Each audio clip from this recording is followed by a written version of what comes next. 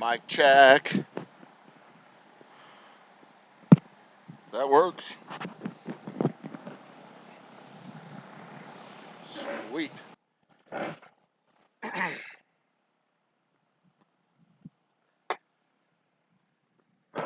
Ladies and gentlemen, brothers and sisters, children of all ages, welcome to a day in the life of the distiller or distillery manager.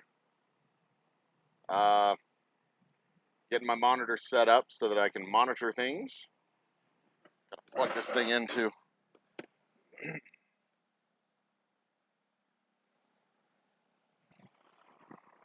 But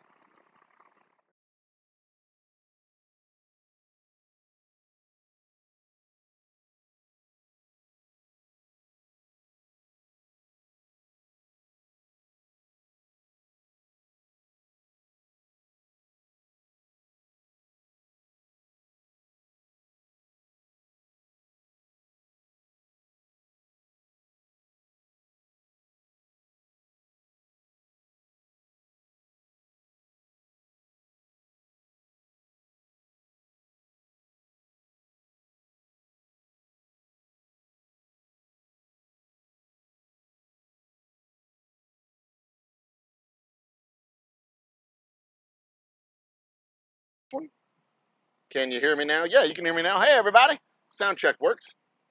Let's go right here. Ladies and gentlemen, brothers and sisters, children of all ages, we're here at the shop. I just finished lunch, a hearty lunch of Taco Bell because my hunger is stronger than my memory. You know, the thing about Taco Bell is everybody has in their head, like Taco Bell is like $5, right? You're gonna go to Taco Bell, you're gonna spend $5, you're gonna have a meal. That was 11 goddamn dollars of burritos that I just ate. 2 5 layers and a couple of bean burritos. I shouldn't have had both bean burritos. Should have just had the 5 layers. I'm gonna regret that later. But what the? Go to Taco. All right, let's word from our sponsors. Is your bar looking a little ordinary? Is it lacking something awesome? Well, head out to your local liquor store and pick up something extraordinary. Grab a bottle of Old Humble Straight Whiskey or Old Humble Special Reserve. They're clean, smooth, easy drinking whiskeys that taste the way whiskey should taste. From humble beginnings to an extraordinary finish, Old Humble whiskeys are what your bar needs today. Walk tall, be awesome, and drink humble. Old Humble Straight Whiskey and Old Humble Special Reserve. Get yours today. I should probably play that later in the show when I have more people watching. Okay, our vodka guys are coming to drop off bottles today. Awesome. So here are the boxes from the other day that we had teed up. This is an incomplete box that is going to over there. It is my go-to over there box. Over there, box, go over there. I tell my box to go over to there, and it goes over to there. That's what go-to boxes do. Oh, I forgot to set up my monitor. So this is what I do when I'm watching it. When I'm doing a show, I have my phone on the show so I can watch it on my phone. Monitor, chat, listen in, do all the stuff. Why is the internet being dumb-tarded? Hello.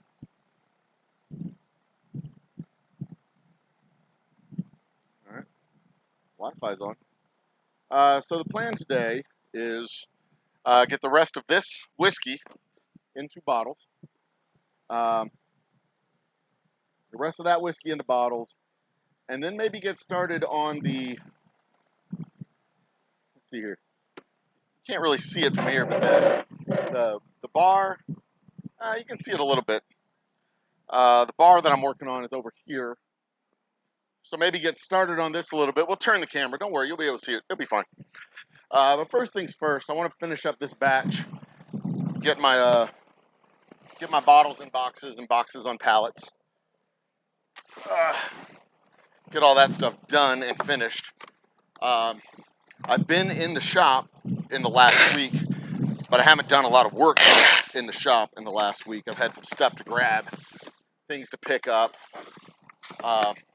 Most of what I've done in the last week has been working out of the office, doing video work, doing tastings, marketing, Jesus, talking to distributors, PR people. It's been crazy. Like, no complaining, because this is the life I chose, right? But if you're driving through freshly laid snow with no tracks, you're just trying to figure out what the hell it is you're supposed to be doing. How to best spend your time and energy and effort. Because you only have finite amounts of all that. Man, that is just beautiful. Look at that. It's just gorgeous. You only have finite amounts of all that stuff. And you've got to get it done. All the things need to get done, but some of the things can't get done because you only have so much energy and effort to do things. And, you have 24 hours in a day, but you also need to have a little downtime,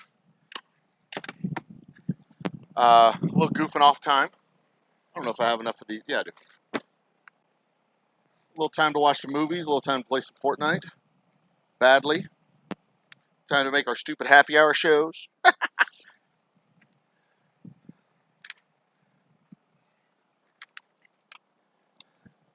Time to help your kids with their homework. That stuff hits. And you got to do it because, that's part of the reason why I chose this life was so that I could own my time and make those trade-offs. That's kind of the point. To be able to own your time and make your trade-offs. Choose the trade-offs you're going to make. Tara Smith's Kitchen is in the house. Cheers, Tara Smith's Kitchen.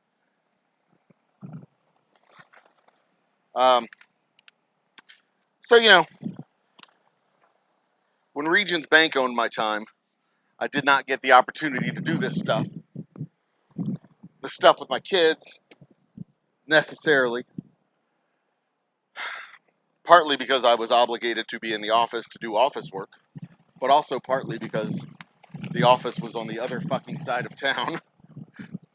To get out here for a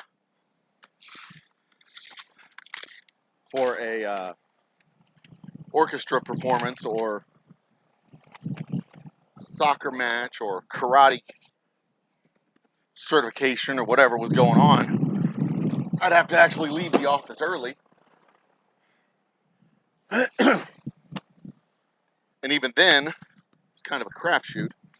Because, you get on the freeways in Houston at 4 o'clock. You may be hitting early rush hour. You may not be hitting early rush hour. You may, not be hitting a rush hour, but be running into a wreck. I mean, the freeways in Houston are, I guess freeways everywhere are kind of a crapshoot, but, when you have 6 million cars on the freeways and a traffic plan that just means build more freeways, it is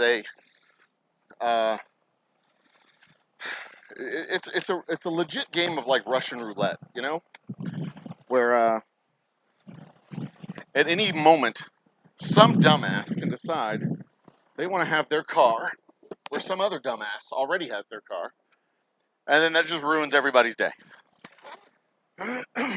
And it is completely and totally outside of your control.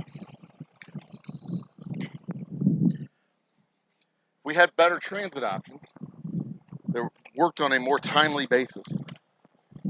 I should have come in here, just spent 20 minutes one day doing this, but nah. Just better, timely transit options. That's all. It'll never be perfect. We'll never be able to navigate Houston without a car. Houston was built for cars, but, be able to get into downtown without a car. I mean, it's not going to solve any problem that I have, but if it could get a few 100,000 cars off the road, oh, that'd be cool. I mean, yesterday I had to drive 57 miles to the store where I was doing the tasting. 57 miles. And I was still in Houston. 57 miles. I never left the city of Houston. There's no scenario where I hop on a train, a commuter train, or a bus, and go 57 miles across town to a tasting unless that bus is a Greyhound.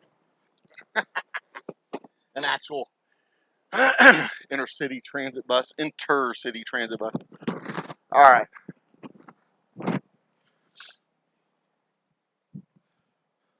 So, we are going to have a cool, I think it'll either be today or tomorrow, really cool treat. The distillery across town, known as Gulf Coast Distillers, distilled some of our bourbon for us. Because it's going to cost me $16,000 goddamn dollars to get that machine installed over there. Which means it's going to be the end of the year at least before I get that thing installed. So fucking disappointing. Frustrating, disappointing. But, all right, let me get some bottles real quick. It's not just the machine. There's a whole lot of other stuff that goes into making that machine work. There's $1,000 worth of barrels every month.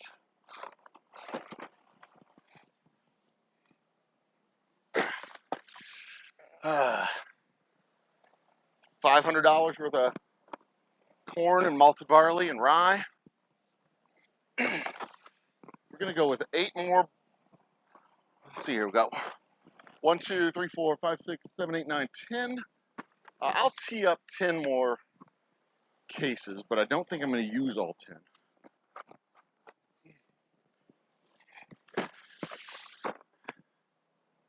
Because I don't think I have 10 cases worth of whiskey coming out of there. 1, 2, 3, 4, 5. They're much lighter when they're empty. But my bottles are still heavy as shit all by themselves.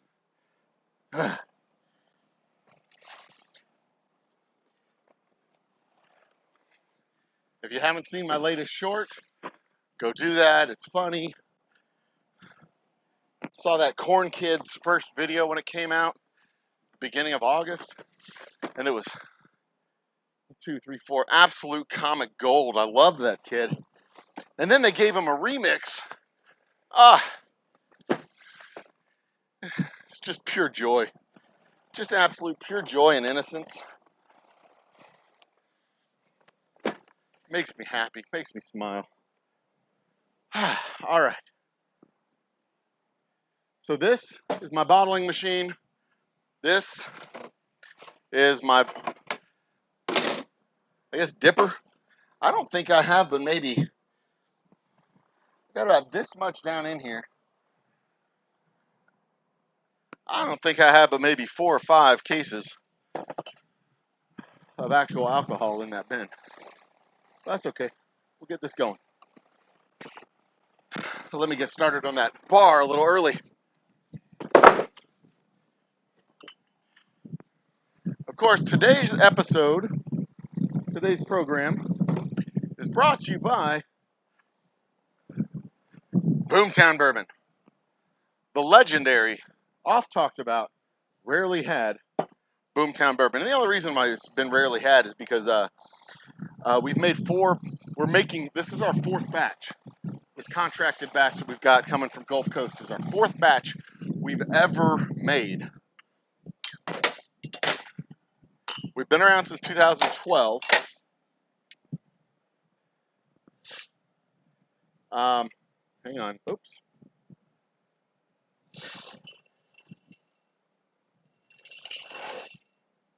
All right. That should have all the air out of the pipes, or most of it. All right, we're gonna dump this back in the barrel. So what I'm doing here, when this drains out, it's like a siphon. There's air in the line. There's a pump up in this thing, and it's got to suck all the liquid out, and it sucks the bubble through. and spits the bubble out, but the bubbles come out in little micro bubbles in the whiskey, and it affects the fill level of every bottle. So usually what I'll do is I'll fill it up to about halfway, dump it out, and then restart it. If I get them evenly filled across, I can fill it up all the way, and then the bubbles will settle out. They go up, not down. They'll settle out over the course of the next few minutes, and I can just go ahead and cork it and be ready to move. Oh, names, faces. All right, there's. So just as a reminder, this is a live stream, so you put your name in chat, and you will be added to our Wheel of Doom and Glory that we will be spinning in September. When in September? Probably that second, between the 11th and 17th, so right around the 15th of September. Right in that neighborhood. I'll post up the dates and times and all that stuff. It'll be a live stream. You must be present to win, that sort of thing.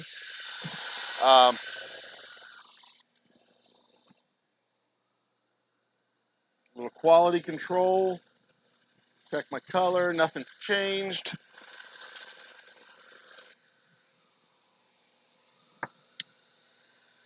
Oh, damn, it gets better every time I take a sip.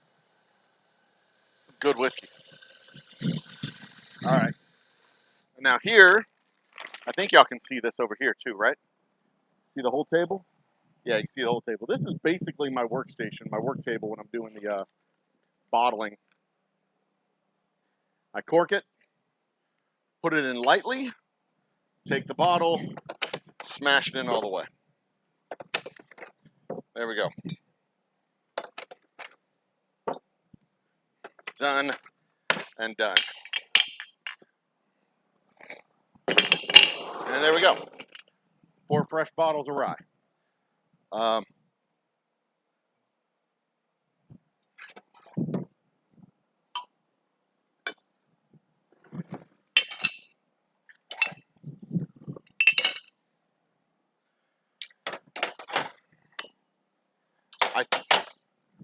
Whoops, there we go.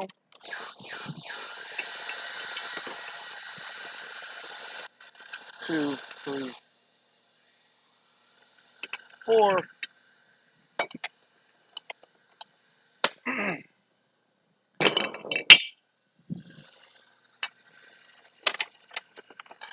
I have considered moving the camera over to this side, but most of the work actually gets done over here. I mean, you see my back a lot, but once I'm done bottling, once I'm actually done filling the bottles, like everything moves over to that table. So I've considered moving the table or moving the camera, but it's not actually going to help a whole lot. And besides, y'all don't need to see my face. I'm ugly. You just need to hear my voice because it's pretty.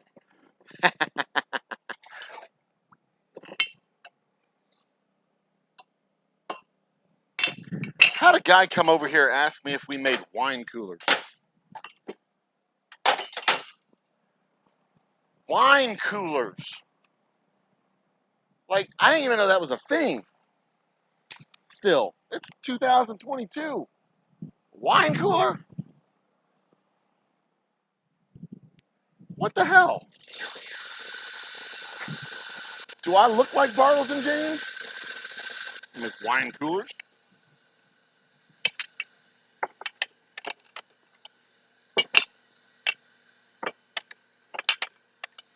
Then he proceeded to tell me that whiskey isn't really his thing. I'm like, no shit. You want to drink wine coolers? Of course whiskey's not your thing. Wine coolers. The hell place you think this is?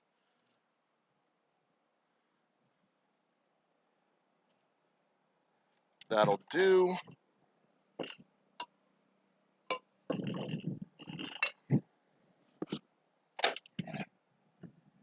It's cone. I put it in my coffee. Boop, boop, boop. It's cone. And bourbon is 50% corn. At least our bourbon is 72% corn. Corn is delicious. I mean, you don't have to like it. Not everyone has to like it for it to be the best thing ever. It's just, you know, you're a terrible person, I guess. Anyway.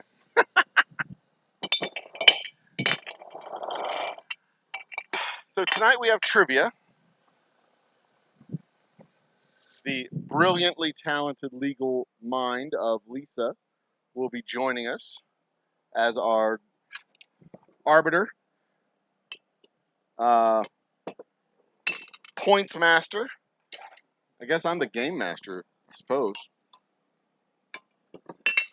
And Lisa is the record keeper, points master, judge, final arbiter.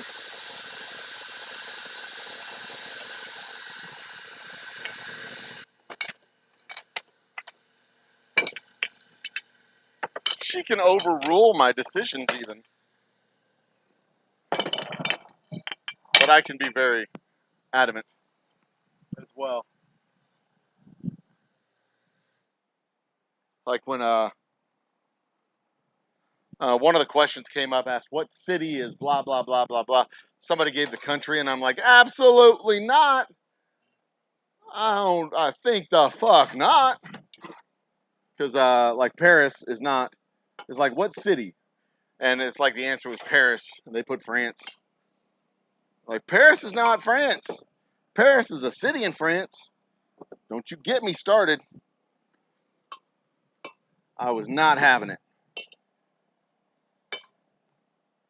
Absolutely not having it.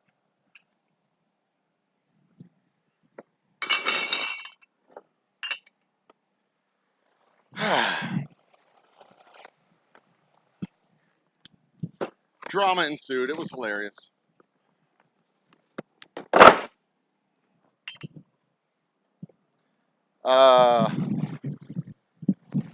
Got a business card shoved under my door from our friends over at Estes. That was part of the drama over the last couple of days. We have this shipment coming. Estes screwed up the shipment. I was looking for a tote of bourbon that my contract distillery made on my behalf in their big giant tanks.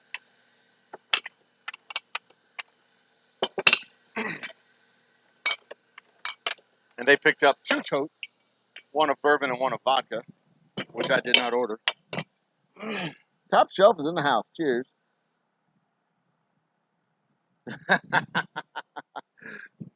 They're there? Oh, yeah, there they are. You can see them. I'll pull my pants up, though.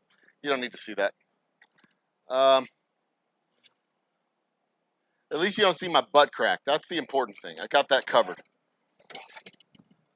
We don't need to see that. Nobody needs to see that.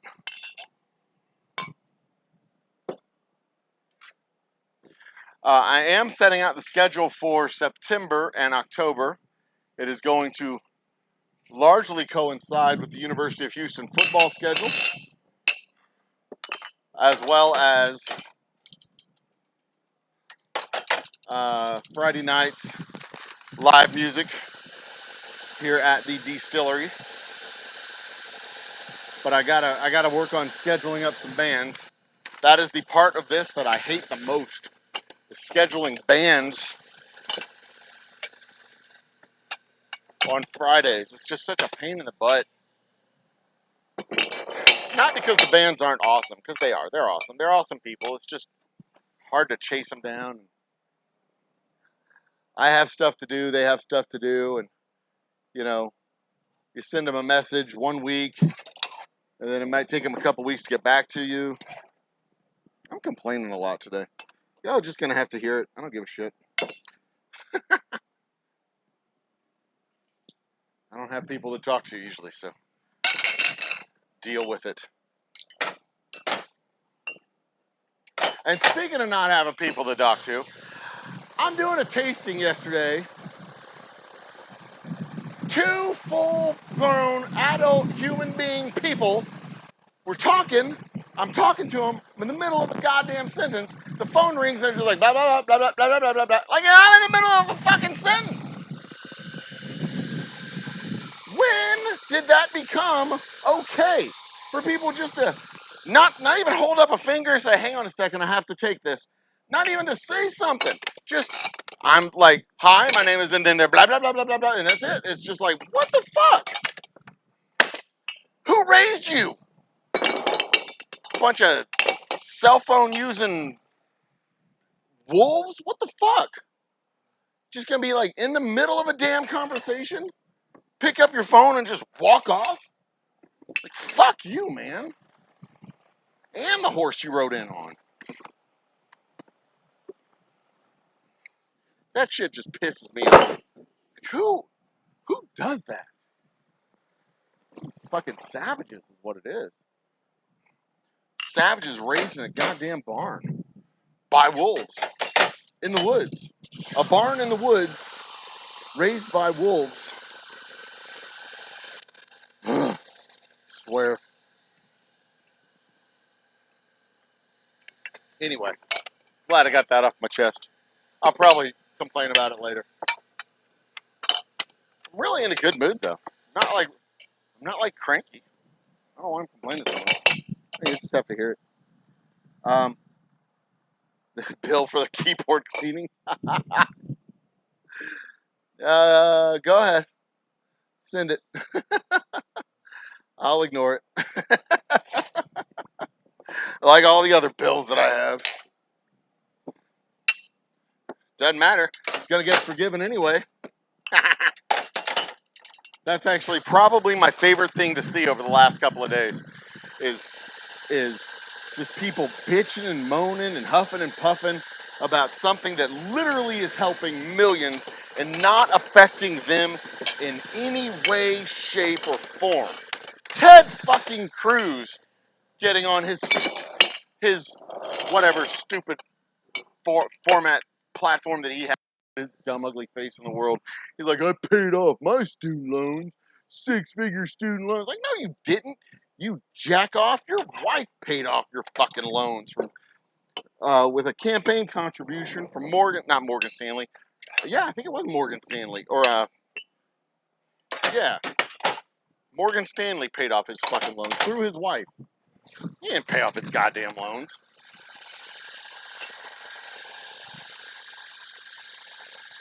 Ted fucking Cruz.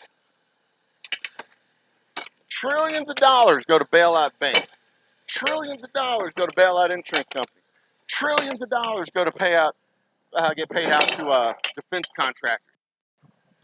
300 billion go to students and working human beings, regular working human beings, and they lose their shit. Somewhere there is a teeny tiny violin playing for their hurt fucking feelings. I'm here for it. I love it. And full disclosure, we did pay off my lovely wife's student loans. Mine are still outstanding, and they are outstanding. But yeah, we paid off hers. She's a teacher.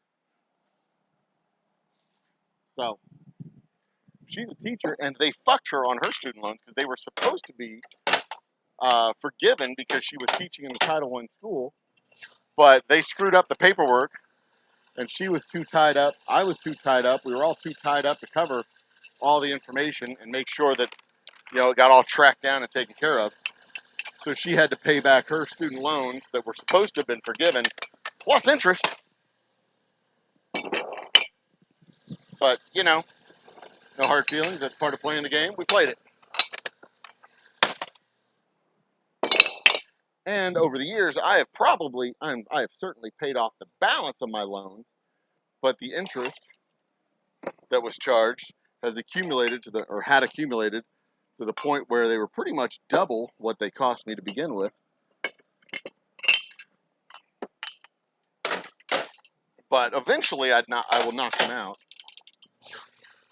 Eventually, if they don't get properly forgiven by the agencies that created them in the first place. I'll knock them out eventually. It's part of the game. That's how we play it. One way or another, they'll get paid up. But mathematically speaking, if you track where the money came from, where it went to, and why it's doing what it's doing, yeah, it is like forgiving these loans is literally hurting nobody and not affecting the economy one bit. What is affecting the economy is 40 million or so people who are in financial bondage, working jobs they don't want because they have to have them in order to make the fucking payments on a fucking loan, delaying childbirth, delaying home ownership, delaying all the things that you're supposed to be doing to build wealth. Meanwhile, all the fucking boomers are staring down their craggly old nose at these kids. It's because you changed the rules, Grandpa. Fucking change the rules in the middle of the game. That's why. Anyway, I am maybe a little bit salty today. Maybe a little. Not a lot. Maybe a little. I'm really excited about getting our stuff in. Getting our whiskey in the door. I can't wait when that truck shows up. I'm going to be a very happy boy.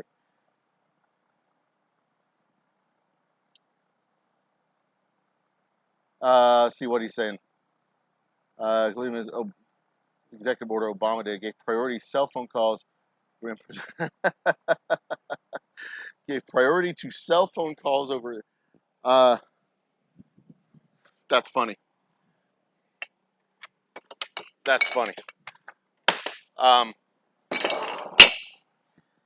delaying having a kid. Yeah, delaying having a kid isn't hurting wealth building. Delaying buying a house, delaying buying a car, delaying starting a business, delaying things hurts building wealth. Delaying having a kid is a function of having your wealth not being secure in your ability to build wealth and work. If you don't feel financially secure, you don't feel like you don't feel secure to have kids. And to a large extent, yeah, having kids is a wealth building mechanism. Yeah, kids cost money, but kids cost a shit ton of money. But it is also it's also a motivating function to not just spend, but put money away and build wealth. And it creates a mechanism for generational wealth. Because otherwise, while you could be saving money, but most people without kids, they have disposable income, but they're not saving it necessarily. They're not saving as much as you do when you have a family. It's more of a psychological, mental uh,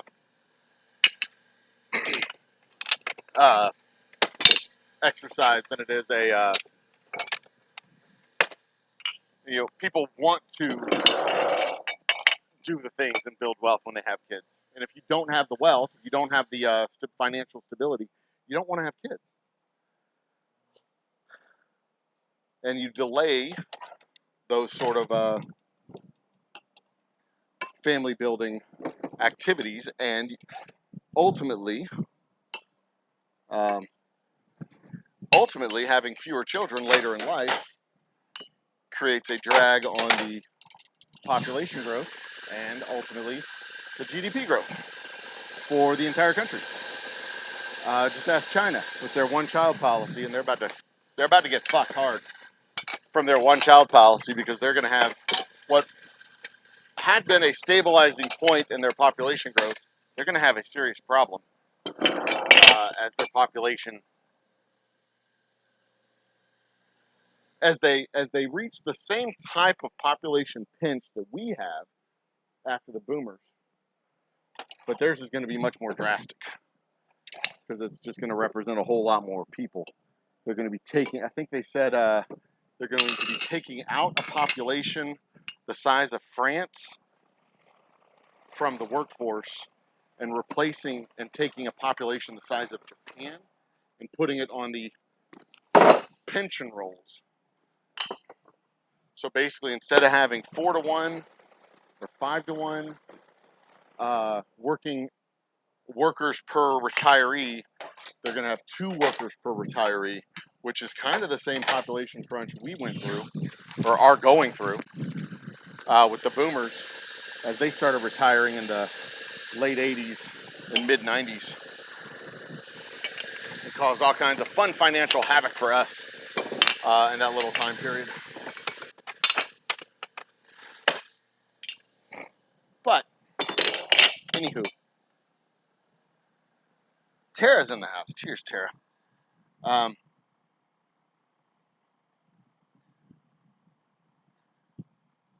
Buying a car is not a buying a car is not a wealth building exercise, Dustin. Cars are depreciating assets. As soon as you buy them, you're literally throwing away money. When you buy a new car, you buy a car that's $20,000. You've literally $30,000. You've literally just taken $10,000 or $15,000 and tossed it in the fireplace, and you get to pay a loan on that car for the next 4 to 7 years. It was 4 years when I bought my first car. It's now up to like 7 years. And most people never actually buy a car, but you use a car to have your job and build as a tool for other aspects of wealth building. But a car is not a wealth building asset. A house is a wealth building asset. Retirement funds theoretically are wealth building assets, but I don't think they're counted as actual assets because they're not liquid enough to be able to use the funds. Not sure. What? Hello? All right. Huh, what's going on? There we go. My little button wasn't working there for a second. And we can't have your butt not working. Butts need to work.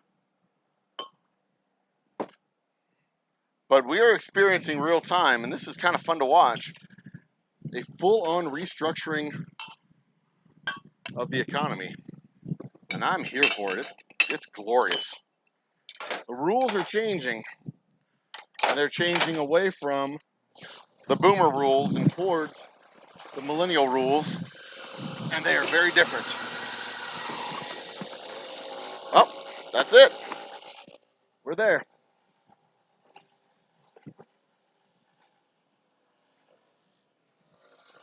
See, this is what happens when we get air in the line.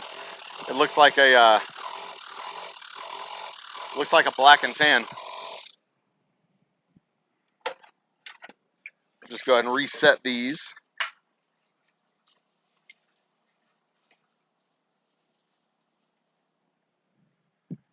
So I should have these 4 and probably 2 more bottles coming out of this batch.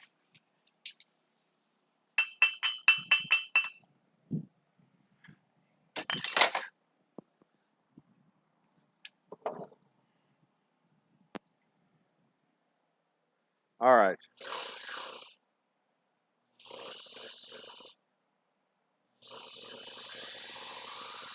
There we go. No more bubbles. Only whiskey.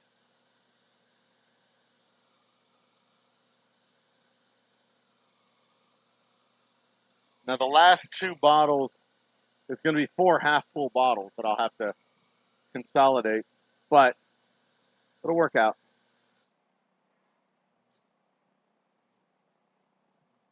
Almost there. Stay on target. This one's a little low. This one's a little high. Level them out a little bit, and shazam. I will be making some of the bourbon. I will be distilling, rather, some of the bourbon here in-house for that next batch of mine. It's just not going to be with the big stills. It's going to be with my little still.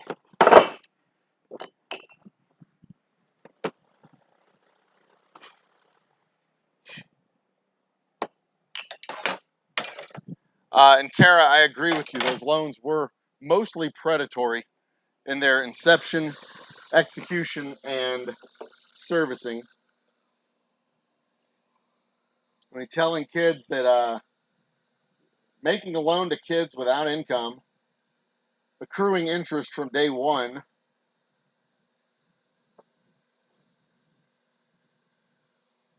deferring it, and continuing to accrue interest as it's being deferred. Additional, oh wow, I got 4 whole new bottles out of it. Slapping additional fees and interest on it. I mean, that is, I mean, if that's not predatory, then predatory doesn't have a fucking meaning.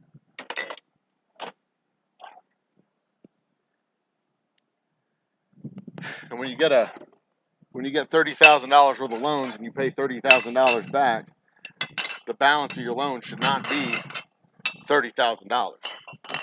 Especially considering these loans were guaranteed by the government, serviced by the banks.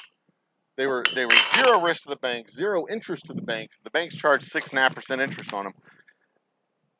Year after year, after year after year after year after year after year.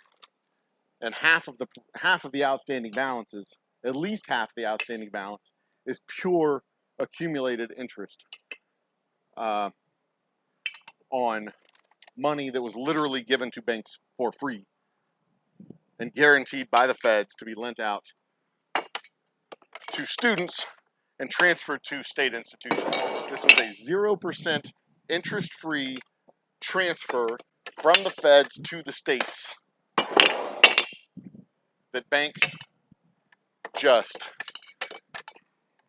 reaped, and was all in pursuit of a modernization of the workforce to get everybody into college, everybody through college with advanced degrees, etc., etc. It was in favor of policy goals. They got their goals. It's just the payoff didn't happen for the people participating in the game.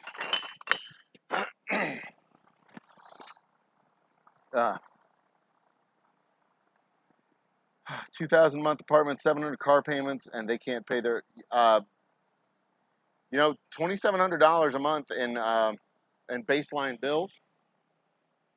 If you're making $3,500 or $35,000 a year, $45,000 a year, $2,700 a month is more than half of your. It is more than half of your income. $700 car payments are pretty fucking excessive. But hell, my car, when I bought it, was a 5-year note. No, both of my cars. When I bought my car, it was a 5-year note with a $350 payment. But that was also 12 years ago, 11 years ago. I don't buy cars every year, so I don't know what cars cost nowadays. Cars these days. But yeah, you're talking about an additional $40,000 loan, monthly payments of something like $1,200, $800, between $800 and $1,500 a month on student loans. You're making $4,500 a year. I mean, you're basically paying double. You're paying your rent twice. That's why they can't keep up. That's why they can't catch up. Then they defer them for a couple of years so they make more money, but income doesn't go up. Income's only going up 2% because we're in a low interest rate, low inflation environment, right? So incomes are only going up 1%, 2%, 3% a year. You just can't get ahead. You can't catch up to it. That's one of the drawbacks of a low interest rate, low inflation environment. How many did I get out here? 1, 2, 3, 4, 5, 6, 7, 7.25, not quite 8. And that's what we needed. We needed a low interest rate, low inflation environment in the 80s when everybody was retiring, when we were looking at the abyss for Social Security and Medicare. We needed cost of living adjustments to stay low so that the future payouts of those things were going to be manageable and contained, instead of raising taxes to actually pay for the shit that they promised. God forbid you actually pay taxes. But they didn't want to raise taxes to pay for education. They didn't want to raise taxes to pay for Social Security. They didn't want to raise taxes to pay for Medicare. They didn't want to raise taxes to pay for anything, for healthcare, for anything. Infrastructure, roads, bridges, And, you know, over the course of the last 50 years, all that stuff declined and starts crumbling, and the prices of education start to skyrocket, but that's okay because we put the burden of the cost onto the next 2 generations. That's fine, no big deal. They always have money for missiles, though. $700 billion for missiles. They always have money for missiles. They don't always have money for roads, but they always have money for missiles. They don't have money for school books, but they always have money for missiles. They don't have money for healthcare, but they always have money for missiles. You want to go to community college? Fuck you. Be a missile. We have money for missiles. We don't have money for community college. Just go straight to hell. Unless, you know, you want to go into the army and fight wars that are sometimes in our national interest, but always in the interest of our government. And then, you know, we'll give you a little bit of health care, but not really enough. We'll give you a little bit of education, but, you know, that's kind of a hassle, especially if, you know, you've got the head injury or PTSD or anything to go with that. Hopefully you'll come back with all your limbs. You'll be all right. You'll probably be fine. And thank you, of course, to our servicemen who do choose to go and fight. But I would truly prefer to live in a world where instead of creating new veterans and new soldiers, we were looking for ways to avoid wars entirely, rather than have a full-on military-industrial blah, blah, blah. Fuck that. Let's talk about whiskey. Ugh. Chats. Top shelf, or square tables over here working. That's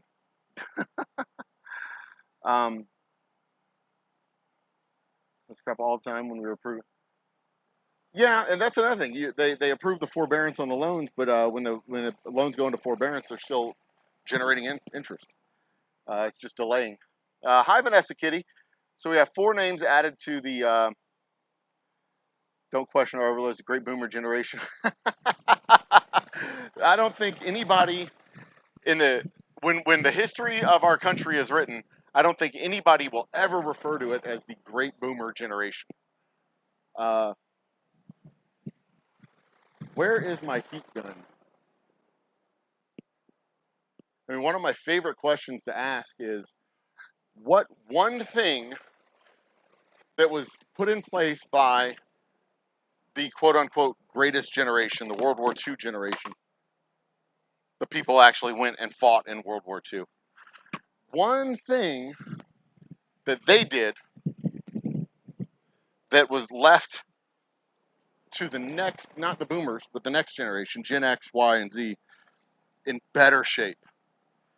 One thing. You know, the boomers like to take credit for civil rights, but that was the World War II guys. That was the guys who actually fought in World War II, came home, veterans of World War I, veterans of World War II. They signed that legislation and passed that legislation. It was their parents. The EPA was, or environmental regulation was largely the not the silent generation, the greatest generation as they're called, the World War II vets. That was weakened. All environmental legislation was weakened, has been weakened across the board until now. When the Xers and millennials have worked to rectify that. Civil rights in a shambles. Voter Rights Act was weakened. Civil Rights Act, equal rights rather, were weakened. Protections for workers and all that. Hell, the mechanisms of democracy itself, defeating fascists. That was literally handed to them on a silver platter. Like, we defeated fascists. Congratulations, kids, go build a country. And what do? By the time they're leaving office, they've brought back fascism. Unions are weaker now than they've ever been.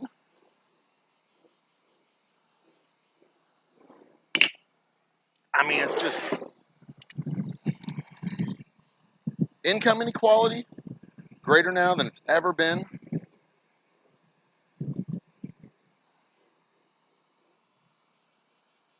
I mean, arguably, maybe the space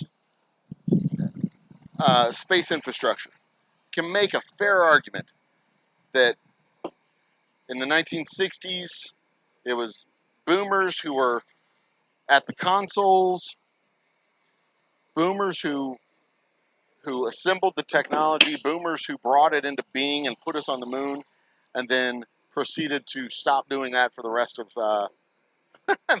the century.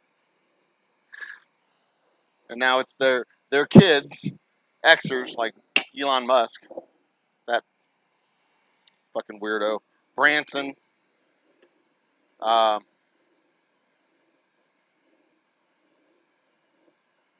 the Amazon guy whose name I can't remember.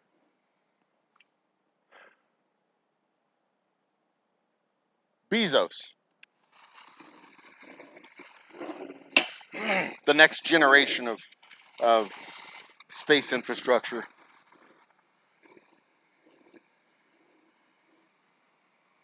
By literally the next generation of human beings. I thought I heard a truck out here. There's no truck. What time is it? Most rents. Yeah.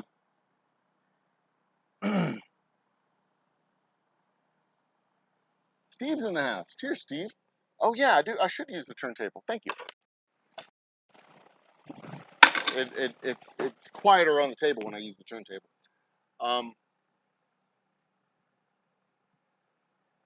The chat is 1/3 USAF with you and Vanessa.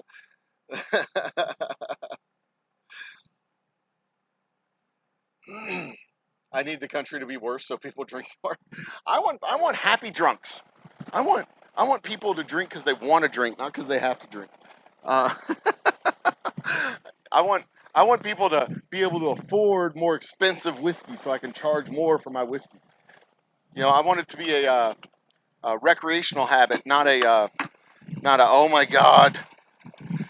I don't want people doom drinking, trading my whiskey as a currency. That'd be funny.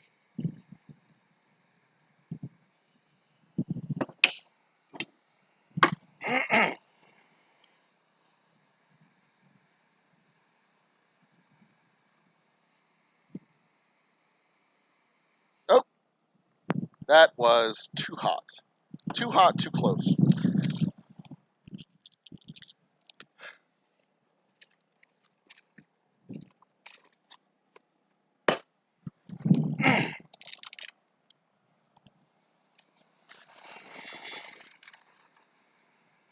I mean, don't get me wrong about military service. I respect the hell out of it. It's a great job to have. Teaches you all kinds of great skills, leadership skills, and all that stuff. The unfortunate part about it is you get shot at potentially, and you don't really have a choice of who shoots at you. Like somebody else gets to choose who's going to be shooting at you. That's that's kind of a drawback in most circumstances.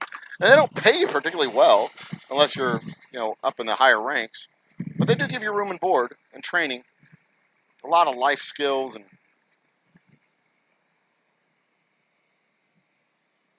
I actually I don't think I would be completely opposed to the idea of compulsory like 2 years worth of service or something like that. I mean, especially if it came with benefits of like paid for college or something to that effect. And I think it might even put a damper on the whole notion of cavalierly going off to war. But on the other hand, especially if there were senators and representatives and sons and daughters of politicians being compelled to serve. On the other hand, it might just be seen as a free resource to politicians. We're like, well, we have extra people. We might as well send them somewhere.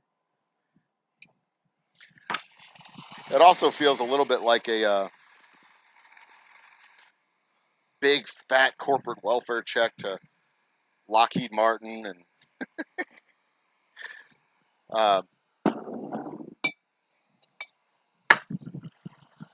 all the other weapon manufacturers, the military-industrial complex guys. But, you know, if you have a big, fat drone army, I don't know. To be completely honest, I haven't really given it a whole lot of thought. And with my kids being 16 and 11, it's not going to be something that'll happen in the near-term future. And it's not likely to affect me and my family directly. It's just not, I don't know. I can see the benefits and the pros and cons on both sides. I mean, my dad was in the Army. In the 1960s, my dad was in the Army. He was a clerk in Germany, and he was very good at what he did. Helped keep the administrative tasks of his officers' offices running smoothly, because he knew that if he didn't, keep those offices running smoothly, he could be reassigned to a place that had jungles and rain that went up from the ground, and people who spoke foreign languages that shot at you. In Germany, they still spoke foreign languages, but they didn't shoot at you. And I only think he was there for like a year or two. I mean, he was in for 2 years to pay for college, but I think he was only stationed in Germany for a year. Can't remember. I'd have to double check back at the records. He told me, but I can't remember. He almost got in a fight with a dude on a train in Italy. Because our family is French. Our family comes from France.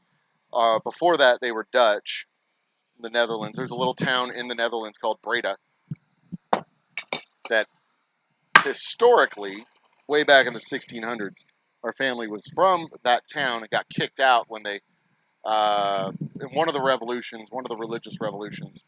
My family was it was probably Catholic at the time, and when the Protestants took over the Netherlands, they kicked all the Catholics out. So my family ends up in France, near Verdun, the west part of France, and from there they go to Louisiana, or Baltimore, and then into Louisiana. My first ancestor in the United States was a finely bearded chap named Jean-Philippe, quite the vinophile. He loved his wine, and he would hang out in little salons up in Philadelphia and Baltimore and talk about wine and write poems and all kinds of stuff. He trained to be a doctor at some butcher academy in Baltimore, and then bought land down near Shreveport and moved down to bought land at from the Department of the Interior, bought a homestead in North Louisiana, and moved down to Shreveport to set up a farm. That farm became the Côte d'Azur distillery, or not distillery, the Côte d'Azur vineyard, and he made peach brandy. He had a peach orchard, grew grapes, and made peach brandy at his vineyard, and wine. And that place, that was in the 1830s when he came to the United States. He moved down to Shreveport in 1850, I want to say.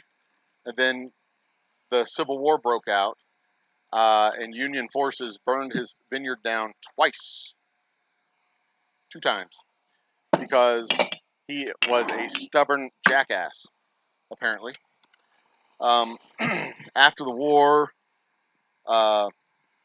he's phone call. That is for me. Hold on one second. I gotta mute you guys so I can talk.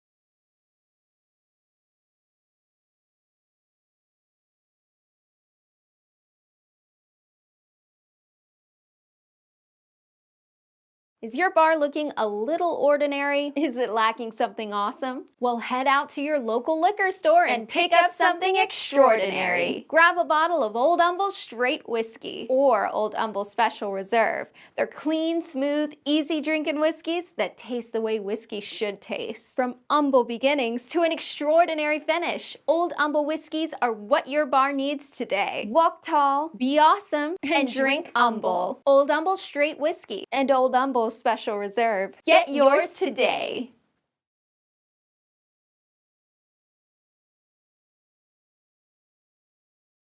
There we go. I'm back. We're going to be working on a house here in town in a little while, uh, fixing it up and repairing it. Now it's part of my team. Um, so most of the military is not in the battle. That is true. That's right. Most of the military is not in the battlefield, and that's where my dad was. He was off the battlefield in Germany, maintaining the garrison against the commies. Um, a lot of kids today aren't eligible for military service. The country doesn't know what to do to not spend money on military defense. But that exactly. I mean, they had the opportunity for several years, but then they just like undid that. And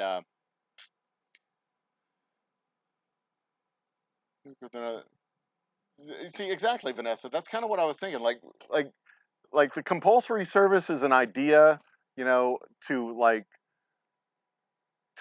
engender, you know, the sense of national service and national pride and but you know, if they don't want to be there, that's I mean, it's kind of a it kind of goes against the national ideal of personal freedom and all that. You know, and a volunteer army, and I mean maybe you know the compulsory service is for the back end stuff, the office stuff, the maintenance stuff, so you don't have contractors that you have to pay to do that work. It's actual, you know, members of the armed forces. I don't know. It was just a thought, just an idea. I hear it kicked around every once in a while, but I don't think I really have much of a strong opinion on it either way. But what is OIF? Operation Iraqi Freedom. That's right. Um, hmm. Tons of people got out of the Air Guard to become contractors because the pay was 3 to 4 times what the military's. Yeah, that's why I hear the contractors get paid. I know a buddy of mine who went to Iraq as a contractor to work on their uh, power plants. Who was working on power plants in Iraq, and he was making bank. to basically drive trucks back and forth between, or ride in trucks back and forth between power plants and make sure the power plants were stood up. He made bank for like 6 months.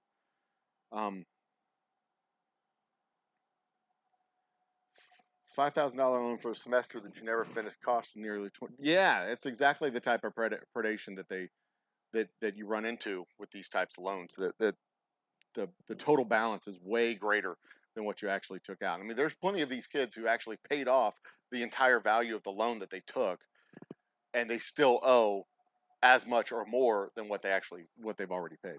It's it is financial servitude. It is effectively debtor's prison. Um,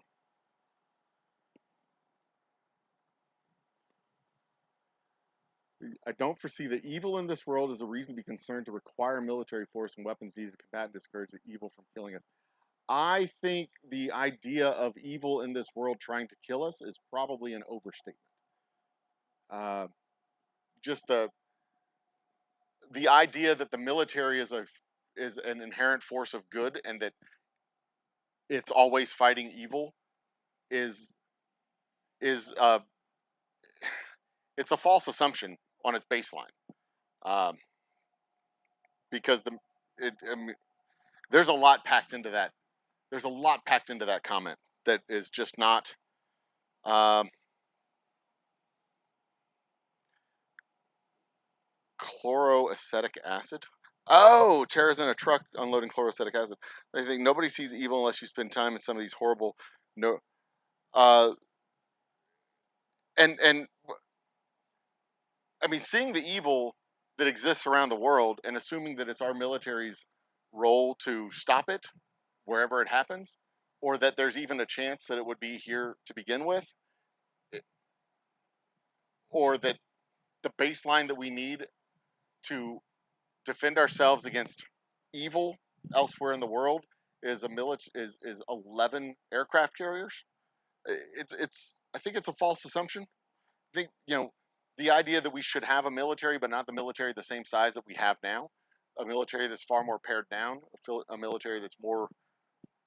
I mean, it's a counterbalance against like literally anything. Like you're not you're you know you're not going to piss on our shores and not expect something to happen.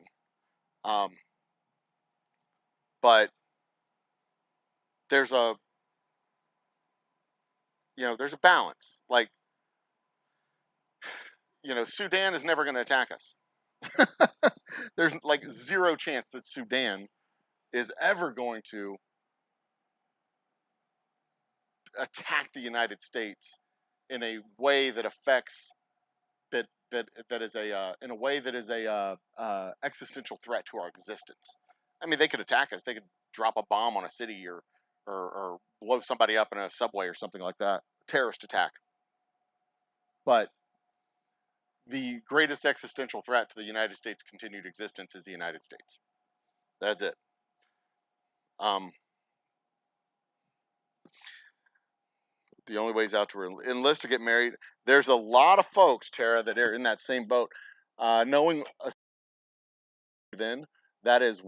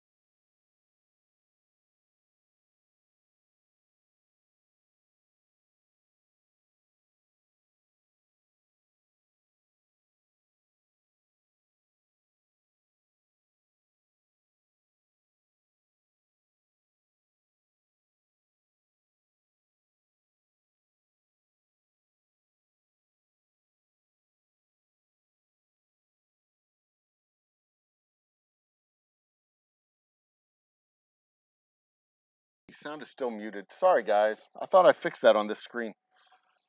Y'all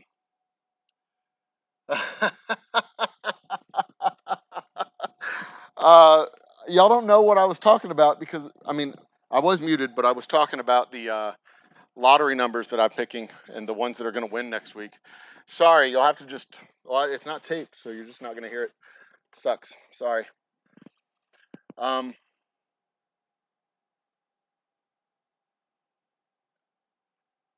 Everyone,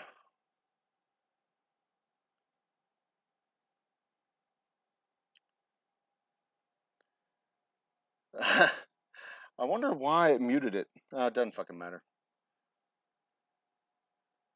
I'm less informative today. Oh, because I was muted? Oh, goodness. Yeah, I'm not gonna, fuck it. I'm not gonna go back over all that shit. Screw it. All right, it's time to do labels. See, I just get into the work.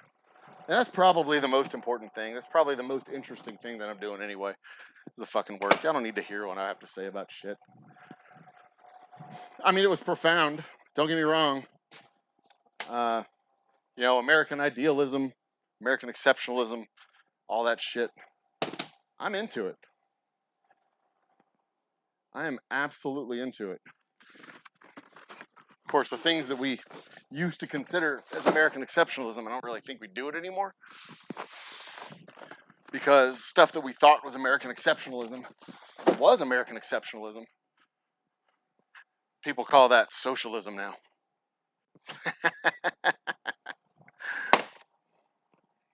But, you know, we still do it. We still charge people $1, a penny, or whatever it is we charge them on their electric bill to make sure that everybody has electricity and services are provided to underserved communities, rural communities. We still do it. We just don't want to. And we complain about it all the time. There it is. Isn't that pretty?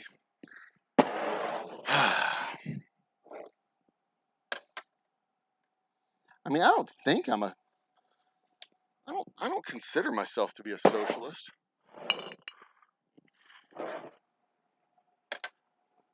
I don't have a gross aversion to socialistic policies. Like, you know, universal health care, universal child care, forgiving student loans, public schools. Oh, those are fucking socialist as well. Just the existence of public schools. You mean everybody's got to pay for a school even if you don't have kids? Are you kidding me? But what if I just want to live in a community that's full of dumb shits? What if I just want to live in a country that's full of idiots? Why should I have to pay? Well, it's because we don't want to live in a country that's full of uneducated morons. That's why. You may think you do, but you really don't. God damn, it's hot in here. The wind dies down and the fan doesn't blow. With a regular microphone, this is what you hear going over my voice. But with this microphone, way over here, that doesn't even pick it up. But I do get fat guy sweat stains. This is gross. Usually I'm in here in a black shirt, but I didn't have any black shirts that were clean. So, no black shirt today. I do want to drink, though. Can I triple stamp a double stamp? I don't even know what that means. I don't even know what it means.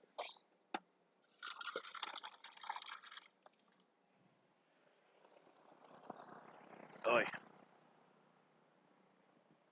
I do need to send a quick email.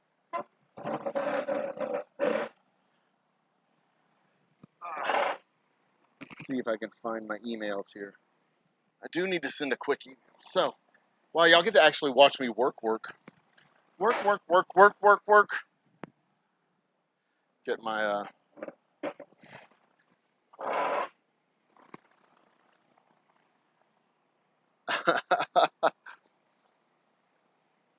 So we've started advertising with this online service called kingwood.com.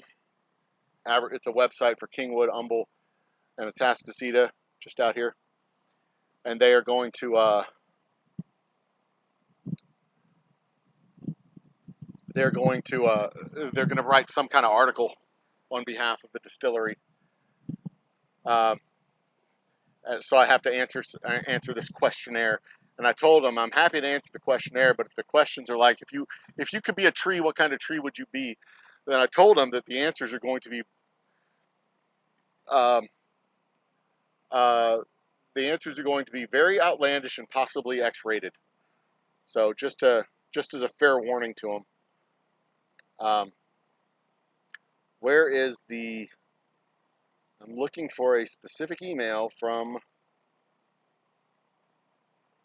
my freight carrier. Where's it at? I need to make sure that it is still scheduled for today. There it is. I will be sending link. All right, I got to check on this pro number.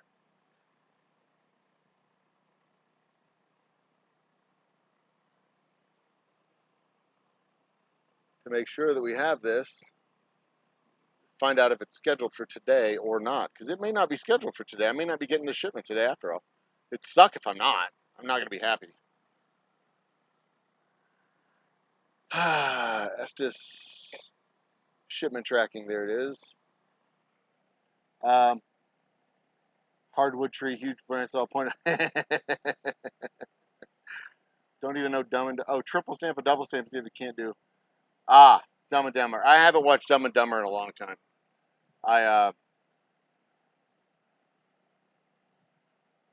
You are correct, Steve. The heat in Texas does help the whiskey age. See when this is scheduled to be delivered. It's out for delivery today? Hot damn. What? Out for delivery, freight unavailable. 8/24. Is today the 20? No, today's the 25th.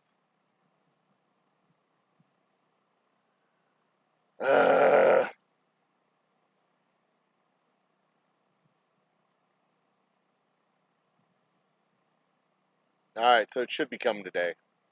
Fingers crossed. Fingers crossed.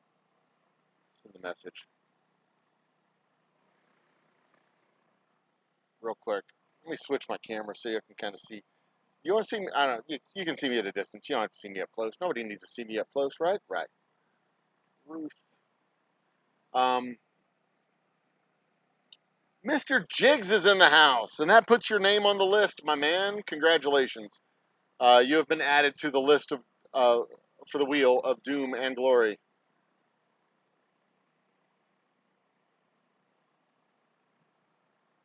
That's great news.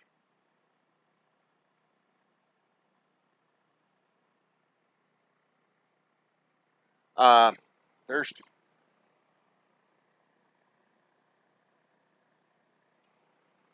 It's only 1:40. I've only been doing this for an hour and change. Awesome.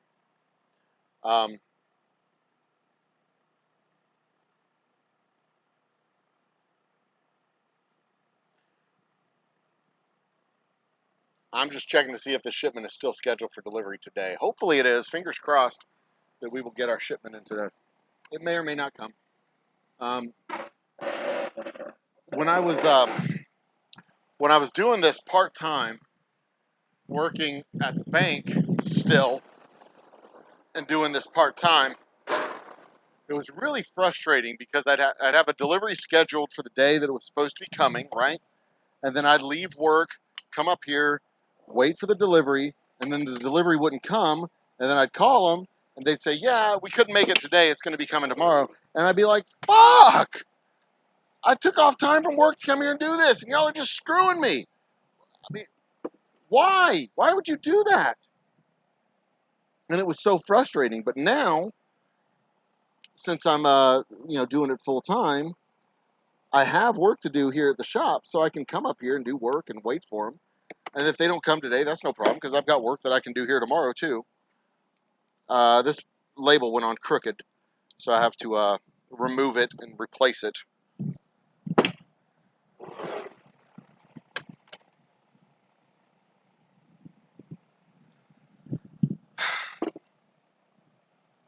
All right, so these are all the front labels that are going on the bottles. Switch to you. There we go. These are all front labels that are going on the bottles. I do all the front labels first, then I switch over and do the back labels. I don't like doing front label, back label. I like to get them all done on one side first, and then flip around and start doing them all on the other side. That fan is still not really doing its job, but it's okay.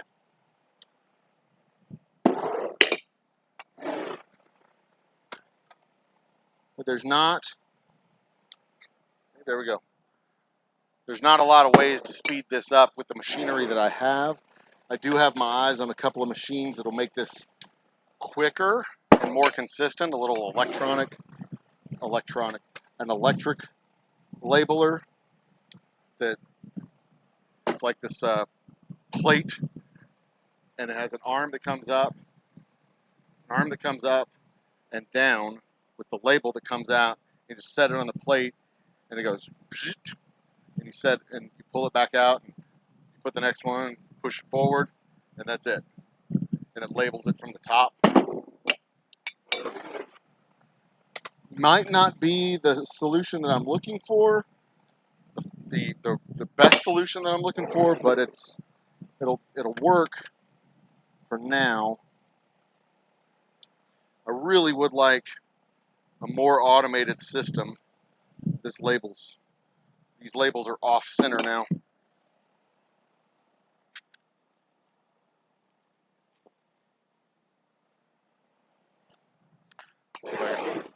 See if that fixed it. I don't think it did.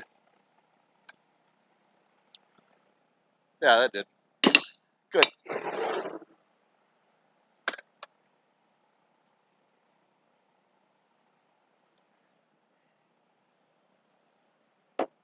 See, it's off center.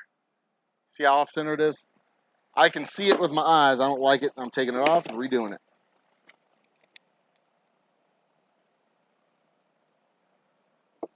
Let's see here. It's going off this way.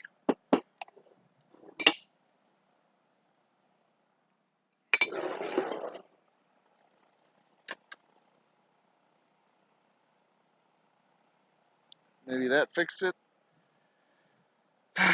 Not quite. Getting closer. See if that did it.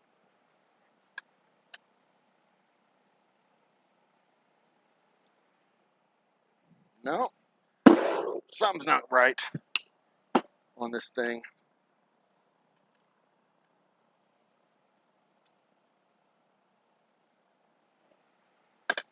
I'll get it worked out.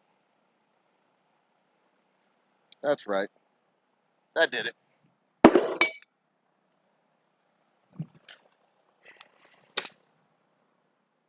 All right, what's up in chat? Something to riff on. What do we need to know?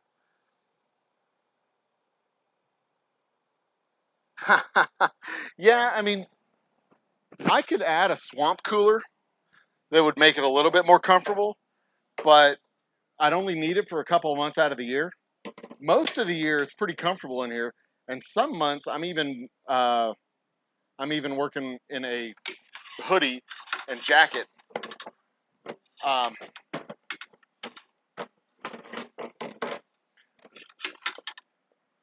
So it's not oppressive most of the time. It's just, getting into mid-June and July, it becomes a problem.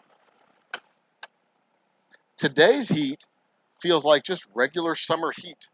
It's not. It felt like beach heat. When you go to the beach and The sun just kind of peppers your skin, and it feels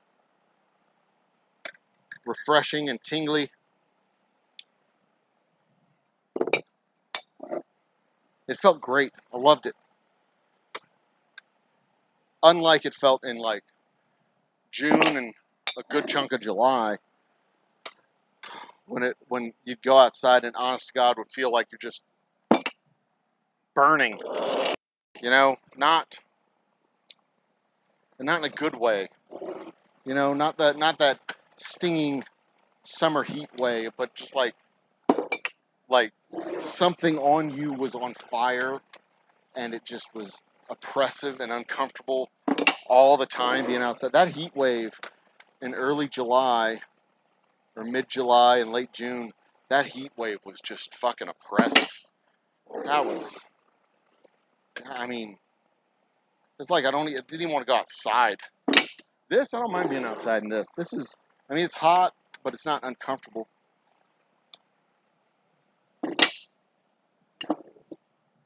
There it is.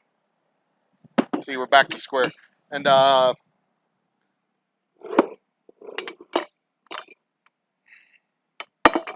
see if I can find one that was crooked. No. No. Yeah, this one. I can see the difference between these two. This one's a little bit too far to this side, and this one's just about perfect.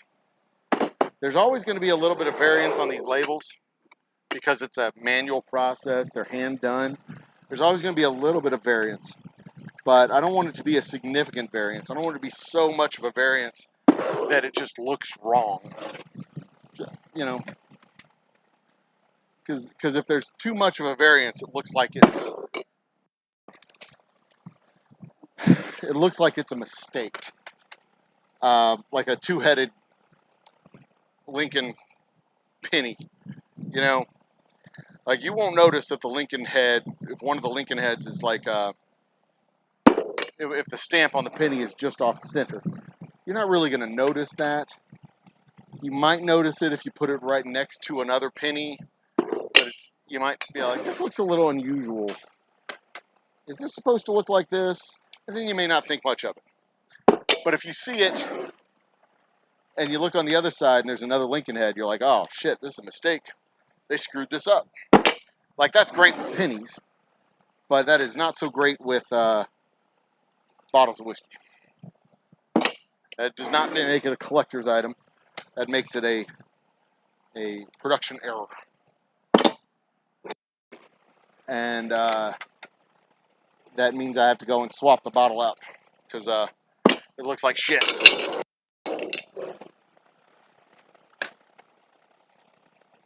And that's happened in the past. There's been a production error and we've had to go and swap out bottles. It has happened. But that was in the early days of the distillery. When I was just learning about stuff and some quality slipped past me. Some second-rate quality slipped past me. Doesn't happen anymore. We have preventative measures. What's up in chat?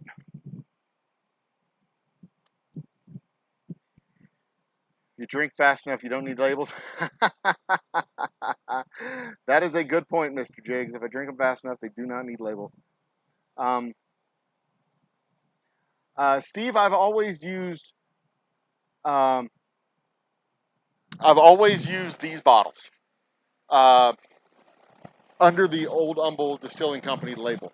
We did have bottles under our old label, Big Thicket Distilling Company. I love that I can just walk around the distillery and talk to you guys. We used under the Big Thicket moniker the diving bell bottles, as I call them. The diving bells. Come up a little closer here. Oh, you know what? I got a second camera. I'll just use that one. So this was the bottles that we used under the Big Thicket label. Where is it? Post. There it is. See these bottles here, the same type of bottles that Balcones uses. This was our original Boomtown Bourbon label.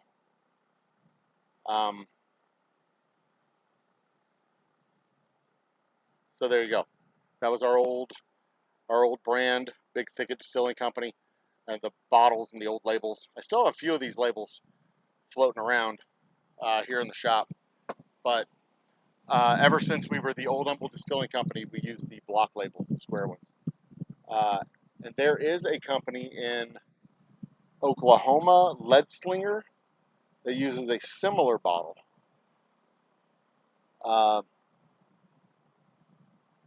But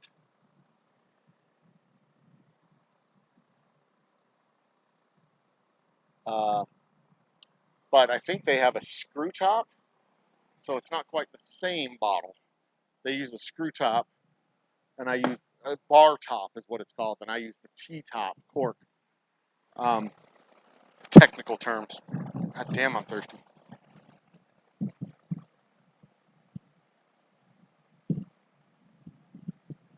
Yeah. Delicious. Delicious waters.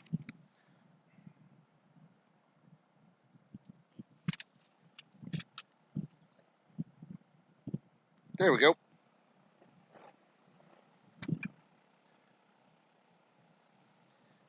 But yeah, I've seen a couple of similarly shaped bottles. When I started using these bottles, nobody else, I saw none others on the shelves that were like my bottles. And then I guess OI started selling crap out of these guys. Or maybe some Chinese manufacturer copied the style and made a whole bunch of them. I don't trust getting bottles from China right now. Because the transit, I've got enough probably for the rest of the year, but the transit time, just getting them and having them sitting in port, on the ship, in the port, the cost to move the bottles from the port to here, all that, there was so much uncertainty involved that I did not trust. I just didn't trust doing it, and I don't have time built into my day where I can deal with that kind of logistics crap. I just didn't want to mess with it. Of course, all it is getting a container from the Port of Houston here, but it's got to clear customs and it's got to, do all the other stuff. I just don't have time to mess with that. Maybe if I had a logistics on my side, maybe that's what I need to do, just get a good logistics company.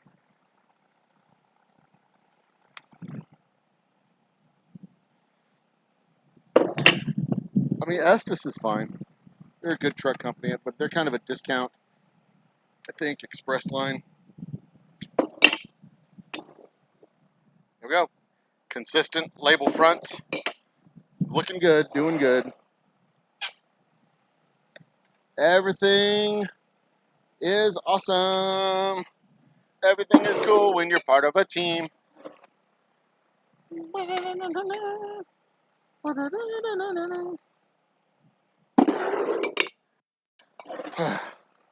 Now, with our tour of Total Wine going as it's going, all of these bottles that I'm filling right now should be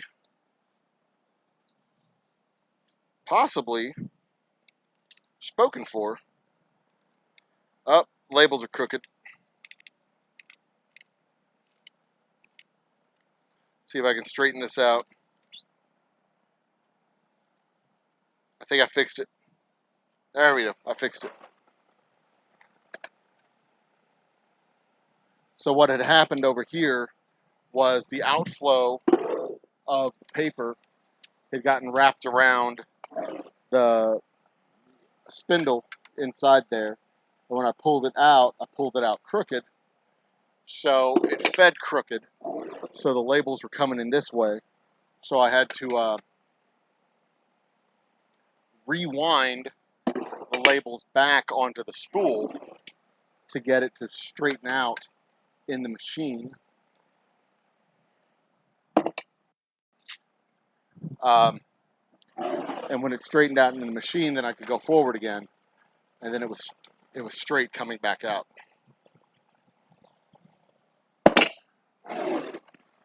Little tricks that you learn along the way. See what's up in chat. My chat window open. Whoops. Stop it. All right, stop. You're acting a fool. Give me this. Give me this one. And that one. I can't really see the chat from standing up, so the greatest thing whiskey makers refuse to give us. Yeah, screw tops are good. I like them. I don't have a problem with them. I don't have a problem with the screw tops. The only difference is I just like I prefer the cork. It feels good in my hand when I pick it up. The screw top would be just straight.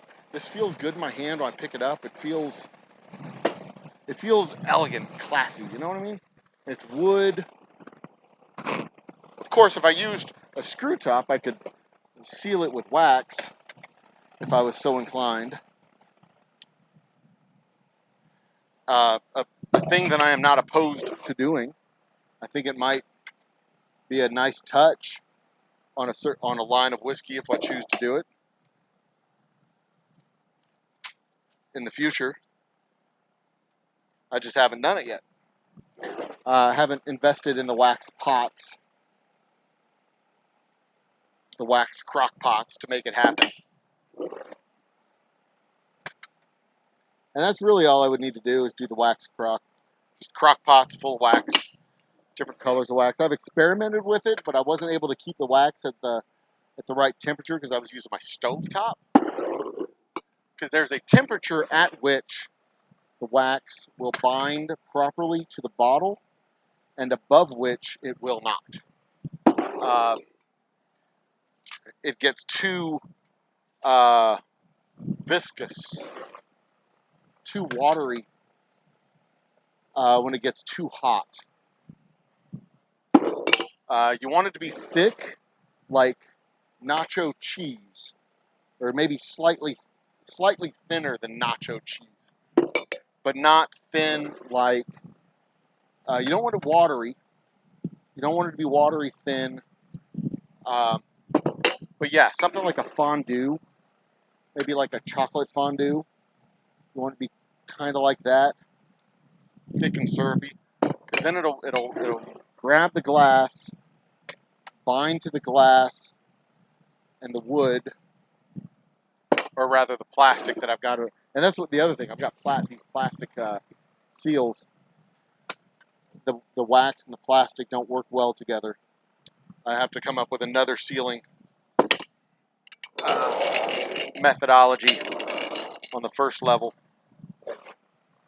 Because the other thing that happens with the wax is when you dip it into the wax, the whiskey, the neck expands and pushes the cork out. The heat, the air in the neck. I'm sorry, the liquid in the neck, because it goes upside down. You take this, you put it in there. This expands and pushes this out. So as it dries, the cork begins to lift up. And if the wax is too thick, you end up with this chunky, icky mess. If the wax is too thin, it just kind of runs off the side. So you got to be able to maintain the temperature, and that's why you have a crock pot.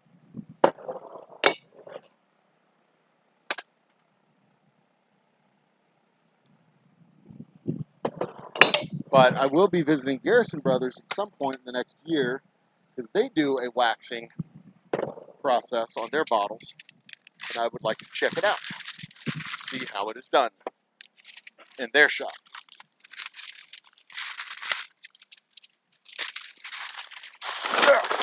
There we go. All right, that's the front labels. Now time to do the back labels. Move you over here.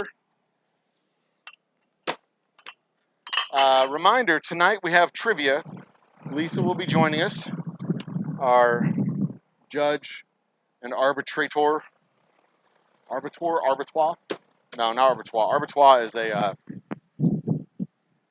slaughterhouse. Ugh. That's fine.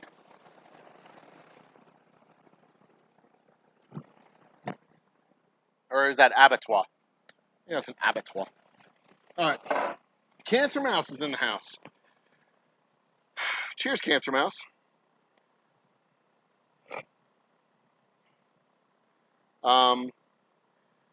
Luggage at a broken bottle nightmare. Altitude along with the ruffling hand. Yeah, I had somebody once call me because they bought a bottle and brought it to Colorado, and the bottle busted in their burst, whatever. The bottle broke in their luggage, and she's like, "Can you replace it?" I'm like, "No, I can't. I appreciate you buying it, but I can't replace your damn bottle." I'm gonna start writing the names down real quick, so that I make sure I have everybody. Tara Smith for the Wheel of Doom and Glory.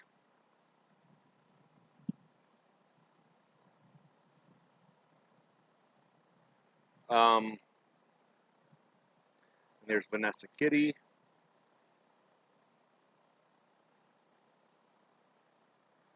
Then there's Steve.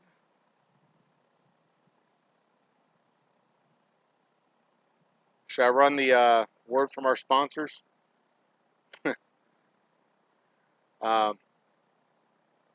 There's Tara, there's Vanessa, there's Steve Erpenbeck. Y'all pretty much held down the fort for the last little while. Steve, Destin, Corey,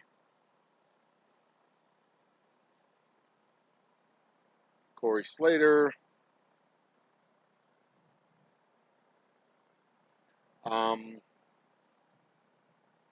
Mr. Jiggs,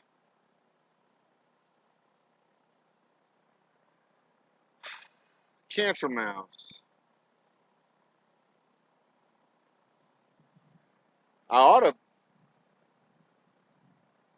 I know you're Ting Ting.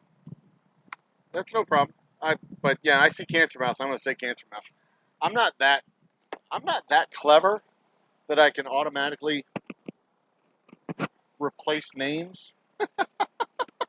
When I see one, it's gonna be the one that I see. I should prep up another batch of this so that I know how much we have.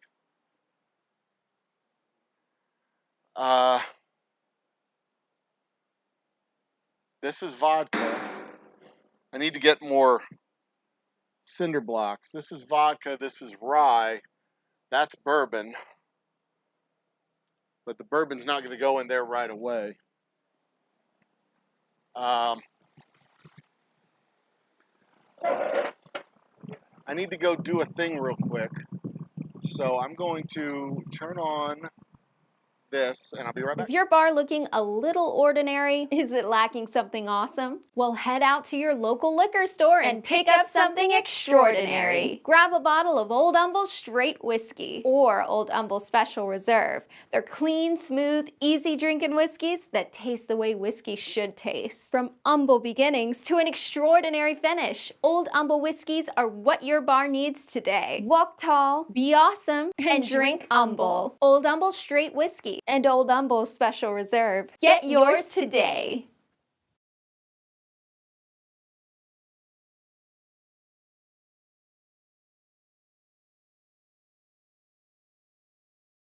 Let's do that. Whoops. There we go. I'm back. I guess I need one that's a commercial that's just a little bit longer. How old is this batch that I'm bottling? This batch is part of the same rye batch that we released in November. So the aging time was 2.5 years with the extra oak staves. But this batch is the same batch from November. And we'll be delivering the final boxes of it in the next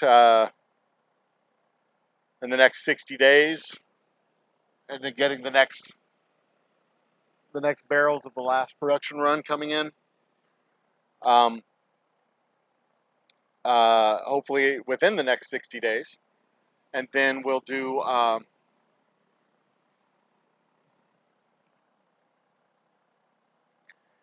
the big thing in the next 5 or 6 months is going to be getting that bourbon out the door.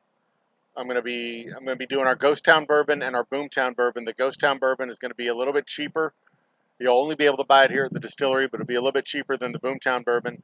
But it's going to be a very curious product because it's going to be white bourbon. So like White Dog, but not quite. It'll be a little bit aged, but it's basically going to be White Dog bourbon.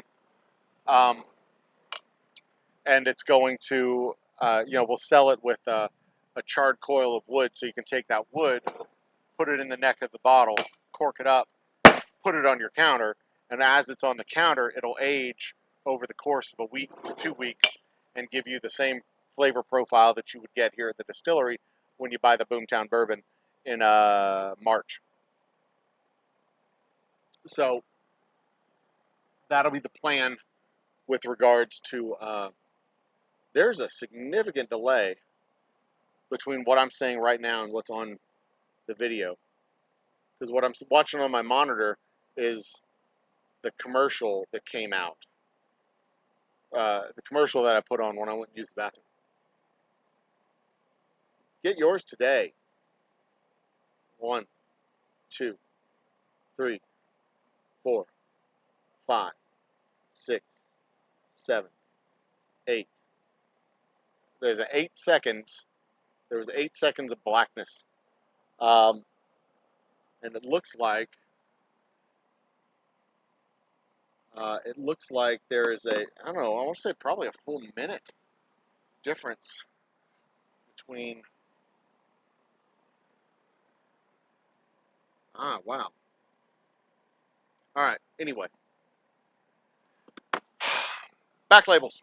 Let's do this.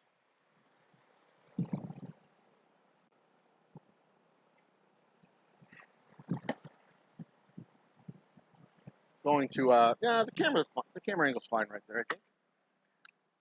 Yeah, because I'm right there. That's perfect. All right.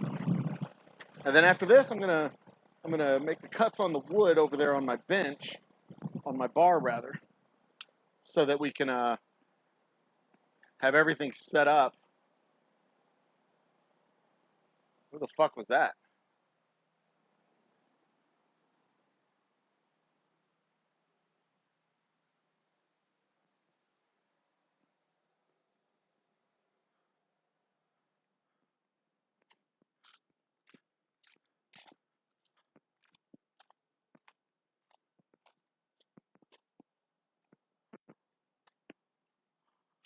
This fucking asshole just fucking drove right through our fucking parking lot like it's his own personal play toy. He's the motherfucker who's throwing rocks all up on our building. Guaranteed goddamn it. Driving around here like a goddamn maniac. Listen to me, I sound like an old man. Driving around like a goddamn maniac.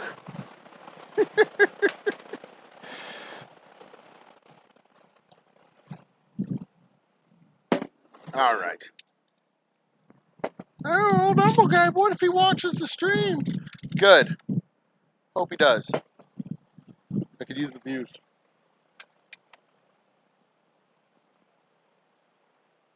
Could always use the views. It's all about the clicks, you know?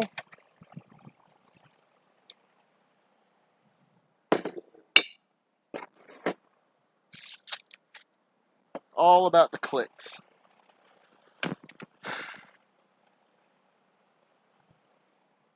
Front, back. Front, back. Beautiful. Ah.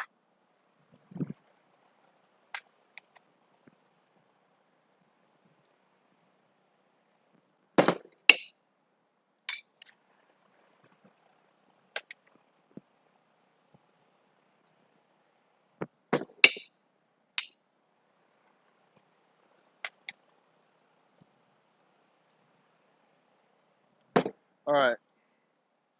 Give me a topic to riff on. A TSP question. Those are not my daughters. Yeah, it's tremendous lag time. Let me see. Right now, so right now it's 12. Well, you can't see. Right now it is the host. Right now it is 12:13.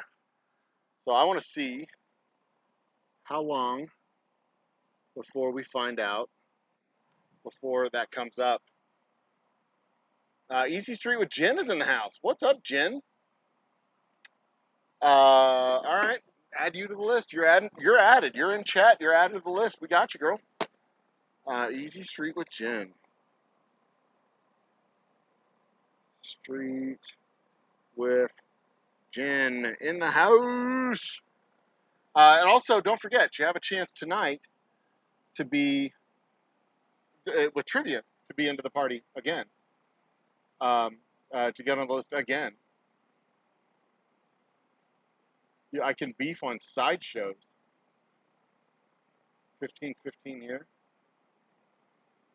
I can beef on sideshows.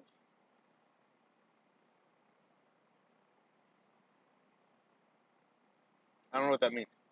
I do want to find out. Okay, so it's been at least a minute since I put up the timer, or the clock, rather. Those are not my daughters in the ad. They're just a couple of folks I found on Fiverr. They are twins, though. They say they're twins. They look the same, so I think they're twins. Beef on sideshows. Still waiting. Still trying to find out what the lag time is. It's at least a minute. It's 12:13. Now it's 12:14.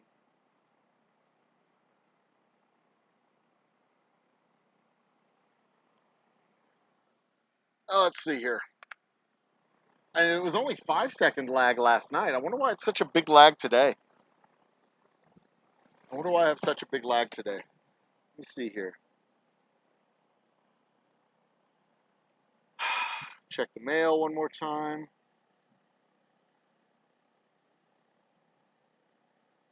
Sideshow when kids go wild in cars. Oh. Oh. Oh.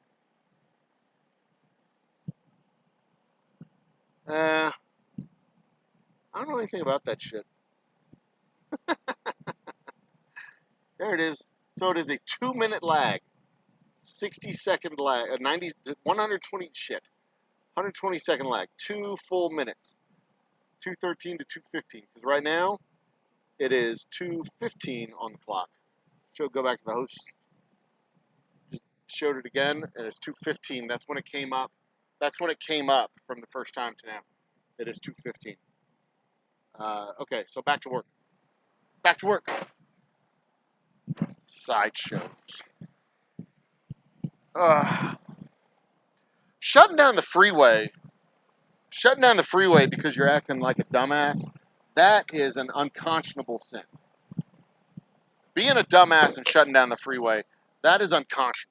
Just, you're like, being an ass and goofing off, like if it's non-rush hour and you're like racing with your buddies and nobody gets hurt, it's all fun, I'm okay with that. I like to have fun too, I get it. But goddamn it, if you're doing it at 4:30 and you're about to wreck traffic and screw everything up for everybody else, you should be dragged out of your car and beaten. I don't give a damn. I don't give a damn how many kittens you've saved, or how many toys you've given to tots, or how many Meals on Wheels you've delivered. If you fuck up the freeway at 4:30 and it's your fault, you should be dragged out of your car and beaten. No quarter, no mercy, no appeal, no, yeah, but I just, nah, you're fucking around at 4:30. You are messing with everybody's evening. Everybody's trying to get home. Everybody's trying to get out from work. Everybody's stressed out. Nobody wants to deal with your shit. Nobody. If you're gonna sit there, whip in and out of traffic, race your buddies, do your little wheelies and shit on your motorcycles and just act like a bunch of goddamn morons, you need to be dragged out and beaten because you're about to cause a problem, you're about to cause a wreck, you're about to cause a block up of traffic that's going to cause everybody else to sit there for an hour and a half just because you wanted to play around and have fun. There are plenty of roads for you to play around and have fun on, you damn kids. Get out of here. Yeah, go to some country road. Go to some fucking parking lot somewhere. There's plenty of parking lots where you're going to act like a dumbass and be a jerk. Go do it there. You don't have to do it on the freeway. Certainly not at 4:30. It's about to build up. See all those cars? They're coming on the freeway. Don't act like a dick.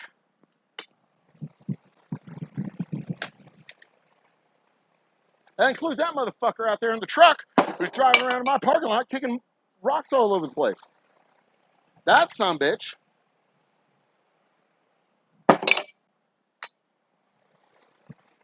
Hope he is watching. A couple things I want to say to him. Get all heated up. I really am in a good mood today, though. This is the first day of the next day of the rest of the next chapter for the rest of the story of the Old Humble Distilling Company. When that bourbon shows up, man, it is changing the math. Changing the math. Every month, I get another set of 10 barrels.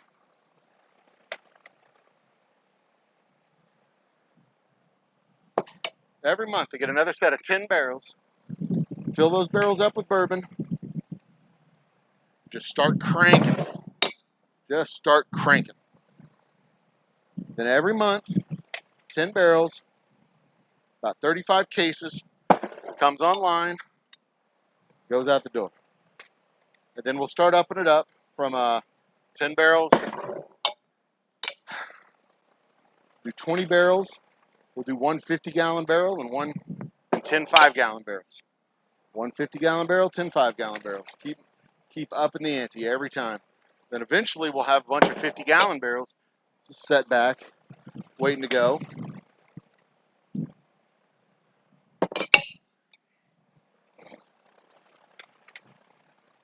And we'll have our Boomtown Special Select Bourbon. Straight bourbon whiskey. Aged 5 to 7 years in the Texas heat. The equivalent of 10 years in Kentucky. It's a game changer, boys. It's a game changer. It's like adding Roger Clemens to the Astros pitching staff, like adding Randy Johnson to the Astros pitching staff. Going all the way to the World Series that year. They got shut out in the World Series, but still, World Series appearance. The only team in Major League Baseball to lose the World Series in both the American and National Leagues. True story. The Astros are the only team to do that. The Dodgers may have done it. Their National League team, they may have been in the American League before they were in the National League. I'll have to look at their history. Can't remember. But they were the Brooklyn Dodgers. Same team, different city. Look at that. Beautiful. Dodgers may have done it.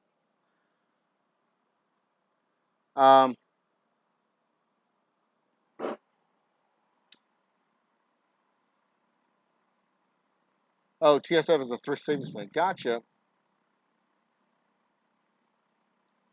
You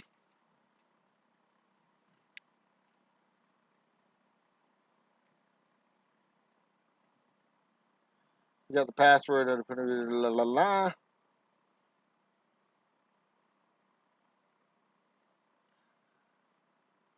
This is so awesome. Y'all can like come into my chat and it'd be like the bar, and y'all just having a conversation at the bar. You don't even need me to be. You just need me to be here working. Y'all can just do your thing. It's cool. Kind of community that I like to build. And I do like the community that I'm building through this channel. The glimpse into the work that we're doing. that we're trying to do.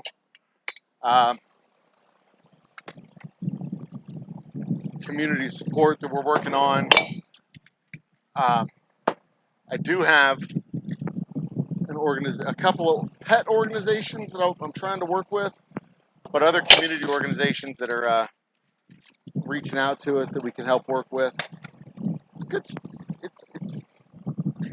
It's good that things are finally cracking free from the apocalyptic 2020, 2021 time period.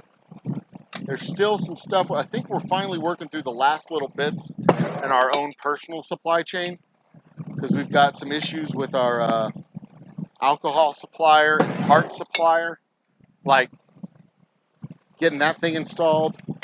That's probably going to be March or April when we finally have the free cash flow to do that. See, this is a mistake. See that? It's way too low. Right down there. That is a mistake. Not off-centered or a little bit crooked or mostly acceptable. It's a mistake. And then I just pull it off and fix it. Easy peasy. And that happened because I didn't pull the label out far enough for it to stick to the bottle in the right spot.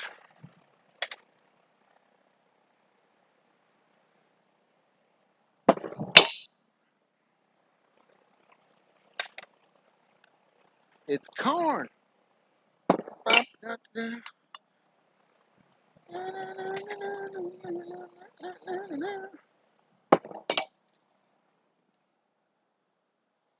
Who's there? Thank you, Cancer Mouse.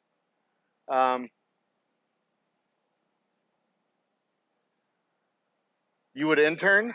I would love to have you intern, Vanessa. It'd be awesome to have somebody. It would be awesome to have somebody be able to come in here to do this while I go out and visit bars and restaurants and do the sale. Like tomorrow, I've got Lisa going to the Total Wine and Humble. That's right. I mean, it's right up here, just down the street from here. She's got time. The tasting's at 11. I don't have time to do it at 11 because I need to be here working on my barrels, working on the bar.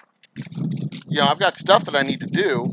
It just so happens that the only time that I could do the store here in Humble was 11 o'clock on a Friday afternoon, which is early. It's a weird time. It's a weird time to do a tasting, 11 o'clock. It's morning, right? It's across lunch. But, yeah, I did 11 o'clock up in the Woodlands, which is a little suburb on the northwest side of town, or north side of town. We're on the northeast side of town here in Humble. But it was 11 o'clock. It was in the Woodlands, and I sold a little over a case of whiskey. I wasn't expecting to do anything. And then yesterday, I'm over at the Cinco Ranch store, which is in the far west side of town. Like I said, it's like 55 miles from where I'm at right now, from my house. 55 miles from my house. It's like 65 miles from here because this is about 10 miles from my house.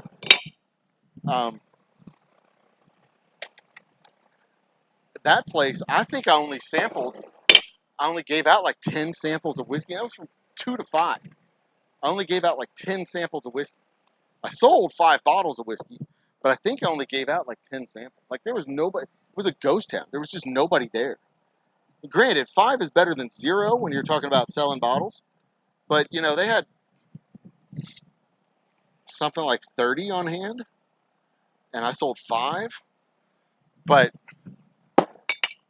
it would be one thing if I sold 5 bottles and gave out, you know, 20 samples. Then there'd be 15 people who tried it and could come back later to buy it another time. But these were just like 5 people that tried it, 10 people that tried it. That's it. I didn't even give out much whiskey. And because it was an hour away from my next stop, which was the Woodlands on the north side of town, it cost me probably 4 or 5 bottles worth of sales at the Woodlands store because I got to that store an hour later than I should have. I got to that store at 6 instead of 5.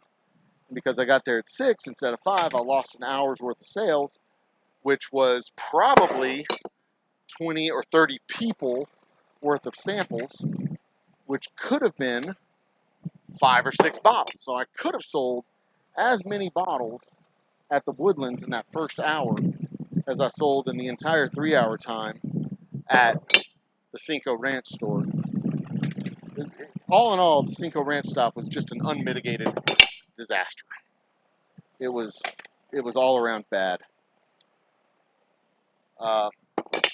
And sometimes that's what happens. You get out there, you swing for the fences and you miss.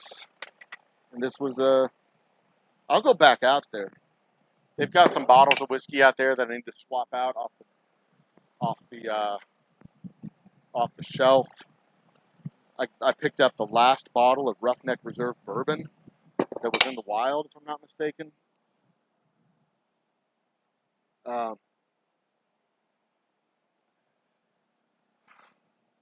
Which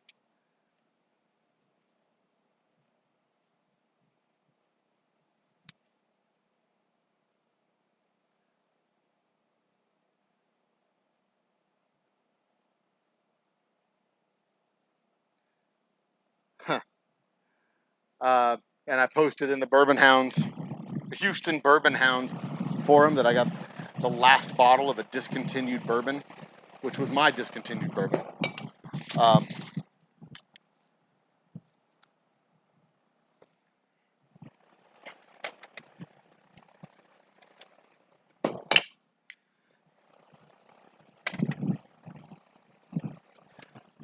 But that's kind of a fun flex. Find the last bottle in the wild of a bourbon that's been discontinued.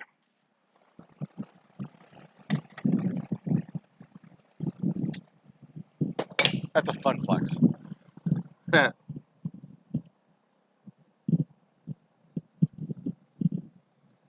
All right. Now, last thing to do for the whiskey, for this batch of whiskey at least, is, come on, first throw away the trash.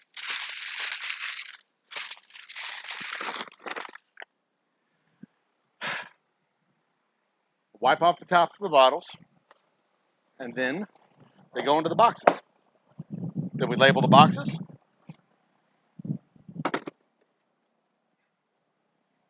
It's cone. Little knobs of goodness. It's got the juice. It's cone. I love cone.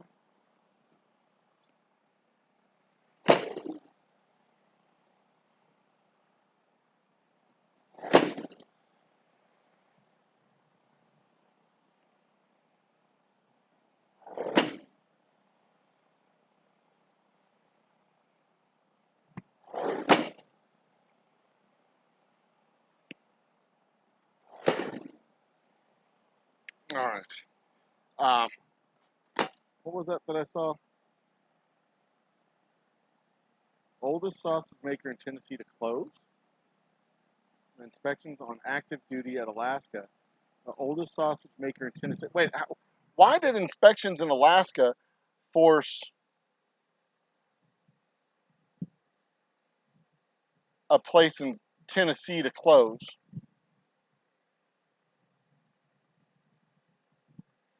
Hated QA. Quality assurance?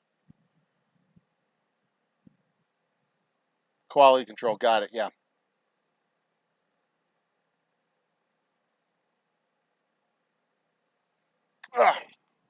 But yeah, part of my own quality control is checking the bottles to make sure that nothing slipped past me in the labeling or filling or any other processes. I kind of look at them as I'm labeling them, and I'll spot check the bottles as they go into the boxes, and I'll check like two or three out of every dozen before I feel comfortable that the bottles are clean, because we're an open air facility for the most. The bottles are stored neck down, so nothing can fall in them. But they travel from Laredo to here in boxes or on pallets that are neck up. They do a lot of traveling. They do a lot of transit. I can't control the entire process. There can always be, something that gets past the filters, something that gets into the bottles. I want my bottles to be clean when they leave the distillery. I would like them to be dust-free. I know at least some stores go down the aisles and dust their bottles off. I can't control it once it leaves here, but I can at least make sure when they leave here, they are presentable and nice.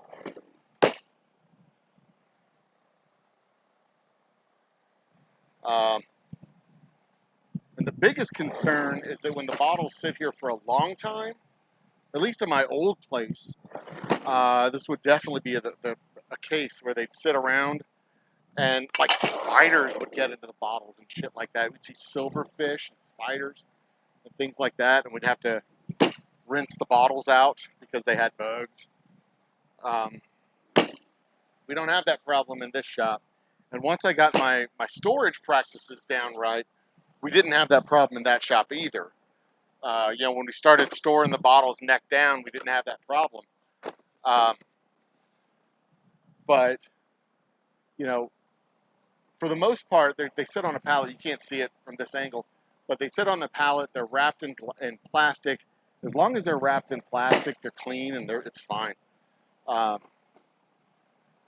you can't always control what happens in a warehouse, and you got to be at least a little bit vigilant to make sure that what you're boxing up and bottling up is just whiskey. I hate to have a strange brew situation where these guys come in with a rat in a beer bottle. That'd suck. But then I could put them in a mental institution and train them to play hockey against each other and fight as a army of brainwashed drones. Am I still muted? No, I'm not. Good. They have a fight as an army of brainwashed drones and eventually take over Canada on my behalf, because what better way to take over Canada than with an army of hockey-playing, brainwashed, hypnotized drones, right? And who wouldn't want Canada? It's a beautiful country, full of trees and farms, gorgeous women who speak French, and guys who speak French too, who I suppose are also gorgeous guys who speak French. And hockey players, igloos, polar bears. And I think Alaska's in Canada. It's up there. Probably Greenland, I think, is also in Canada. Up there, under the ice somewhere. Iceland's not. Iceland is its own place. But I'm pretty sure Greenland and Canada are the same place. We're just told that they're different. And British Columbia, I know that's in Canada. They have like ski slopes. So yeah, like I said, who wouldn't want Canada? It's an awesome place, full of polar bears and yetis and stuff. Is that what they all call them? Are they yetis up in Canada? I think they are. They're not Sasquatches. Sasquatches are here in the United States. Sasquatches are American. None of them namby-pamby Canadian Sasquatches. I need that box. There. That box needs those bottles right there. It's cone.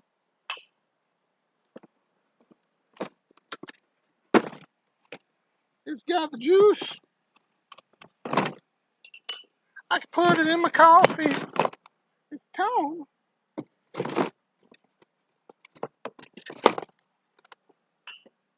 I did sell a bottle of Flower Moon Gin last night. Guy was coming in. He tried my whiskey. He liked my whiskey. He liked my whiskey so much, but he was there for gin. I'm like, well, hell, dude, if you're here for gin, you should try the gin that I make. So he bought a bottle of Flower Moon Gin, which is the gin that I make. And I tried to tell him a little bit about it, but I couldn't describe it because I don't have the words to describe the gin. That, you know, it's kind of a peppery, floral type of gin, and it's really hard to describe peppery, floral, but also citrus. Peppery, floral, citrusy type of gin. But that's kind of what it is, and that's the, it's like if you take a lemon blossom or an orange blossom and sprinkle it with some white pepper, that's kind of what you get. Speaking of which, I wonder if that the old-fashioned tasted really good last night. Both of them, the handmade and the mix one, they both tasted really good. The mix was a little more syrupy than the old-fashioned, but I wonder if I did spritz it with a little orange, if it would taste a little bit better. You know, I skipped the orange peel garnish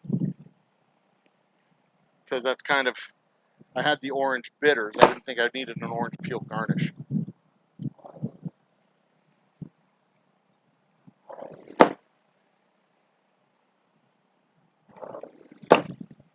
But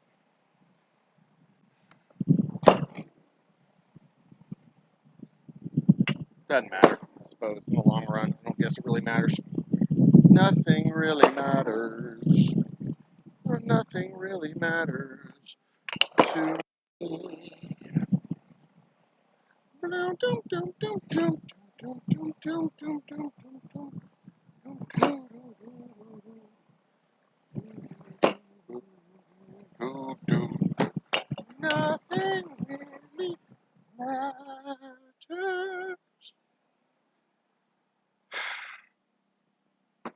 And yeah, that's another thing.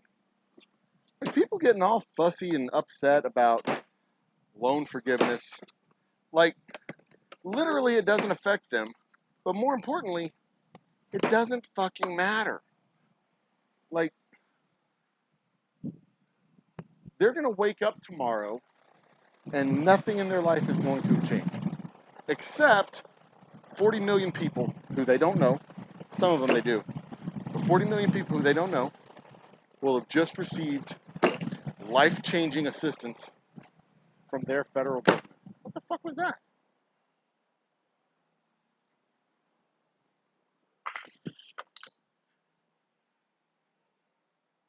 Oh, it was a van. Wow. Yeah, it just like, I see out of the corner of my eye, this brown thing just like, whoosh, like right on the edge of the door. And it was big, but it didn't look like a van. But then when I looked down the edge of the street, yep, it was a van. I mean, it didn't look like van-sized, is what I mean. It looked like it was brown, like a big fucking deer running along the edge of the trees.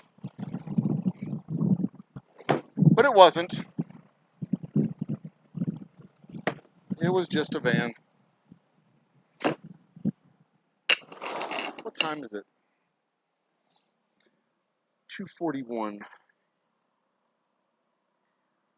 Two huge canning factory ships that caused a tiny part on the canning line caused a tiny random triangular punch in the seal of the can. How about that? Huh.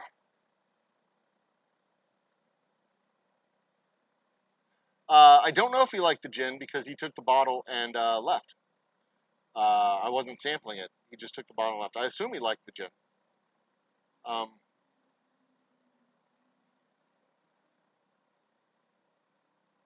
Dirty meat, gross. 10-pound sausage and casing. Ew! Gross. I don't even want to get into that. Um,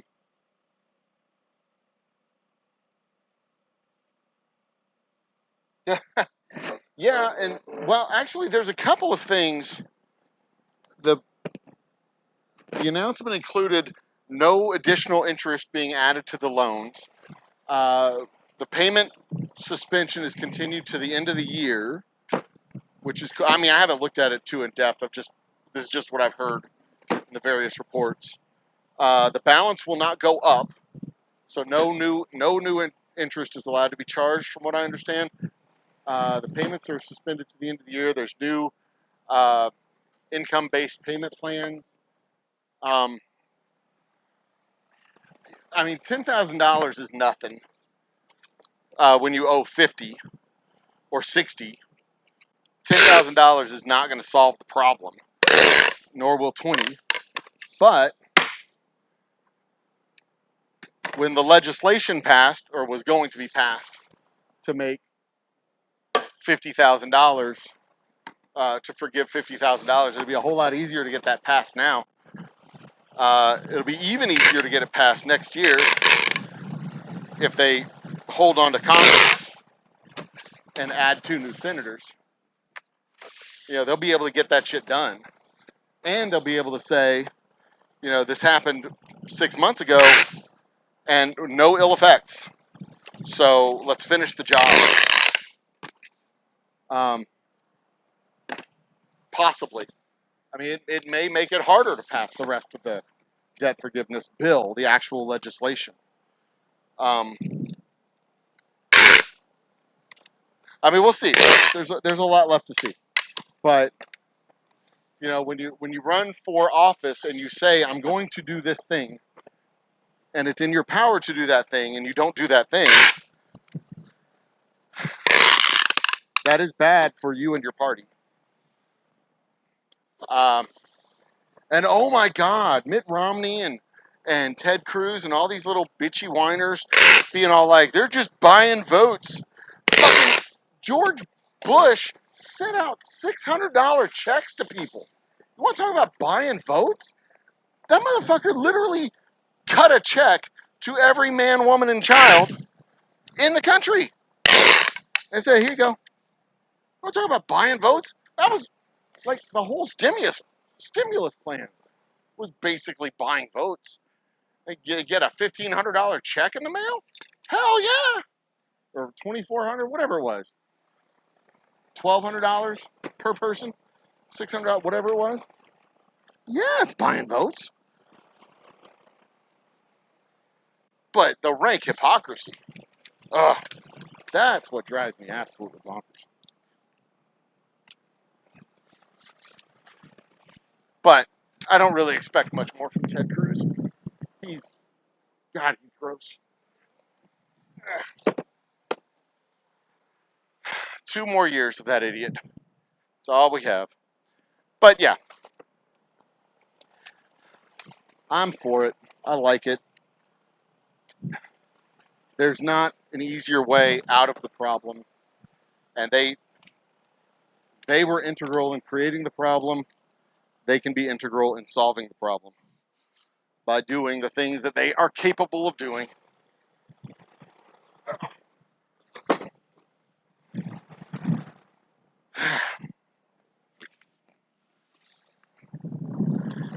And that's all. That's the way I see it.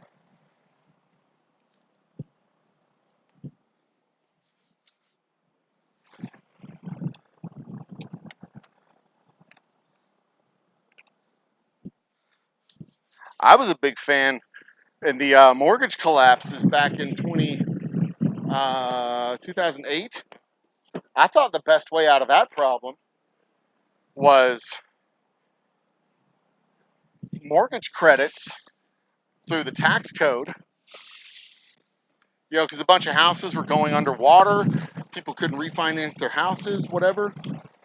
To give people a tax credit, a refund, effectively, to refi their houses. But the problem with that was going to be that, like the Fed, the Department of Education. There's not a Department of Mortgages, you know? So the federal government didn't have the ability, the direct ability to credit mortgage balances and reduce mortgage balances to make houses not be underwater. Of course, they could have, I suppose, connected bank assistance funds, the whatever $1.5 trillion in bank assistance that was doled out. They could have indexed that or made that conditional that the funds would be credited to mortgage balances that were underwater. I mean, there was be a way to do it, but I don't think they really had time to work that out, because that was a full-on, fast-acting meltdown, 3 Mile Island scale type of disaster, where money markets were seizing up, cash markets, rather, were seizing up and becoming illiquid and unable to process trades even. Oh, we're just about out of sheets here. I'm going to have to order more prints. Awesome. Do that next couple of days.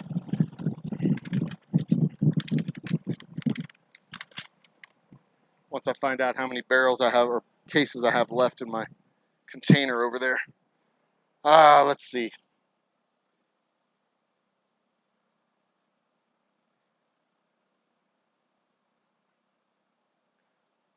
$99.28 out of water during the cooking process. Yummy bacteria bring. If the van has candy, don't get. But what if they have good candy? What if they have the best candy? People missing out on candy.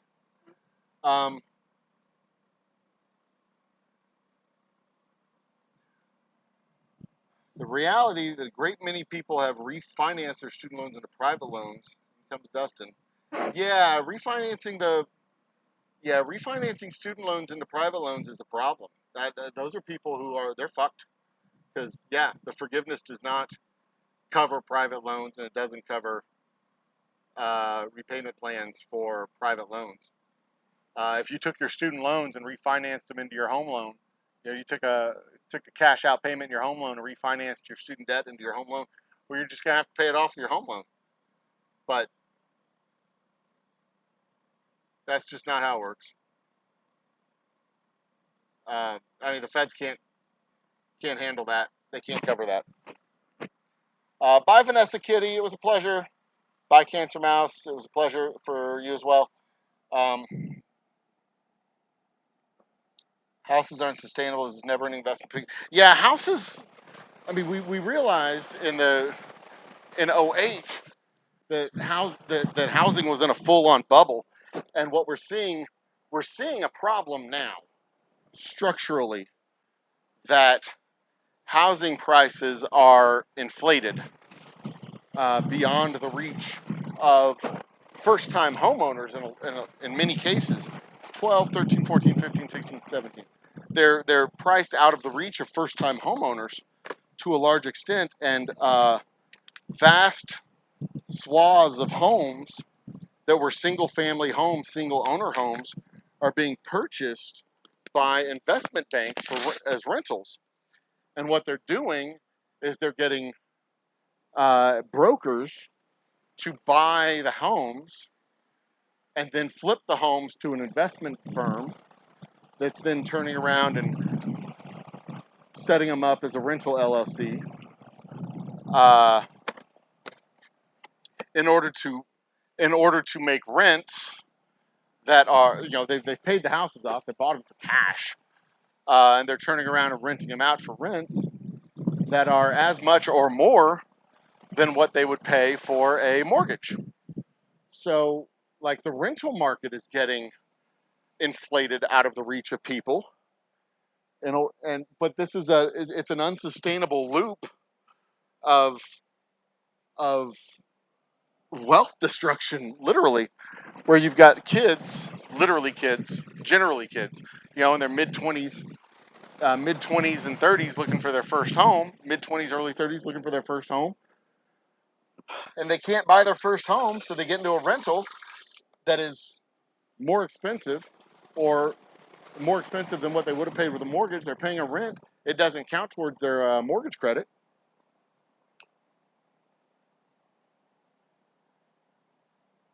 And it puts them in this cycle. Ooh, that's a phone call. Oh, and that's FedEx. I've got to take this. Sorry, guys. I'm going to have to mute you. Remind me.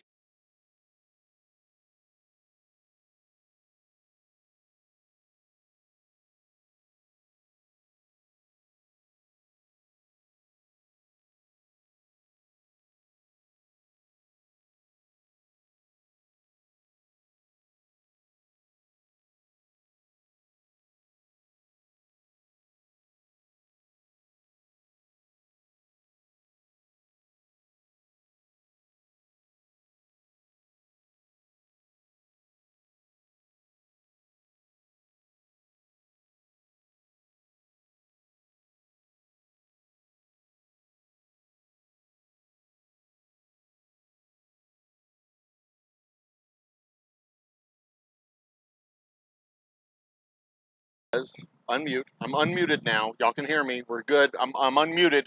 Y'all can hear me. Uh, that was FedEx. I am setting up my FedEx alcohol shipping contract so that I can deliver alcohol to other states for sale. Not to individuals. Because I still can't ship to individuals for purchase, but I can ship to Total Wine in other states when we get our alcohol set up in their stores. So that's very exciting. It's a very exciting development. Very big news. Very good plan. Very, very fantastic for everybody involved, especially me. All right, I'm going to move this table. We're going to do a little unboxing here. It is time for an unboxing. And to do this unboxing, I need to move some stuff, because I am using these boxes as a tabletop, which is dumb. I shouldn't be, but I am. All right. Boxes. My boxes. Go over here. All right. I've had these beauties sitting in my distillery now for weeks. We're going to move the camera over here, though.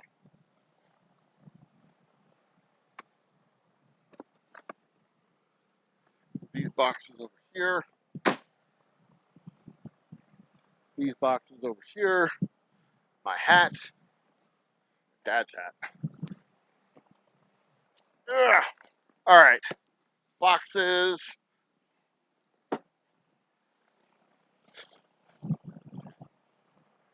Boxes. Ugh. Boxes. Ugh.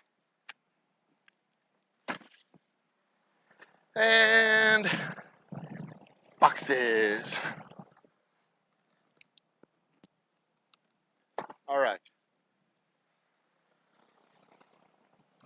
Camera. Hopefully, moving camera did not cost me my video feed. Did it? No, it did not. Hot dang. All right. Table moves.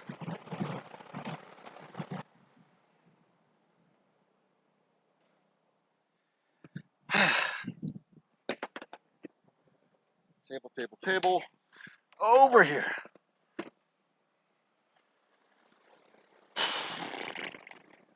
All right. I have in my possession right here. Y'all see it okay? It did freeze, didn't it? Shit. All right, let me fix this. Just 1 second. All right.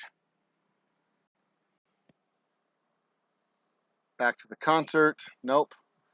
All right, I got this. I got this. I got this. We're good. There we go. Fixed it. We good? Good? Good? Yeah, we're good. We're good. We're good. I fixed it. Greg's Whiskey Guide in from Paris. What's up, my brother? Or as they say, bonjour. We are fixed. We're fixed. It is time to unbox these boxes. What are in the boxes? Well, it's Gwyneth Paltrow's head. I'm kidding. It's not Gwyneth Paltrow's head. She's lovely. She's talented.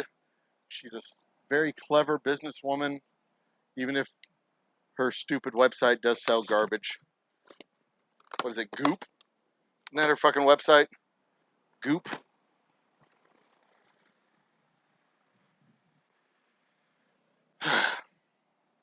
All right. So I've been sitting on these for several months now.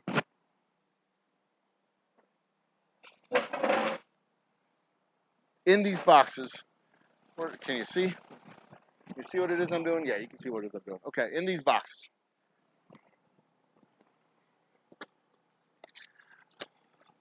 So what's really important to know is that we get shipments here all the time, and important shipments that come in, and sometimes they're important. Sometimes they're time sensitive.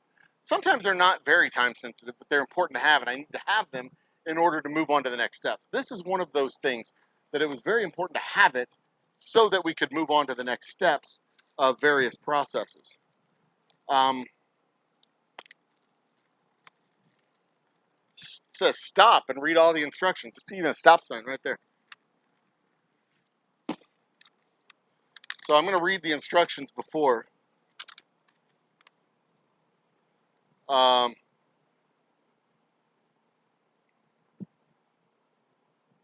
So I've got preparation to do with these before I can actually use them.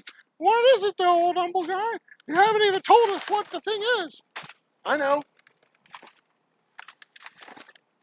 kind of host do you think I'd be if I just, like, plopped it out on the table and let you look at it and touch it and ogle it? You gotta wait. You gotta savor the moment before it actually is presented. And then when it's finally presented, you just enjoy it before you consume it. That's dirty, isn't it? All right. Ladies and gentlemen, brothers and sisters, children of all ages, I have the barrels. Our 5-gallon barrels. Motherfucker. Hold on a second.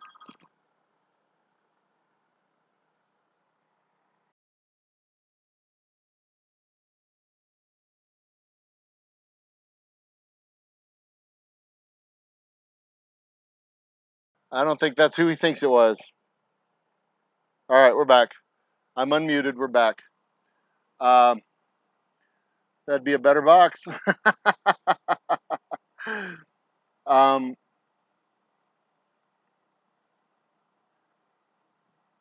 small barrels. Yeah, these are 5-gallon. Where are we at? Are we still? What the hell's going on over here? How far back are y'all? Oh, this is just my camera. Never mind, it was just my phone. Anyway, okay. I was like 3 minutes behind on my phone. So these are our 5-gallon barrels. These are the barrels in which we make in which we age our bourbon. The bourbon which will be coming, that I had to contract out for the distillation. It was actually distilled across town at the same distillery that makes Giant whiskey, Gulf Coast Distillers. I gave them my recipe and they distilled a batch of whiskey on my behalf. And I will be distilling a portion of that whiskey here as well. About a fifth of it, to be exact. But this is what our little barrels look like. They come in these wrapped in cellophane like so.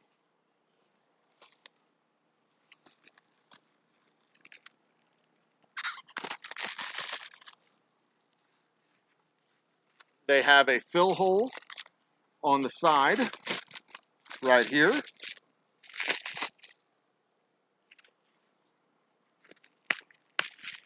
There's a fill hole right here. It's the bung hole. You can figure the bung hole if you were so inclined. And they have a hole for the pour spout right here if you wish to drain it out of through a pour spout like so. So what we'll do when we drain our barrels is we'll flip it this way, drain it like this, and then open up the pour spout on top to let the air into the barrel so it'll drain out that way. And we have 10 of these, which is 1, 2, 3, 4, 5. So I have 50-gallon capacity for the first batch, which should be, if my math works out okay, it should be something like, I hope this is the Estes guy. Nope, it's our vodka guy.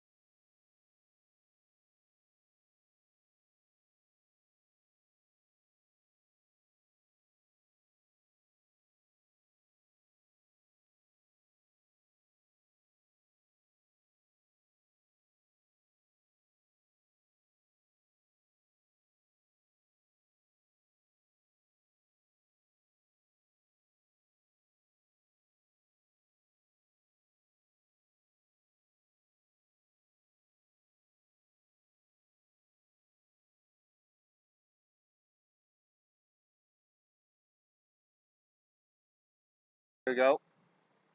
Smallest pro ones you know by far, gravity glass from McMurray Distillery, 30 liters. You tried some, they're quite okay, but they don't let, but they didn't leave the spirit long enough, otherwise it's getting crap. Yeah. Giant Distilling will use, they're not aging it at all. We're getting unaged distillate from those guys. I gave them my recipe because they're the largest distillery in Texas. Literally the largest distillery in Texas. They make a bunch of spirits for Mexicor, a big distributor here in the States. They make a bunch of spirits for those guys. And they do a lot of the distillation for us small distillers for, one-off batches here and there. I'll probably come back to them in about 6 months and get another batch done because I'll probably need one more batch before we get our stills fully operational.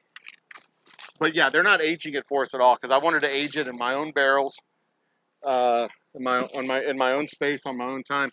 That way I can monitor it and make sure and know when it's ready to come out of the barrels.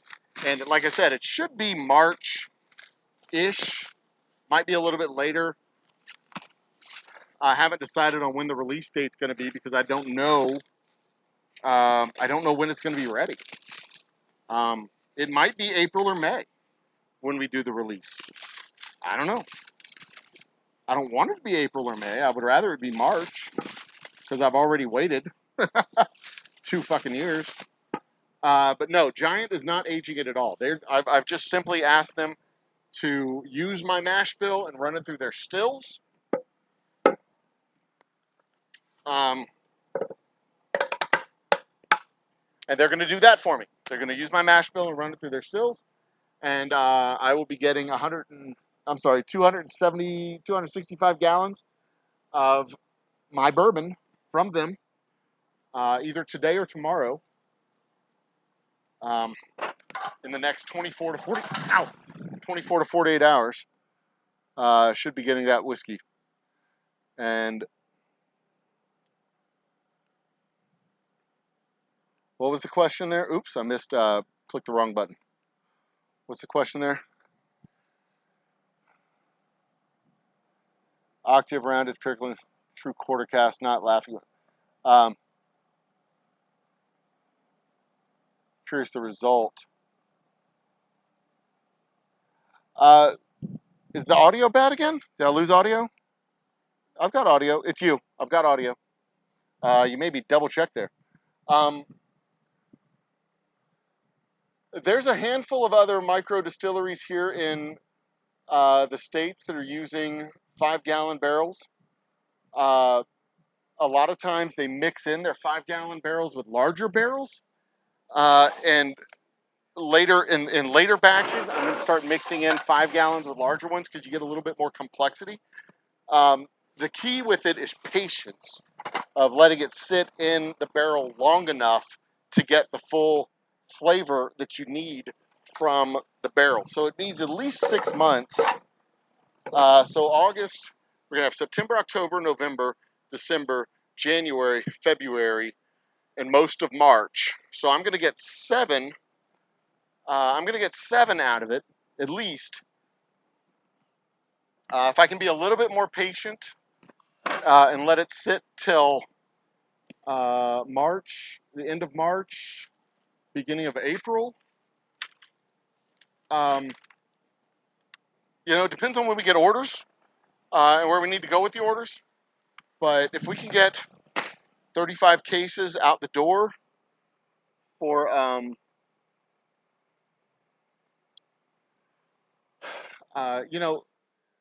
we get 35 cases or so out the door in March or April. I can be a little bit more patient in May and June in getting these guys out. It also depends on the time of year. I would rather get a full 12 months because then I get all 4 seasons into the barrel rather than just having winter and fall, winter, and spring. I could actually get summer in there. I really wished I had these in already. Because getting a good summer worth of aging really helps.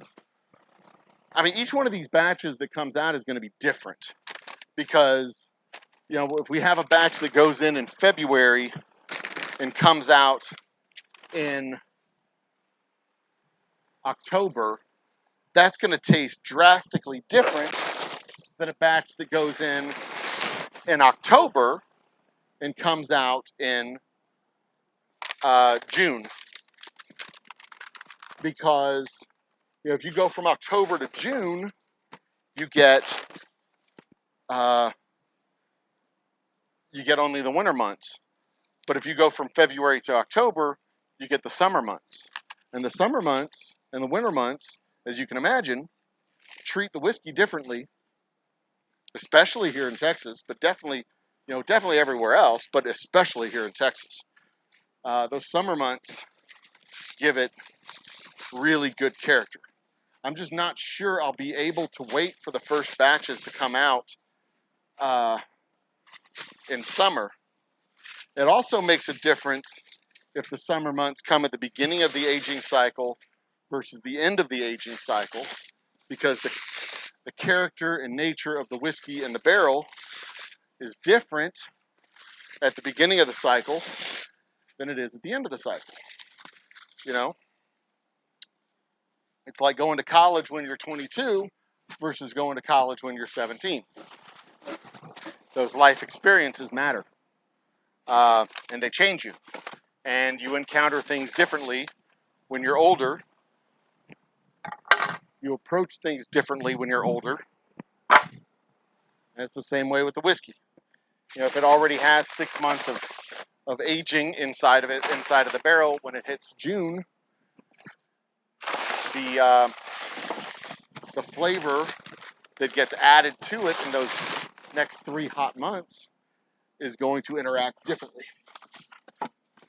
It may not be drastic, but it'll definitely be a thing, even if it's not a significant thing.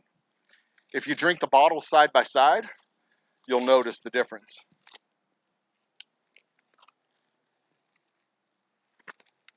But you may have to drink the bottle side by side to notice the difference.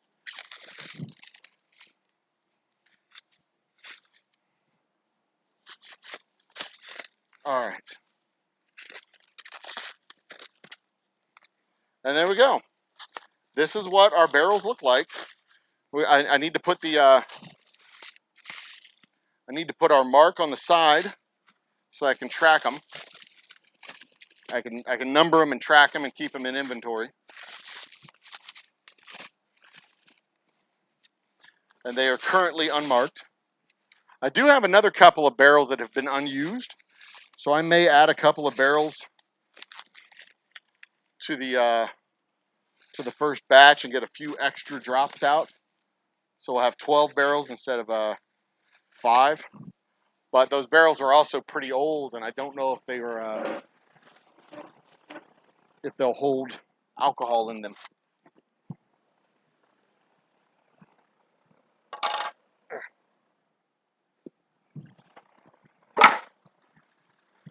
So what's over here in the chats?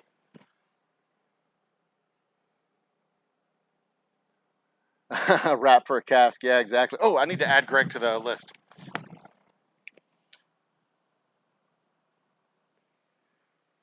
Whiskey guide.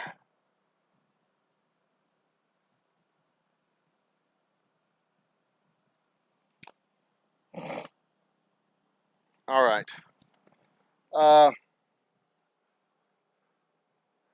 Have I already distilled for my brand? Yes, I have. We've done full distillation on site. I've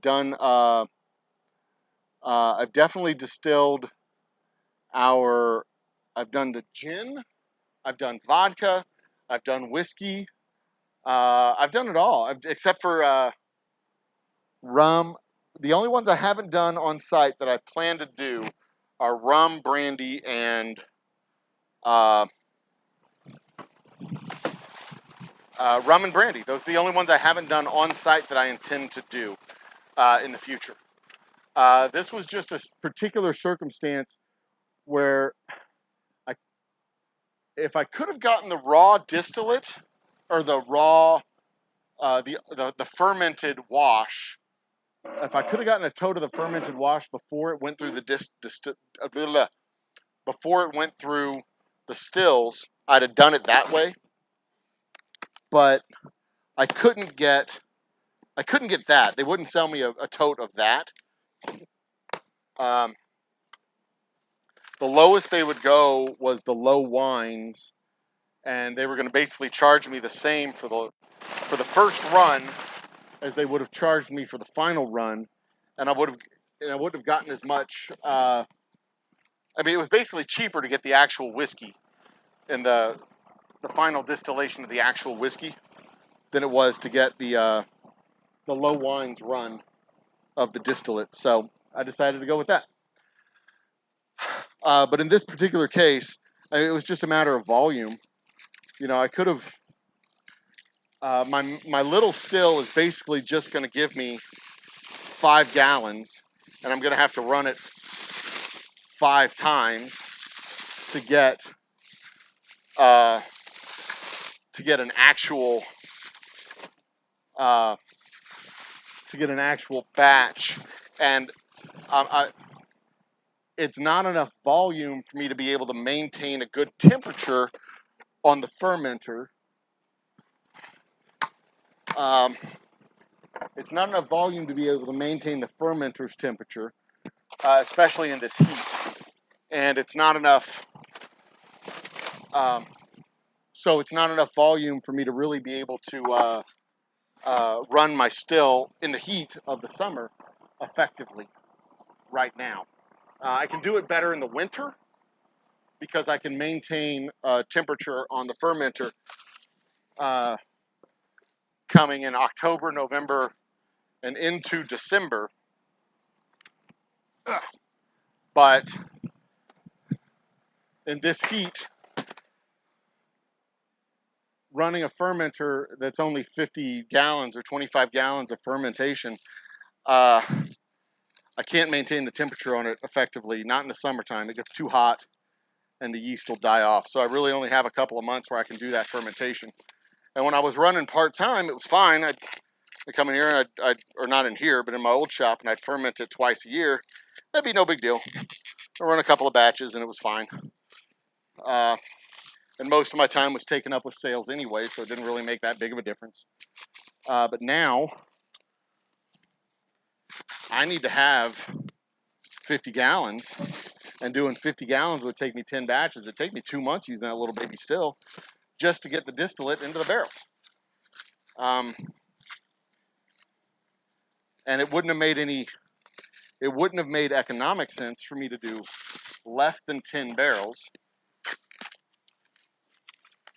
So, you know,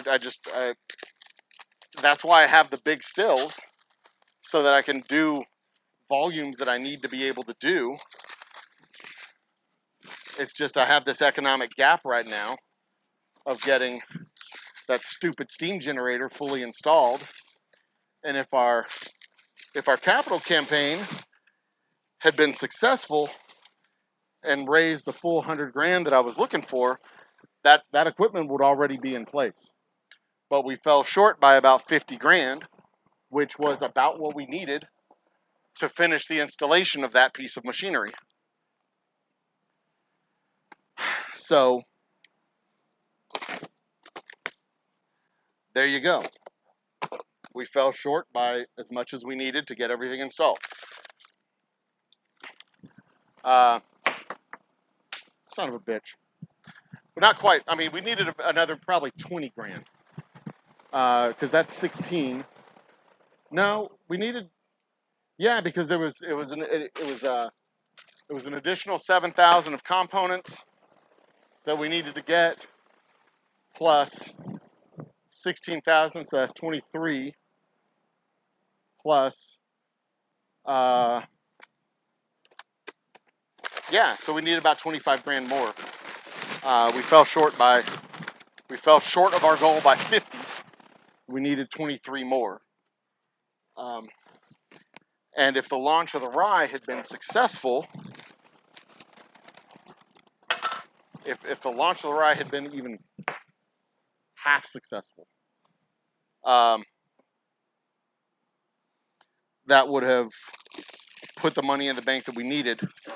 But the marketing firm that helped us to launch the rye kind of shit the bed. Didn't quite work out the way we hoped it would.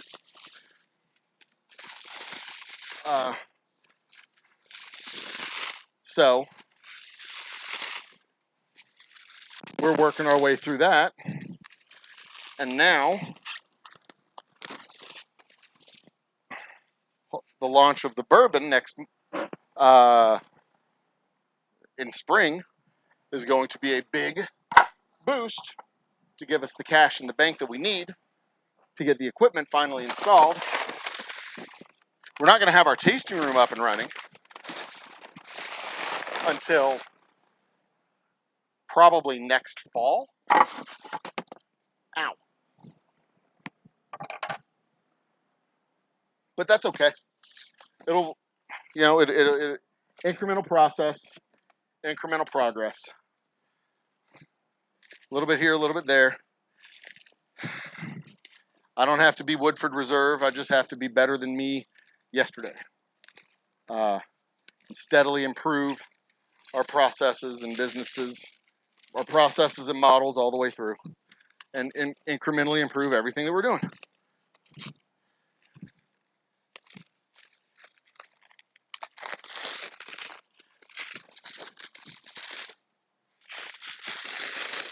This is a lot of plastic for a wooden product.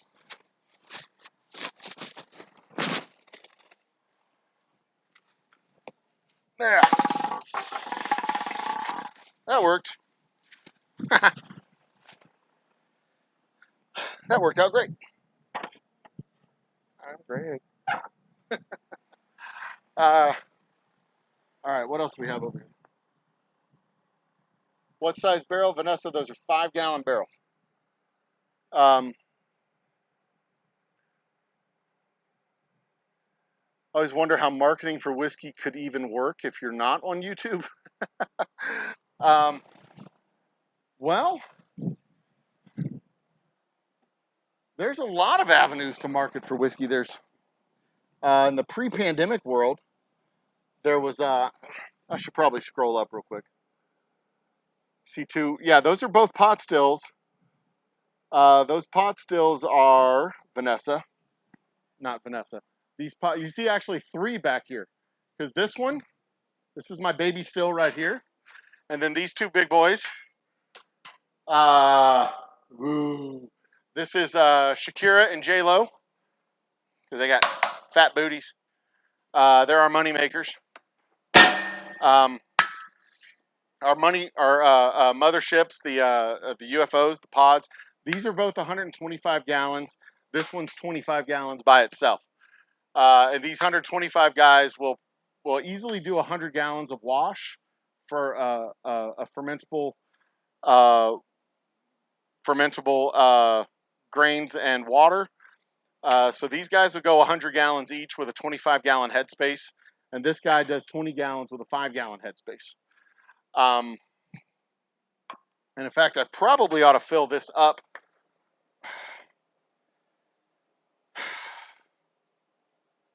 I'm gonna cure the barrels tomorrow. I'm not gonna do that today. I don't think. What time? It's like after 3 o'clock. I'm not gonna do these today. I just want to get them out of the boxes and get them teed up and ready to go. I need to put them on a pallet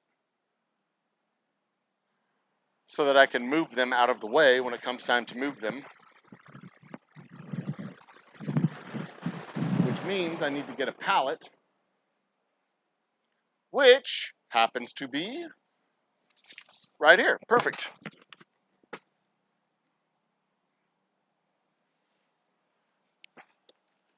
Ugh. Oh, get those out of the way. Ugh.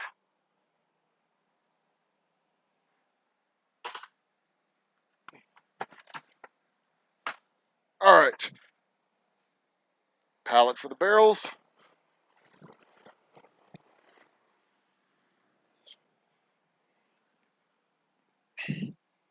All right. So what I like to do, I like to have everything on pallets so that it's easier to move this stuff around the distillery. I just, put it on my pallet jack, lift it up, bring it to wherever it needs to go. The hell is my pallet jack? Surely it's around here somewhere. Over there? Hello, pallet jack. Huh. It's around here somewhere. Well, actually, I need to know where it's at. So, off on a scavenger hunt. Oh, it's right fucking there next to me. God damn, I'm an idiot. Okay, back to chat real quick. Twisted's in the house. Twisted get mad if I call her internet famous.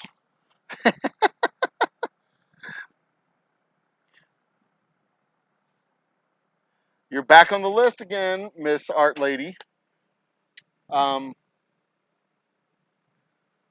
I did work for ages with magazines and websites and blog. Okay, so yeah, that's what I was going to talk about. Sit and stand. Still. Get it? That's funny.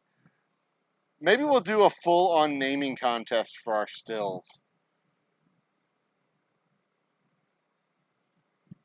Maybe that's what we'll do. We'll do a full-on naming contest. Name our 100-gallon stills.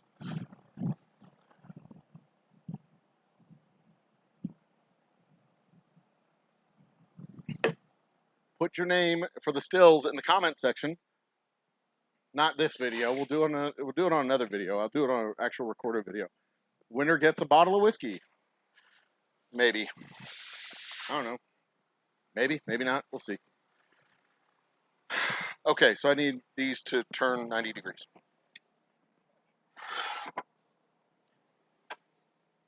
Because their hips don't lie. La la la la la la la. 2. Yep, that'll work. 3. Yep, that does it. That's fine. Perfect. Good.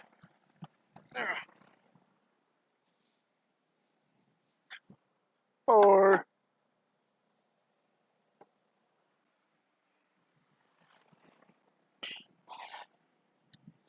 5. But I mean, J-Lo and Shakira made such a great team at the Super Bowl.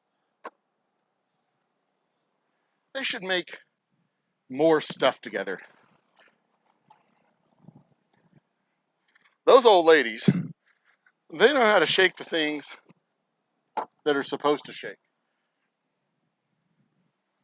And there was a period of time where J-Lo, everybody talked about J-Lo's booty, right? But there was a period of time in there where J-Lo had a fat ass. It was not a thick booty. It was a fat ass. And bless her heart, she was, every bit capable, confident, and competent. No insult intended. But nonetheless, it was still a fat ass.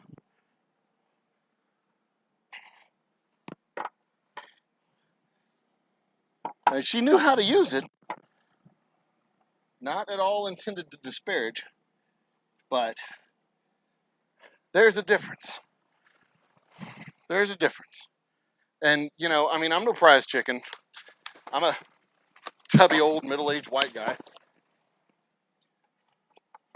But there was a point in her career. She was still at the height of it. She was fucking rocking and amazing, and she could move it. But all the news guys and entertainment dorks and all these people were like, "Oh, she's got a big booty. Big booty's the thing." Like, nah, she didn't, man. Nah, she didn't. And then, there were the civilians trying to emulate it. And it was just like, you can't do the same thing that J-Lo's doing, sweetheart. J-Lo does workouts. She doesn't eat potato chips. Anyway, the 100-gallon one has to be Benjamin. Oh, because of the the $100 bills. Gotcha. It took me a second, but I caught up to it. I'm not struggling to remember what J-Lo looks like. All I got to do is close my eyes. It's easy.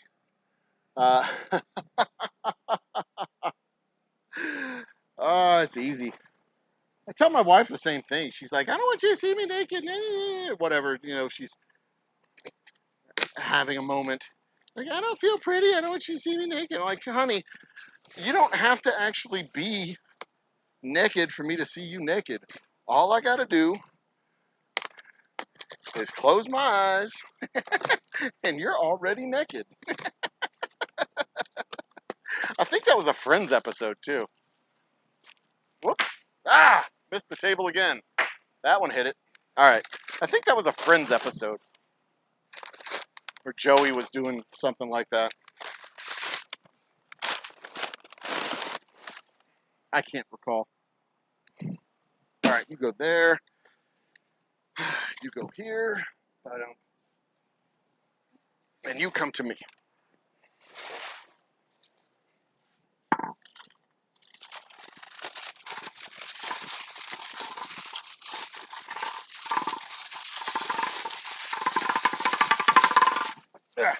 Get back here. There we go.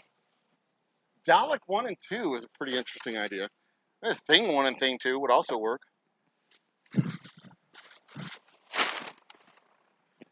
Thing 1 and Thing 2 rolls off the tongue a little bit better than J-Lo and Shakira. And other than the Super Bowl, they really don't work together very often. The Super Bowl was kind of a one-off deal.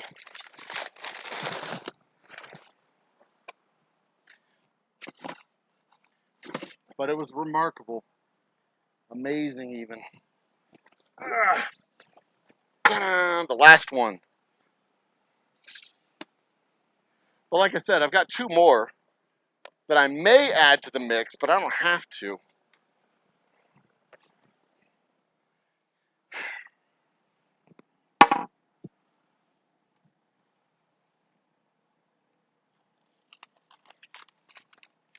Plus, I don't know if I really feel comfortable objectifying J-Lo and Shakira. Like, it's not really objectifying though. It's kind of honoring them.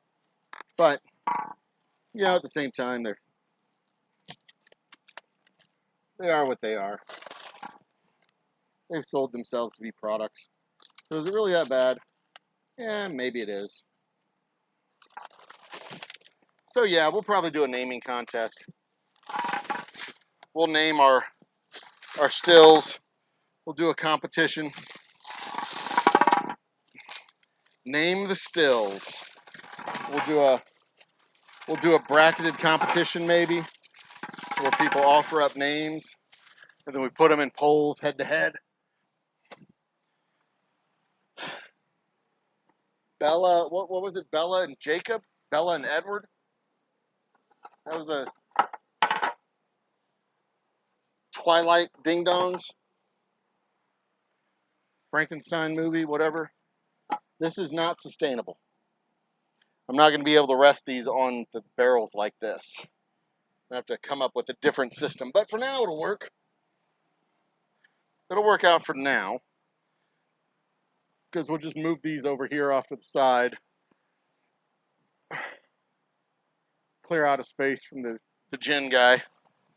Move them off to the side.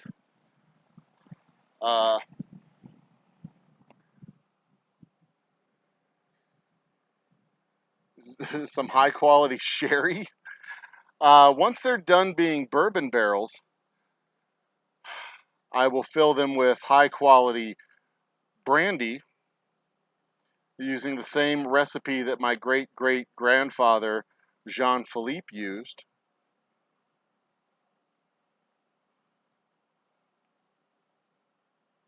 So there's definitely that opportunity.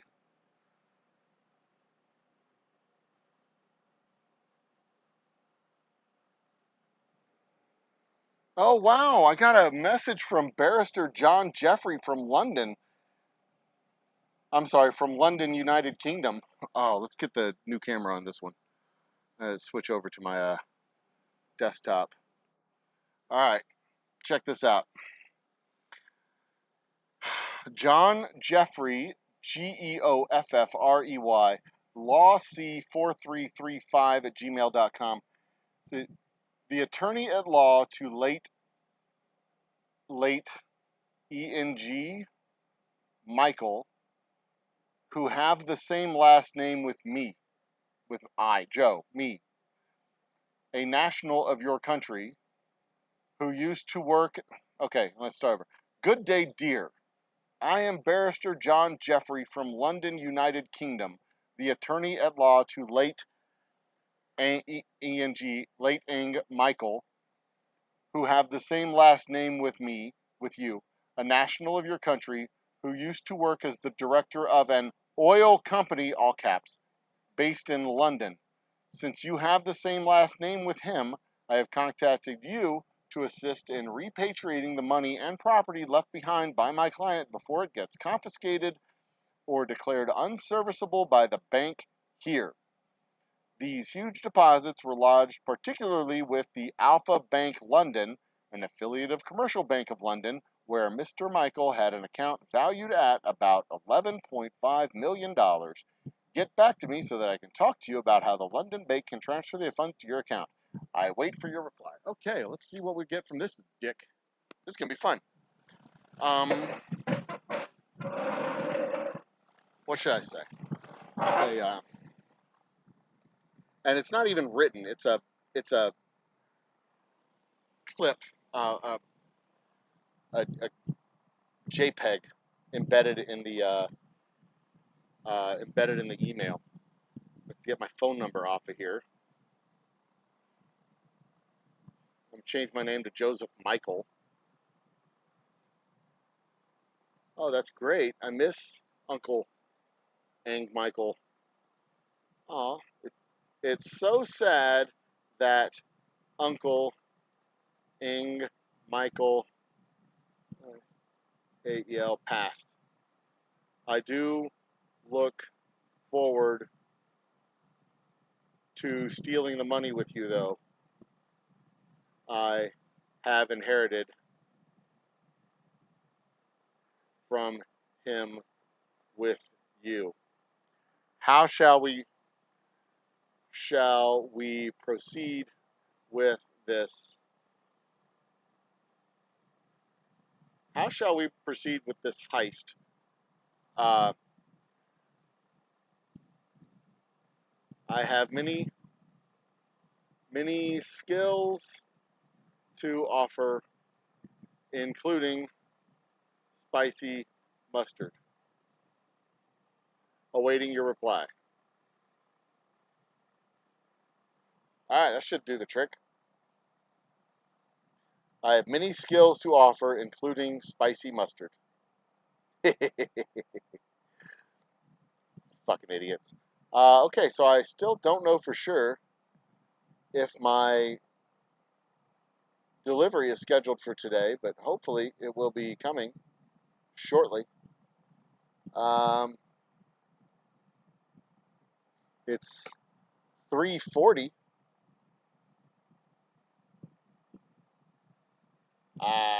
It's supposed to be coming by 4 o'clock.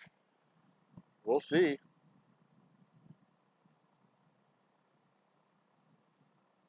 It is. Oh, it's definitely spam. It's definitely spam.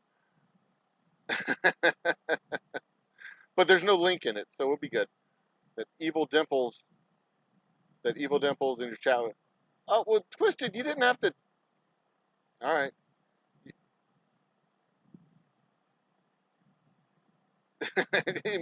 make them think I'm stupid. I'll go down the stupid rabbit hole with them real quick. Don't worry. Well, I'll let you know what happens. I'll keep y'all posted.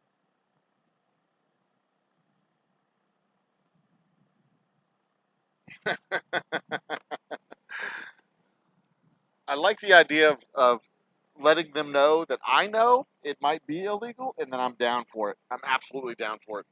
That I'm just an incompetent criminal, just like them. If I'm more incompetent than they are, I think they'll want to. I'm gonna try and get him to send me a birthday card. That's my goal. I want him to send me a birthday card so that I can confirm that he's a real person, and that he's sending me a card from London.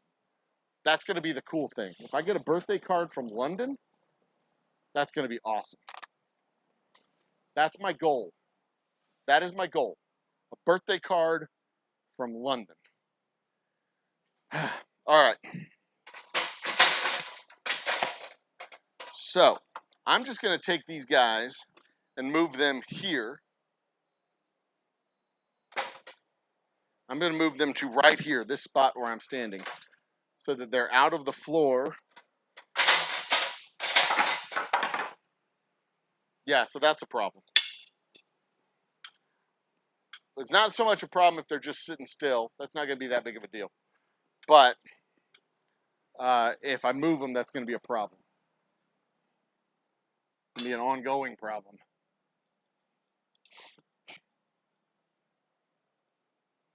Cone. All right, so that's out of the way. And now I can work on my bar. All right. But I only have like a couple more hours that I want to spend here, because I need to get moving towards home at some point in the very near future. Because, well, I got to clean up, and then I got to set up for the show. These will make good trash cans. I might keep those boxes around for a while. Okay. Oh, I have the wrong camera on. Sorry, guys. Where's my thing? There it is. There. All right. It's Cone.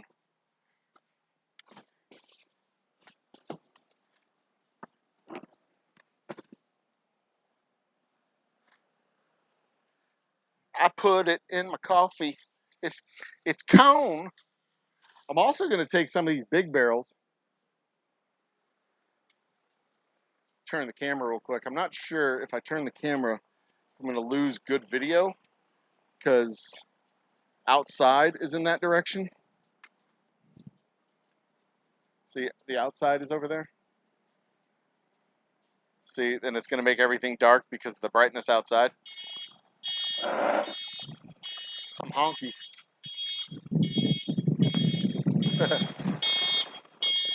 Someone accidentally pushed their button.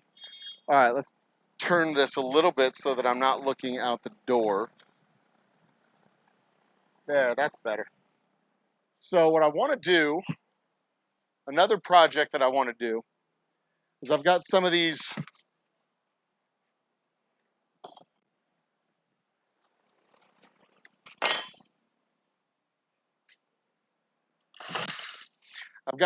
big barrels here.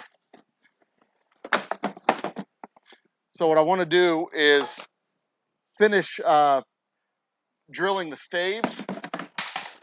Whoops. I want to finish drilling the staves into the hoops. Have I even done this one yet? I haven't done this one at all. I want to finish drilling the staves into the hoops on this and then cut it in half to make garden planters out of it. Put a few holes in the bottom so it'll drain. Turn it into a garden planter. That's on the list of things to do eventually. Not today. Not anytime soon. But definitely eventually. But for now, it has to be out of the way. All right. So this is the bar, and what I've expressed an interest in doing is, so this is the bar top. I'm gonna have to cut it off right here. I have a 2x6 here holding this up. I'll have another 2x4 over here holding up this end. This will be moved over a little bit. So I got to trim that 2x4 down with this one to hold this up over here. And maybe, in fact, do I need to? No, that's fine. This 2x4 is going to go on this side over here to hold the bar together on the front.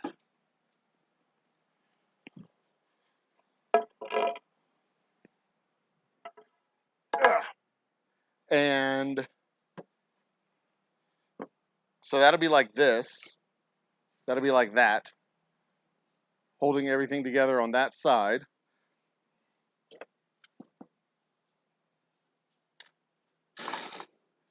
There. There.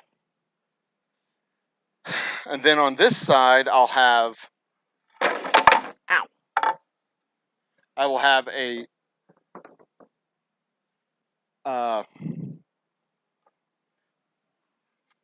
countertop, a prep table set up, a shelf here with these 3 boards. They'll be like that.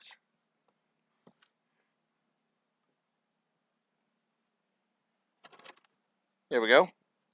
And I have one more that I will trim to put in its place.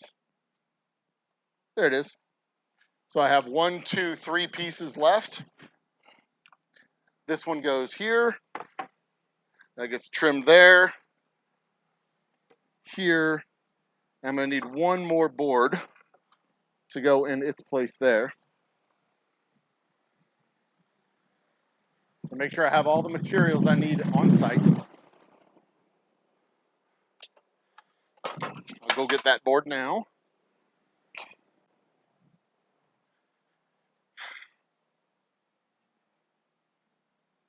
And this shelf will be right here, which is roughly the same height as the table here. I don't know, y'all can't see that. It's roughly the same height as our prep tables, our work tables that I've got. So these boards go right here. I need some shelf hangers. 1, 2, 3, 4, which I will make out of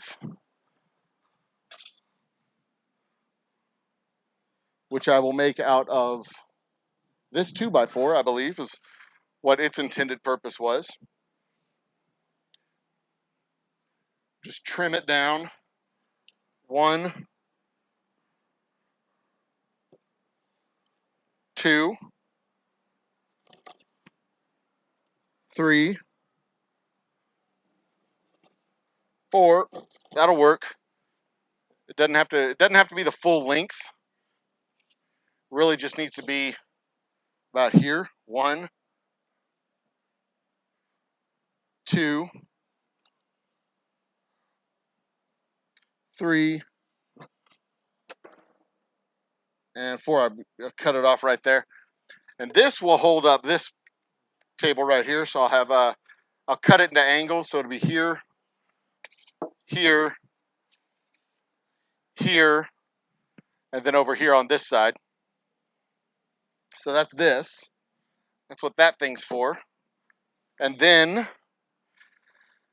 I'll have one more shelf here, which should be made with the rest of that board. If I can find my tape measure, there it is. It's a cone.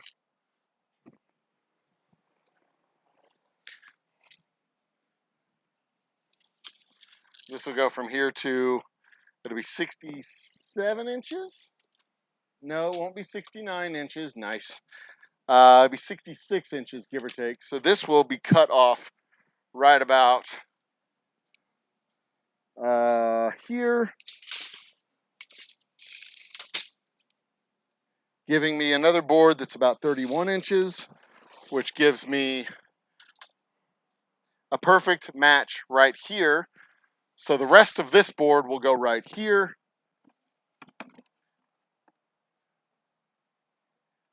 Making a countertop, a lower shelf for ice buckets, somewhere like here. Give me a lower shelf for the ice buckets and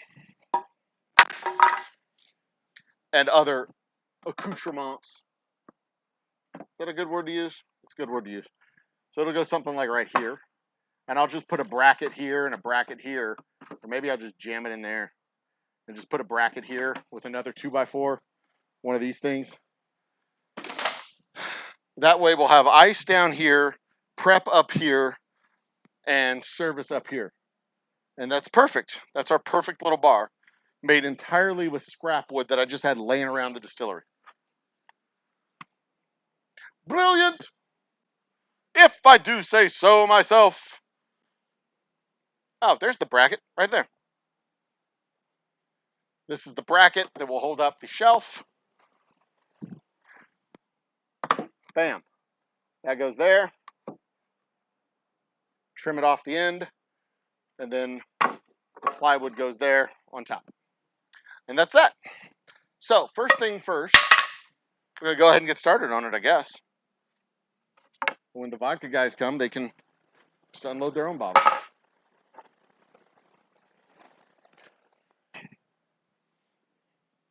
It's cone. It's cone. So step one of this process is literally going to be cutting the boards to size that I need cut to size. And then I'm going to worry about assembling them all together.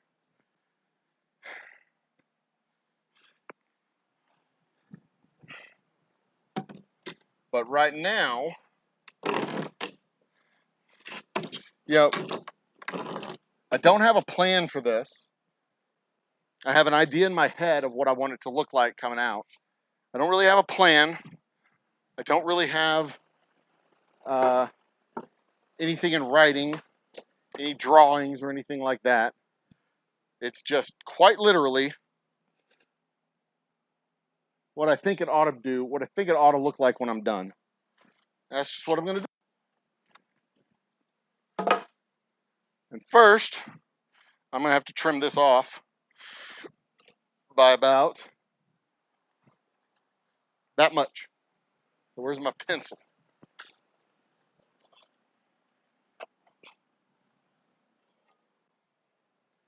My apologies.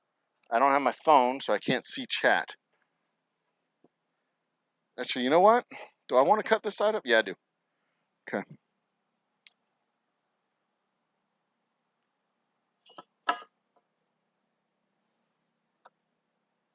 There we go.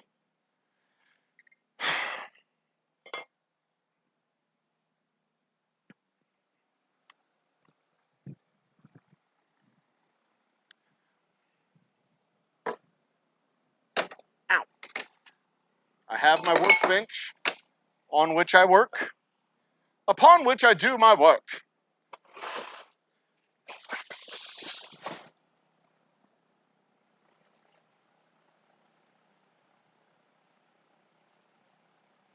Can y'all see it? Yeah, you can. You can actually see the workbench there. Good. Works out great.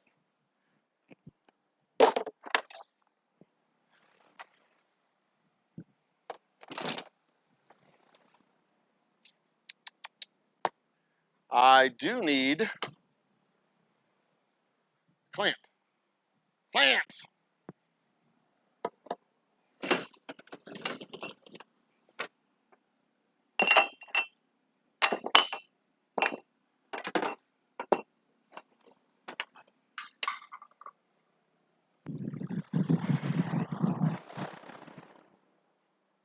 Do I have clamps? Paintbrush. Screwdriver. How about in here?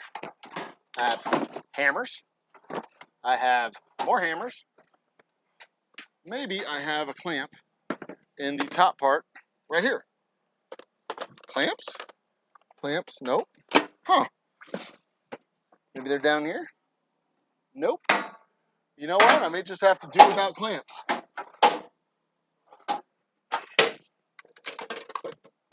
I thought I had clamps. I bet I do.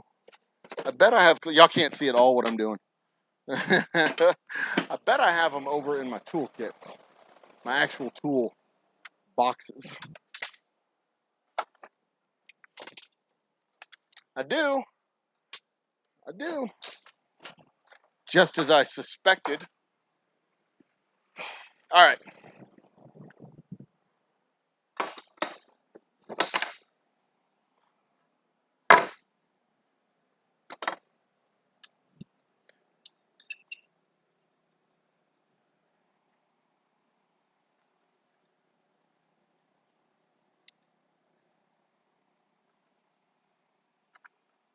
Clamps on.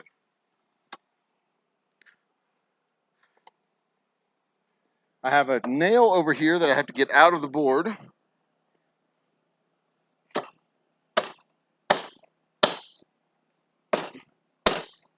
Ah, come on. Oh, great. The nail just broke.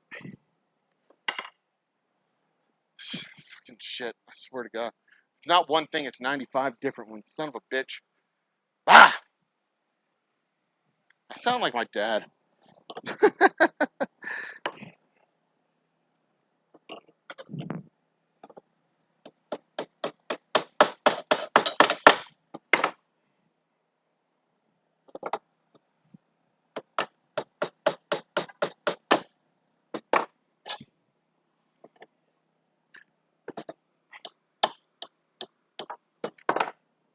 All right, let's try that.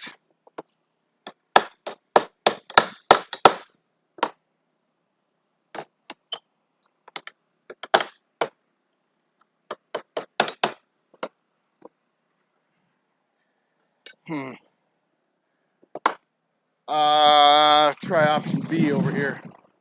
Get a pair of vice grip pliers. Or not even vice grip pliers, just regular pliers ought to do the trick. Hey!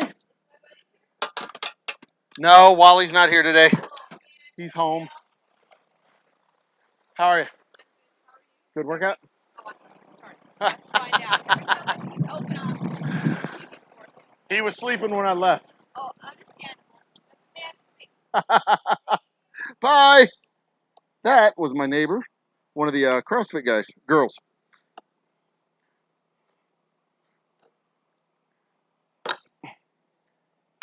Son of a bitch.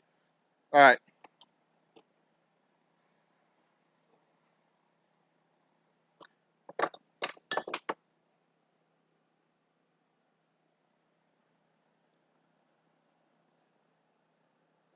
Try this.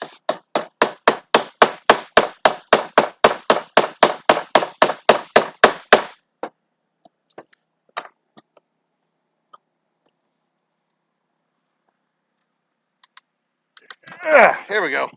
All right. So just a little tip. If you break off the end of a screw, are we frozen? No, we're not frozen. If you break off the end of a screw, like so, bend it over the edge of a pair of pliers with your hammer, like so. Just grab them and just bang it down. And then you have like an edge. Then you got something you can grip with your hammer, and you just it'll still bend it out, but you can crank it out, and you should have enough solid part on that nail to make it work. That is not a pro tip. Don't confuse that for a pro tip. That is a purely amateur tip. It may work sometimes, it may not. But you got to do something. You can't just sit there and let it sit inside the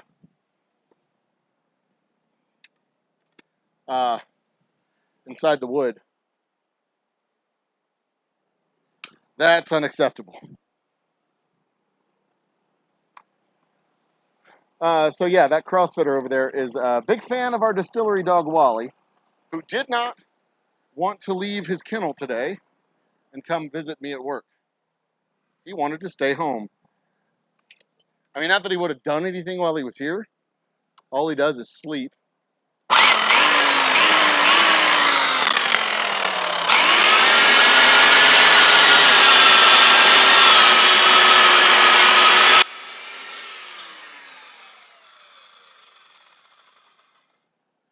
And there we go. Clean as candy. Smooth as wine. Perfect. I should have gone this way. Cut it off like that, but I didn't because I'm dumb. Doesn't matter. First piece of wood cut. That goes across here. I haven't checked chat. I should go check chat, shouldn't I? That goes across there. Not there. It goes across the front. Sure doesn't forget the bar fridge.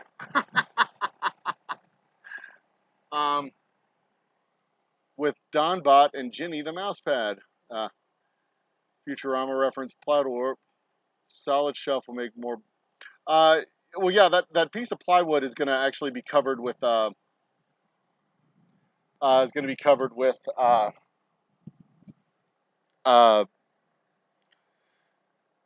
epoxy.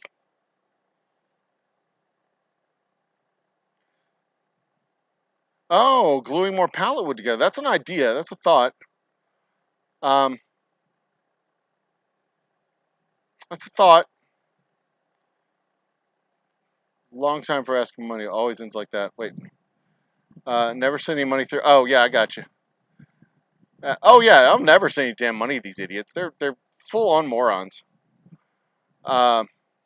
At the very least, I mean, I used to work at a bank. I could see these fucking scammers from a mile away. There was one guy.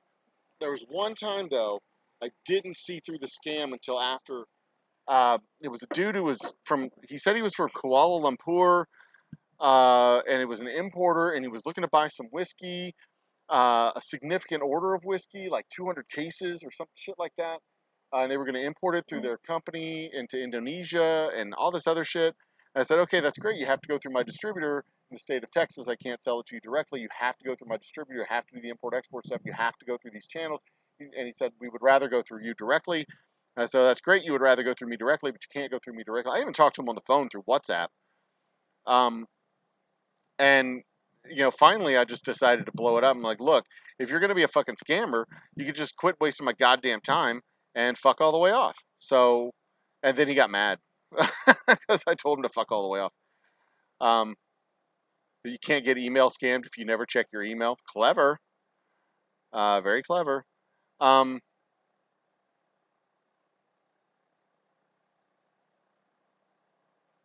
So what I don't have, I thought about using breaking up a pallet to make the shelf, the tabletop up here. But what I'm going to do instead, I'm just going to have a board over here supporting it and a board over here supporting it and the board in the back. So I'm going to have this one here. I'm going to have this here, right? And then I'm going to have,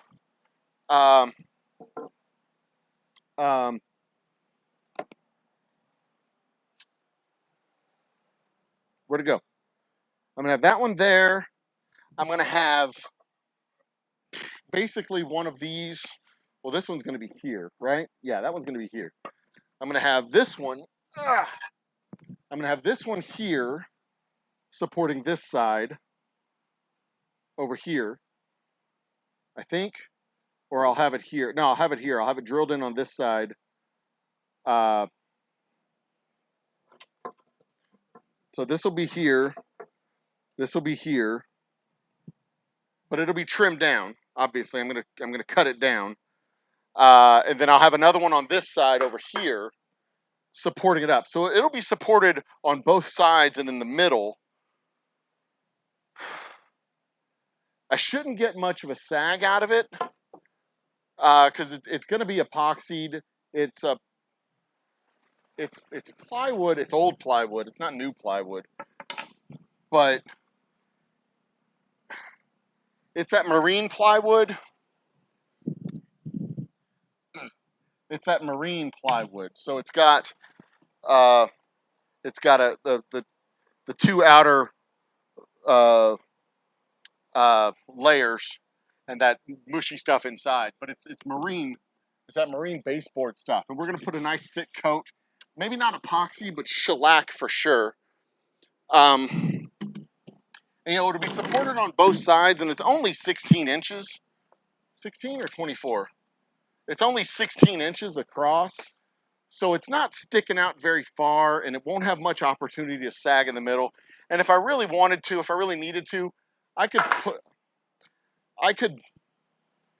put another support here in the middle at an angle. I'll have enough wood to do it. I have plenty of wood laying around.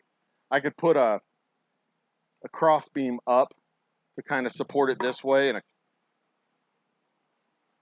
in fact, that's probably what I'll do on this side. I'll do a cross beam up here, a cross beam up here, and then this one will just be flat hanging off the side here. So it should be plenty fine supported. And if I do start getting a sag in it, I'll just zip the thing out and replace it with something better. But right now, you know, I can save $40 by just using that piece of wood that we've had laying around.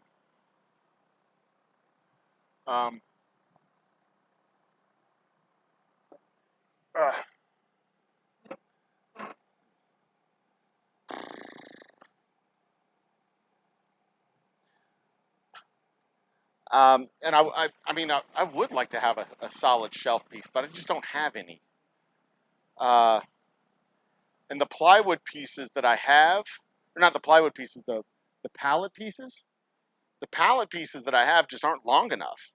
And this one, this tabletop here, the actual prep space here, this is the one that I really want to be sturdy because this is the one that's going to have all the bar work stuff on it. It's going to have the bottles, and it's going to have the mixers, and it's going to have the glasses, and it's going to have all the stuff on here. So this is the one that I want to be really sturdy, which is why I'm using these 1x6s as the wood for the tabletop, the worktop. Now, theoretically at least,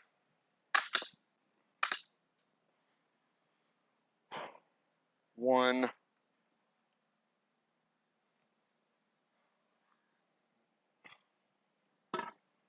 one, two, three, four, five, six. If I had 6 more of these, theoretically,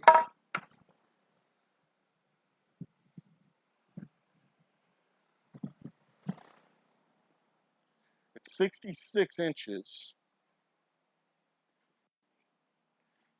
from here to here.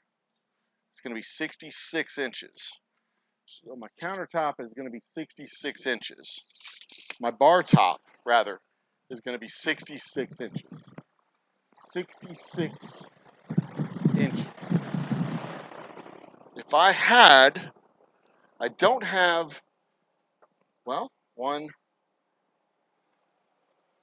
2, I have 2 more of those 1x6s.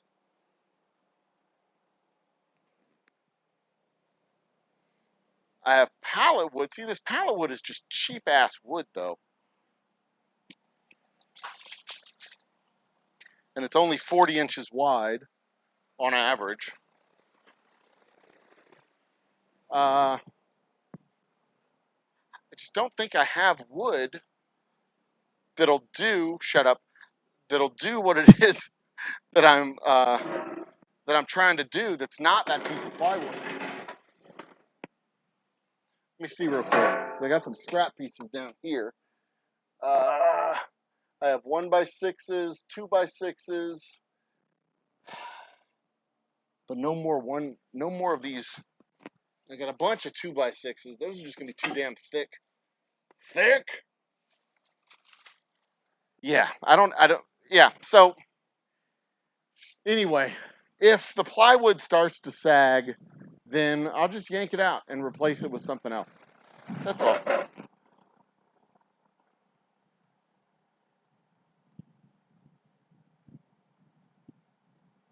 Oops. If the wood isn't long enough, it could be made by clamping some boards together, but in a step narrow. Yeah, I get that, but it's just, I mean, the pallet wood is just cheap. And I know the plywood is cheap too. But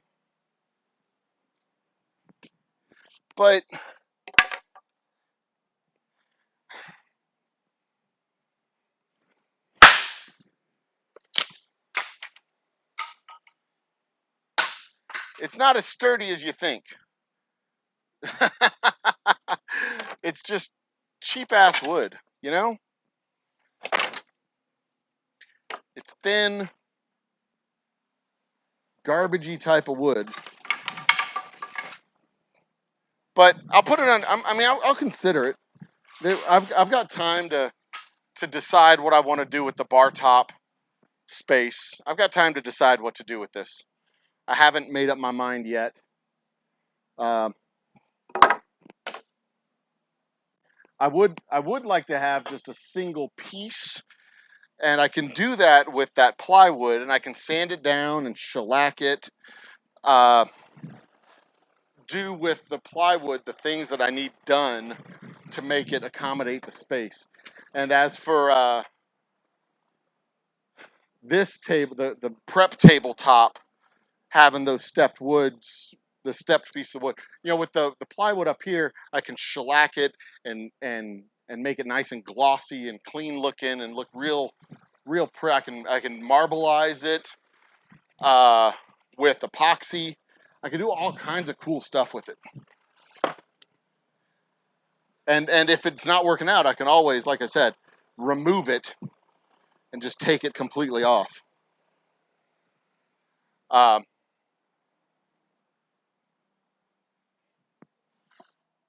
And replace it with something else. Some better wood.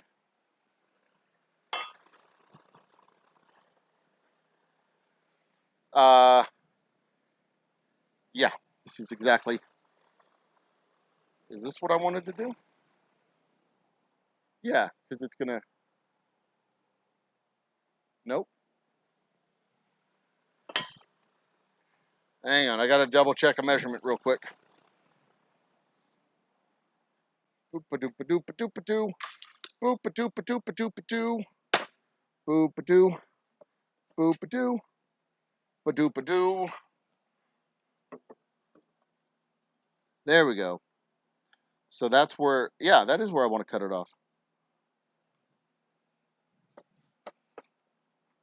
But then to make it plumb, okay, so there's a, okay, I'll show y'all in a second. Ugh, there's a cleft in this palate right here where it goes in. This is where I want to cut it off. And this is going to butt up to the front of the bar, and then the back of the bar is going to come up to right here. So that's what I'm doing now.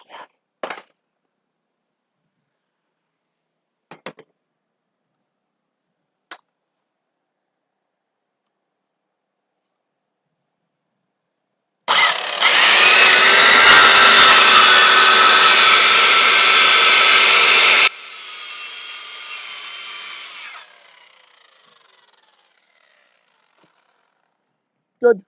Nope. Didn't go all the way through. Some bitch. By the way, don't do this at home. I'm in my distillery, so it's safe.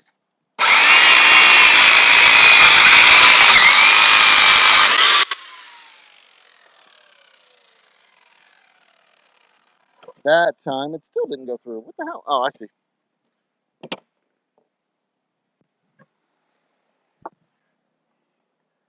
And sometimes you just got to finesse it.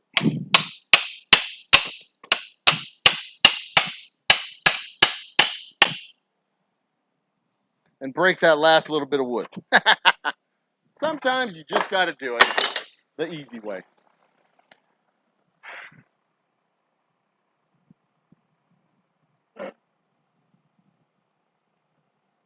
Cut it to size in the parking lot with the right tool. Christina's Creative Space is here. Cheers, Christina.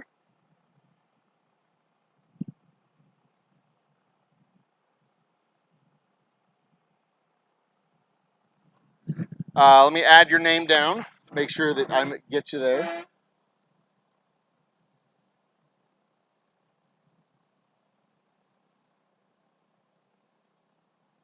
Christina's Creative Space. There you go. You're on the wheel of doom and glory one more time. All right. How the hell am I going to get that?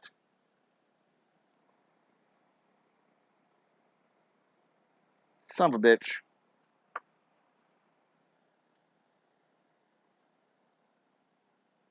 How the hell am I going to get that done? I'm going to have to use an actual fucking saw. Like a goddamn caveman.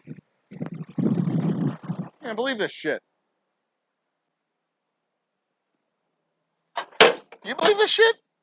I can't believe this shit. I'm going to have to use an actual goddamn handsaw. Also, my vodka guys are probably lost because it has been like forever since he said he was on his way. And he is not here yet. Are you kidding me? Do I not have my saw? Did I bring my saw home? Oh, I can't make these cuts. No. Oh no, unacceptable. I'm not going to be able to cut this pallet down to size. Shit.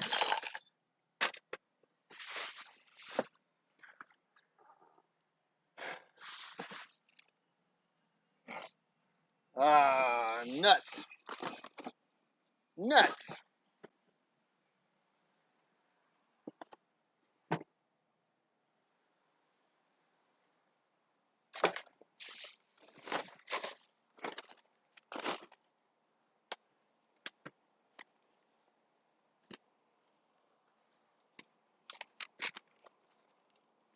Farts. Farts, farts, farts.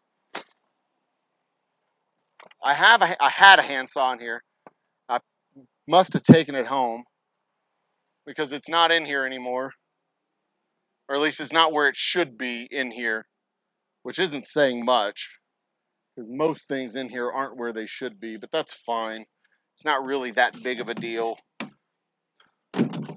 I'll just bring the saw tomorrow and cut the stupid piece down tomorrow. When I should be getting my order delivered, at least, theoretically.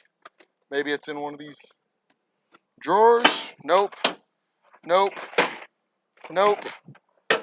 Nope. I do have a paintbrush, though. That's nice. Crud. Crud. All right. All right. Well, this is just going to have to sit back and wait till it's time for its turn to be used. And then,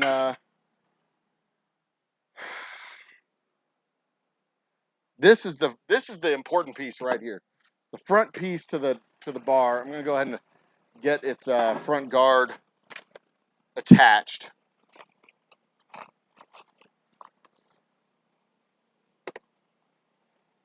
With a wood screw. Where the hell is the opening to this fucking...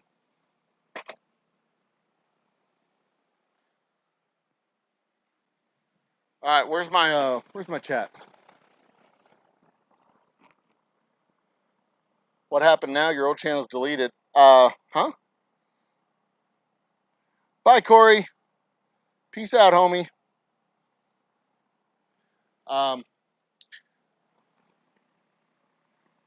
What's happening now, Christina? What's happening now is I am working on assembling my bar. It will be the most awesomest bar in the world. Oh, no, no, son of a bitch. I use these weird, stupid screws. I don't want these weird, stupid screws. I thought I got Phillips head screws. These are stupid star head screws. I don't want stupid star head screws. Damn it, I'm going to have to take these things back. What a pain in the ass. Why do they even do this? Fuck me. Son of a bitch. God. Nothing's easy. Nothing's easy. Ugh. Everything has to be maximum difficulty. Everything has to be maximum difficulty. All I've got here are nails. I've got one fucking screw.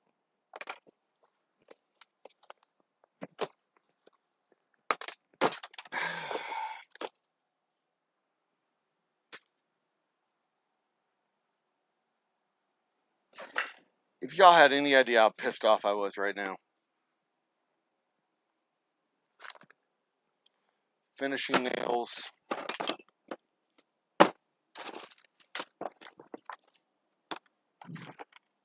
Nothing. Son of a bitch. Alright. Alright. Well. Fuck.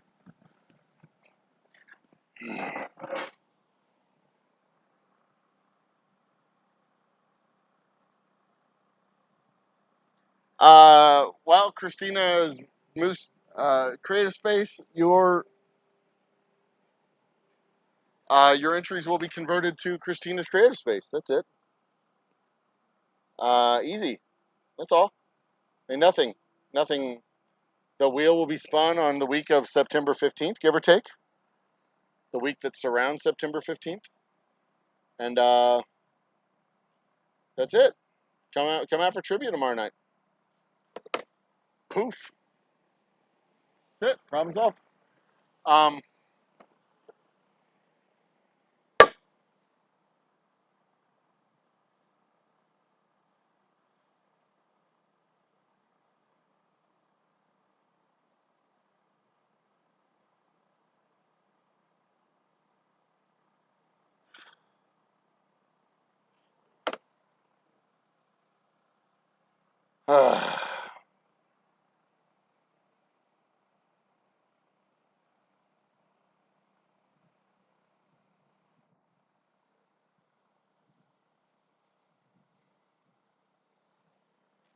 I'm annoyed.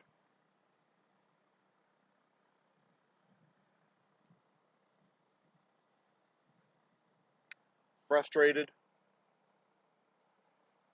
A little pissed off. You know, it's always like close to the right tools, and then I got to stop and go to the goddamn store and get the right stuff.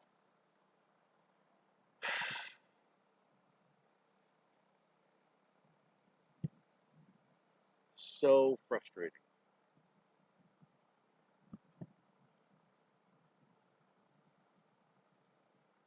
I have the wood, but I don't have the screws. I don't have the saw. I have drill bits, but the drill bits aren't for the right screws. For the screw bits, I guess. They're not drill bits, they're screw bits.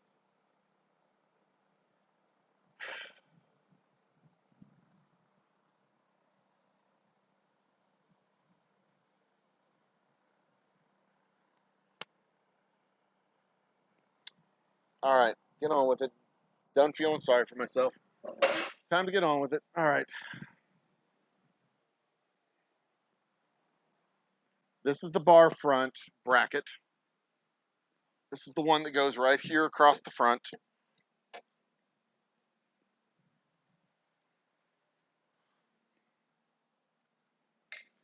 Bar top bracket.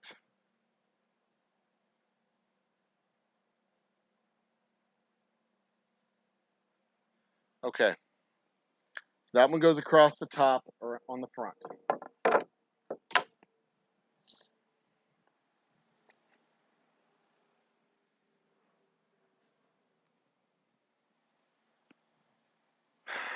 Where are those 2x4s? Where did I put them? I'm also 100% certain that I will step on a nail and have to go to the hospital. What fun. Okay, so this guy is going to be over here, 16 inches out from this point here.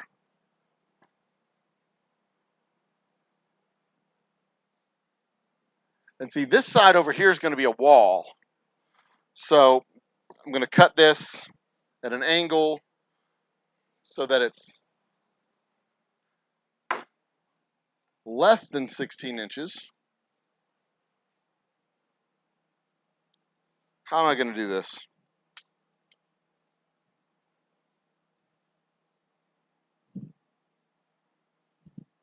Do something like that.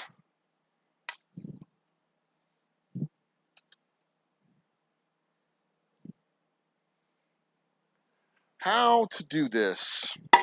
Thinking brain. Come on, thinking brain. And then I want to do another one in the middle so that I have that thing braced, fully properly braced. There it is. But this is a long piece of wood. I got a shorter one somewhere? I don't have to cut it so much.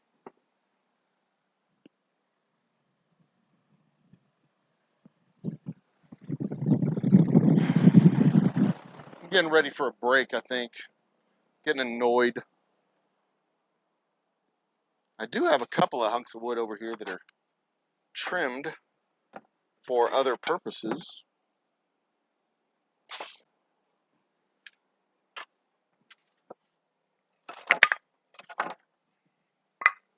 I mean,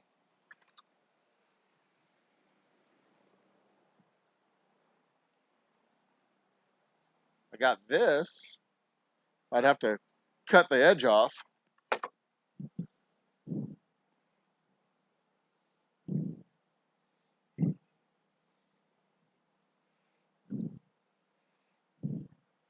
Yeah, it's not going to work though. This won't work. Neither one of these will work.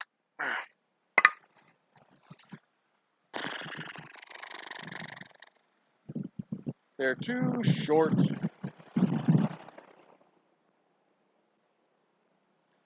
Teeny little short wood.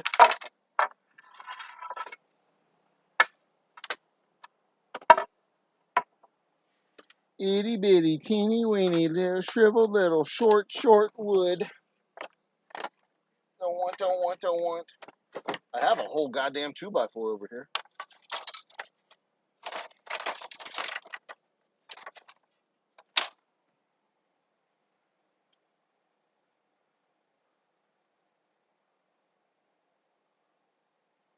You know, making it with pallet wood may not be such a bad idea.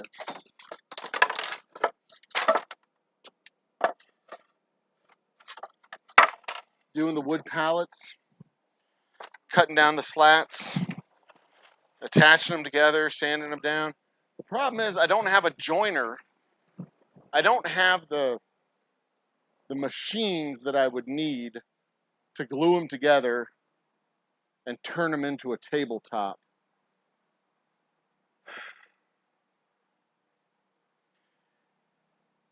You know, because those pieces are not going to turn into a tabletop proper. I'm just going to lay them down and drill them into a 2x4. I'm just going to lay them down end to end on a 2x4 and drill them into the 2x4. They're not going to be attached. They're not going to be glued together or anything like that. They're just going to be laid down. And then there'll be a 2x4 here. And it'll just bzz, bzz, drill into it like that. So I'm not making a tabletop out of the wood. I'm just making a surface, a prep surface. It'll be smooth. I'm going to sand it down and plane it down and make sure it doesn't have any bumps in it so that we can actually do prep work on it. But I'm not making a proper tabletop. I don't have the tools and equipment for that. All right, well, anyway.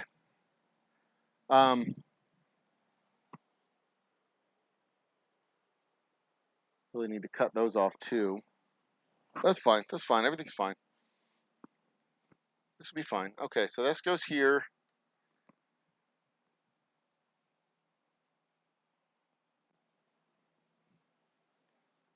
I am going to need to cut these off too.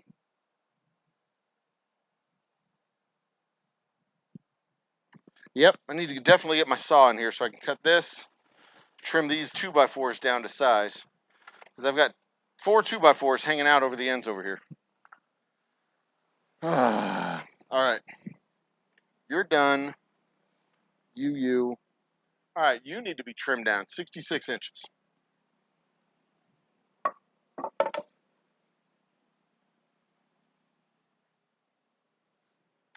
Although I can't really confirm that measurement until I get that pallet attached over here to the side. Motherfucking shit.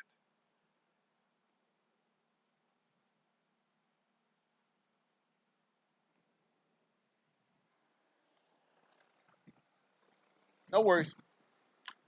No worries, no problem. No problem. All right. See you, Greg. Trivia is tonight, Christina. Trivia is tonight.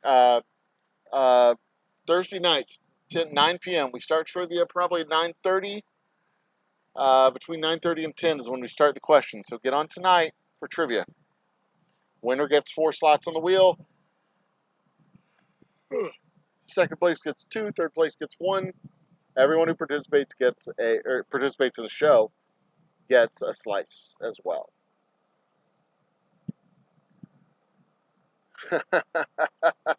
Thank you, Greg. I'm not discouraged. I'm just frustrated. It's annoying. You know, it's the you're in the wilderness. You're in the wilderness. There's no path. There's no trail. You're trying to forge it out. Every once in a while, you come to a dead end, and you just gotta, work your way through it. It's annoying. It's discouraging a little, but it's not. It's just part of the fucking. It's part of the challenge. It's always something. If it were easy, everyone would do it. It's just how it goes. I'm hot and I'm thirsty. That's about it. I'll take those screws back to Ace Hardware. It's right around the corner. I'll take those screws back to Ace Hardware and get that fixed, get that settled and dealt with. I might stream tomorrow.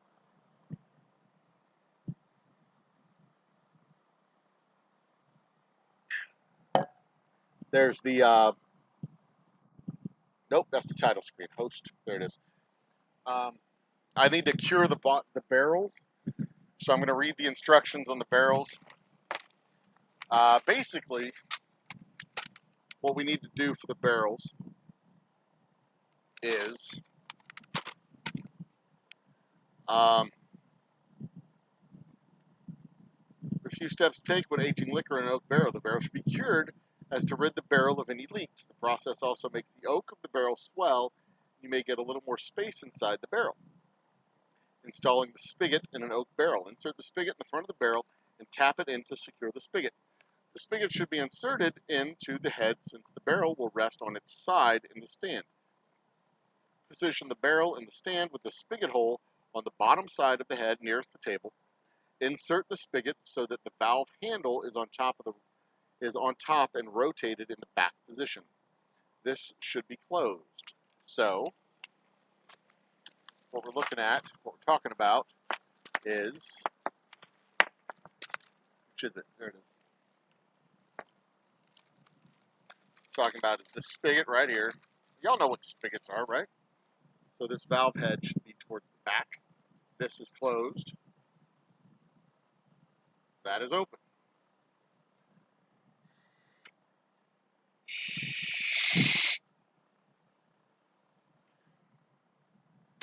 There you go.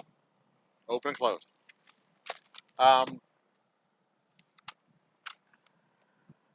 Insert the bung in the bung hole.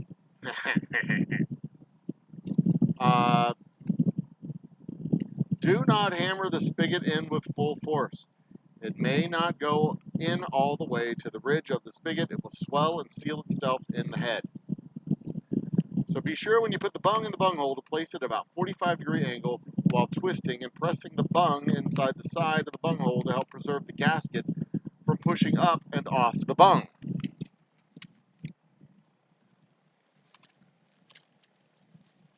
This is the bung. The bung is basically the cork that goes in the bung hole. This is the gasket of which they speak. It's just, it feels like it's just like, I don't know, some kind of squishy, soft, rubbery stuff. Possibly rubber. When you're jamming your bung in the bung hole, be sure it's covered with rubber. Curing the barrel. You start by rinsing out the barrel 3 or 4 times to get any wood debris out. Fill it, cover the holes, shake it, empty it.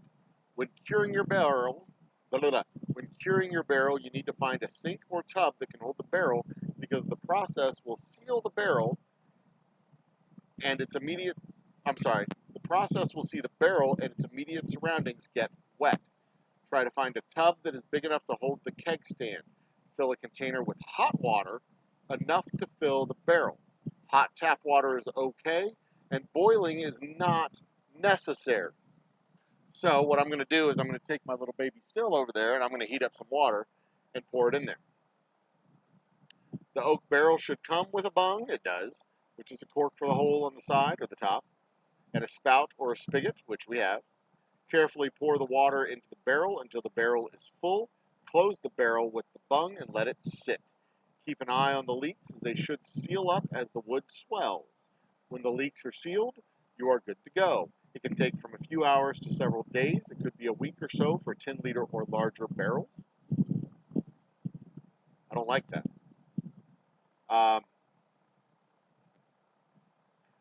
If you still have a leak after a week, and send us an email with your order number and pictures, we will help. The heat of the water is going to help with expansion of the barrel and seal the barrel up nice and tight, therefore curing the oak barrel. All oak barrels should be cured before using them to age liquor or wine. There may be small pieces of char inside the barrel even after rinsing and curing. This is normal and part of the charring process. I'm hoping to keep them in there. They recommend straining the spirits and wine and removing them from the barrel. We absolutely do that. We filter them like 4 times. Do not submerge the barrel in water. This will cause your barrel hoops to bleed and rust and may cause it to get black all over the outside of the barrel and won't look very good. Once your barrel has been cured, do not let it dry out. Once a barrel has been cured and dried, it may not seal back up once you fill it again. Once wet, always wet. If you're going to store your barrel with water for more than a week, you will want to use a Campden tablet, 1 tablet per gallon of water inside to keep mold from growing. Our water has no mold in it. It is very neutral and very clean. If your barrel is still leaking after 7 days, send pictures and contact us immediately. Waiting too long may cause mold and may void your warranty. If your barrel will not seal, we may just need to send you a little barrel wax to help seal it up. Let us know and we'll send you some wax to help seal the barrel. Here are some instructions on how to apply it. You don't need to have the wax. I guess I could fill up my baby, yeah, I'm going to go ahead and do that. Fill up my baby still and get some heat going.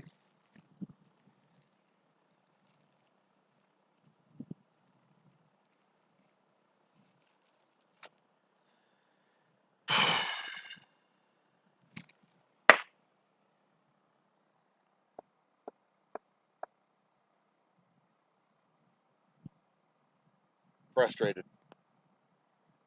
Very frustrated. But it'll be okay. It'll be okay. You know, sometimes the path leads nowhere.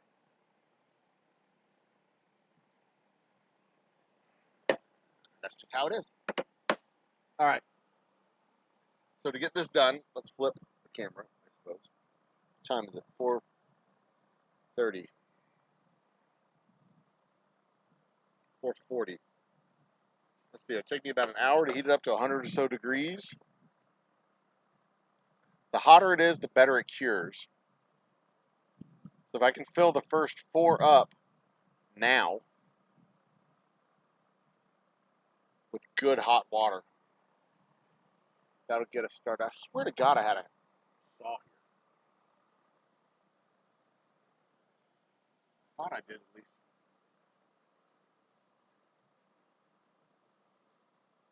All right, flip the camera.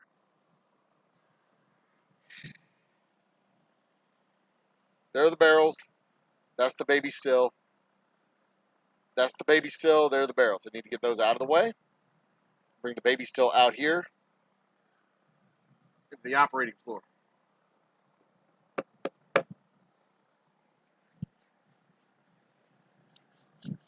Covered in sawdust.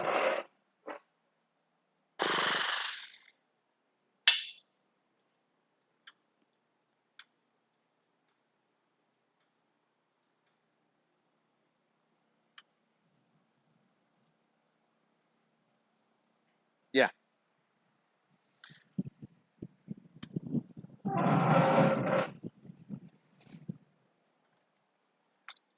All right.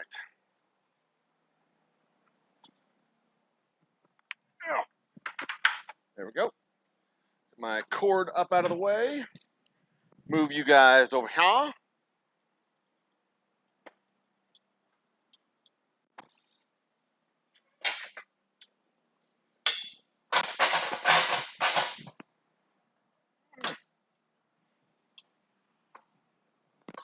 You back to over there.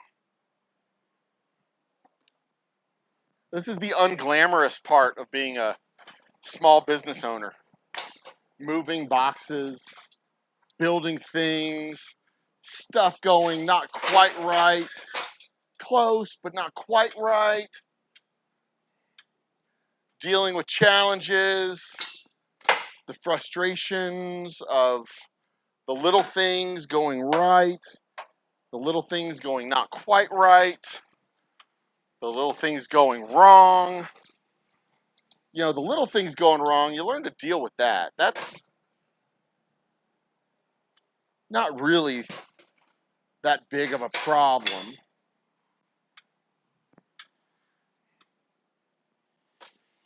It's when the big things go wrong that you have a problem. The little things going wrong, you know, you deal with that. That's the nuisance. That's the nuisance shit. That's the annoying stuff. That's the internet going down. That's you know, your Facebook ad not running. That's you know, not marketing your event correctly, and or spending too much money on food when you have a crowd. You know, spending money on food for 50 when you only have 20 show up. Those are the little things that's annoying, and they could be big things.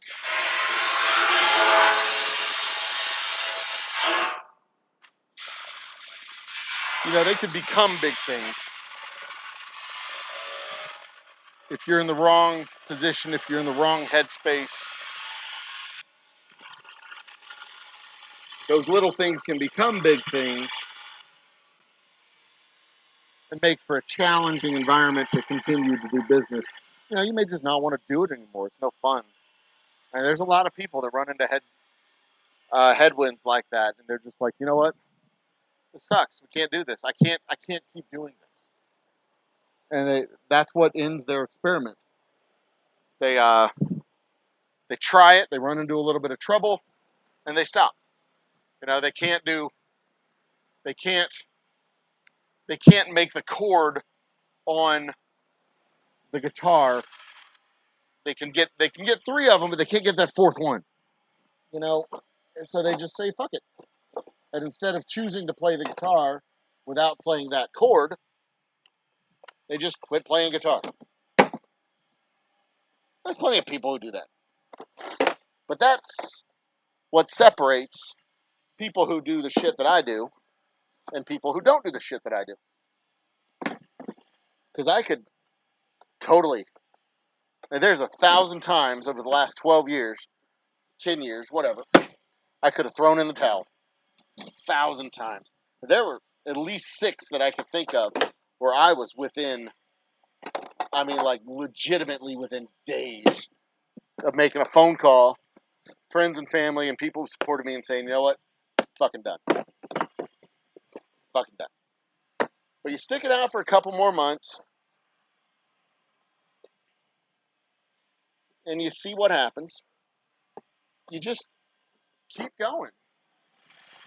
You try to figure out how to get to the next at-bat. You try to figure out how to push it to the next month. You try to figure out how to get to the next sale. You need $1,000. You need $2,000. You need $5,000.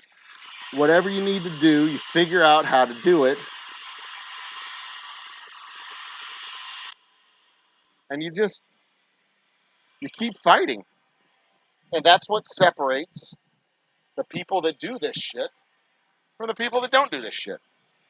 From the people who set up their YouTube channels, the people who don't set up their YouTube channels. The people who figure out how to make their YouTube channels work, and the people who don't. That's just, okay, so I got water in here. It's filling up. I have also added, I've got the heat on. So we've got heat flowing, water filling, and then this water, as it heats up, when it's ready, it's going to go into these barrels. I'm going to do 5 gallons or 5 barrels at 4 or 5 barrels at a time.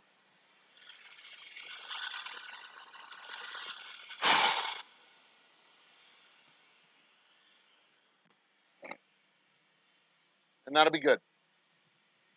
That'll be good. I'm going to take let's take some trash out of the garbage can real quick. I don't want to take that wood out yet. I want to keep that wood here. This has got to go. Walk to the garbage can. Wonder how long y'all will hear me if I keep talking as I walk to the garbage can. Just keep on talking. Talk, talk, talk, talk, talk. Talking and walking all the way to the garbage can. Talking and walking all the way to the garbage can. Oops.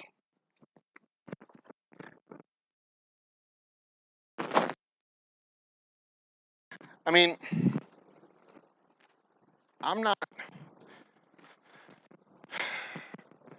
don't think that entrepreneurship takes anything special, but it does take a problem-solving mentality to continuously face problems and then solve them. Because there's two ways to deal with every problem. I mean, you know this, I know this, we all know this. You can either avoid it or solve it, right? I mean, you don't have to solve every fucking problem in the universe. You don't even have to confront every problem in the universe, right? I mean, you can legitimately just say, nope, it's not my problem, fuck it. I don't have to deal with this, it's not my deal. And, you know, with entrepreneurship, you don't really get that luxury because every problem is your problem, especially when you're a one-man shop. Oh, hello. You know, when you're a one-man shop, every problem is like legitimately your problem. You don't get to just walk away. You know, you've invested money in this thing. I've got thousands of dollars that I've put into this distillery. I'm not just going to walk away from it. I'm invested. I'm committed. Hello.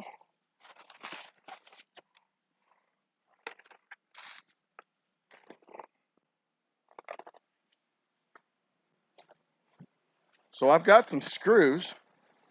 They are Phillips head screws, but they're too short. I got a lot of them too. But they won't go through a 2x4.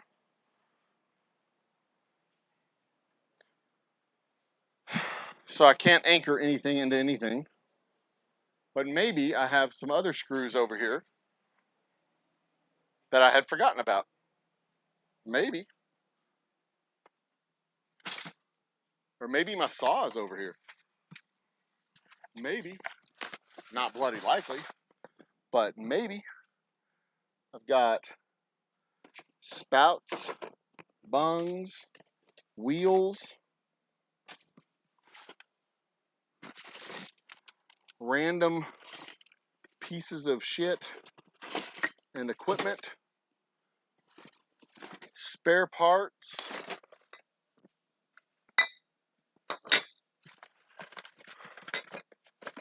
a speaker, twine,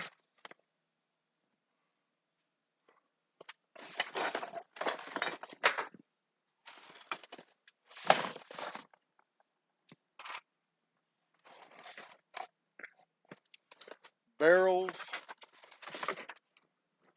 not useful barrels. Nope, I don't have any screws. Anything in here? Some WD-40.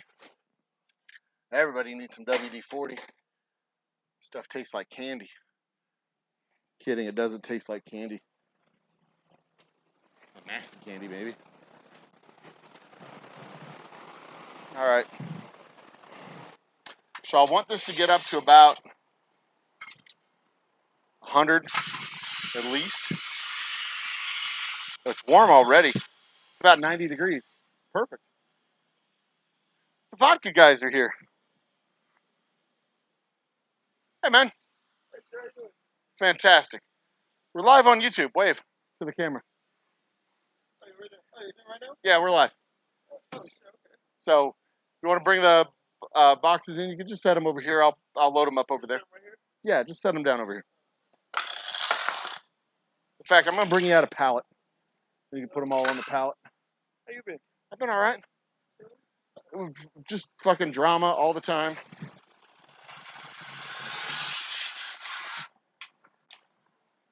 All right, so that's gonna heat up. I'm gonna mute us so that I can talk to my vodka guys. Bring them a pallet so they can put their boxes on it.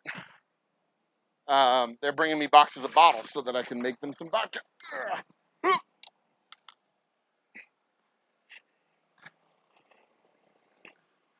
I'll let that water heat up for a minute. Hey,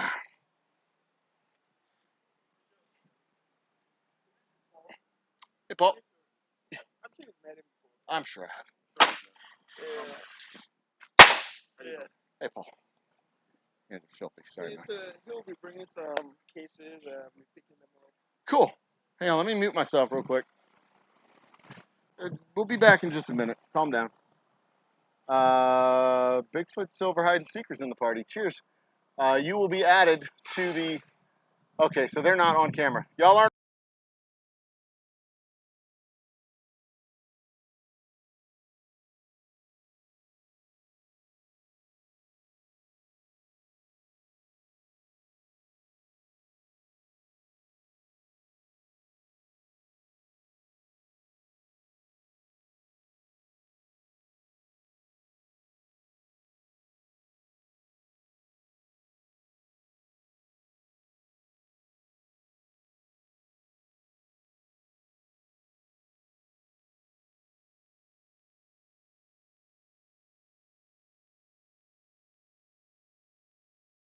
Go right there. Nope, wrong one. Is your bar looking a We'll little go right there. There we go. You can still hear me. I got to mute.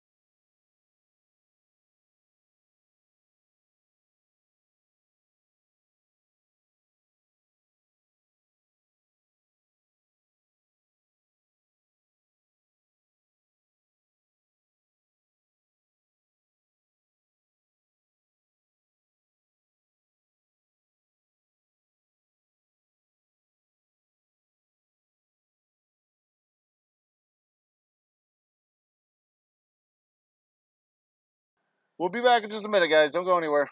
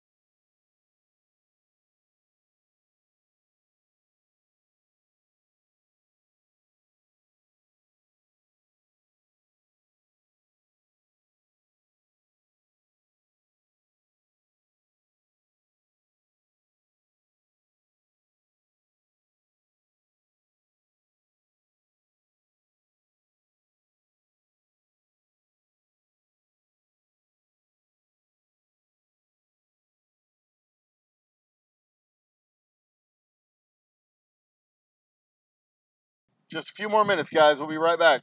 Promise, we're not going anywhere.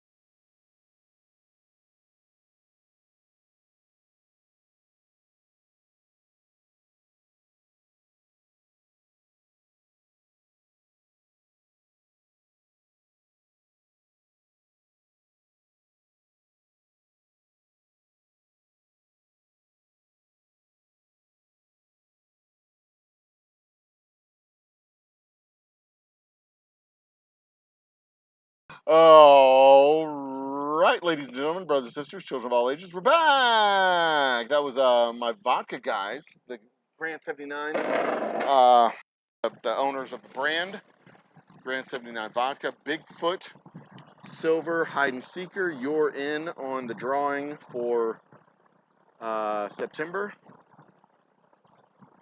Silver, Hide, and Seeker. All right, you're in on the drawing in September. Have no fear. My water is, let's get up there. Come on. The water is at 100 and change right now.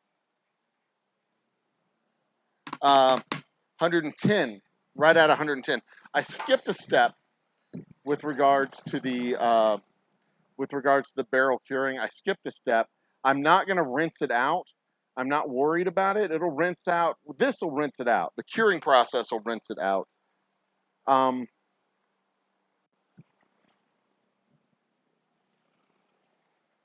on a second. I know I just came back, but I'm going to pause.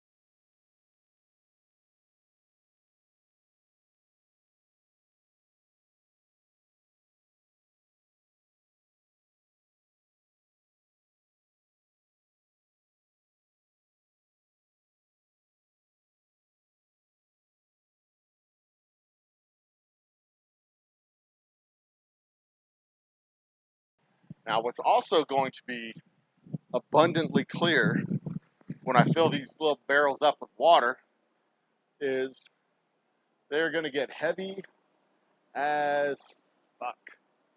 So they're going to leak like crazy and get heavy. I mean, it's 5 gallons of water. They're not, 5 gallons of water is not nothing. So since they're going to leak, we know they're going to leak. I'm going to go ahead and lay a blanket underneath them, a little water catch.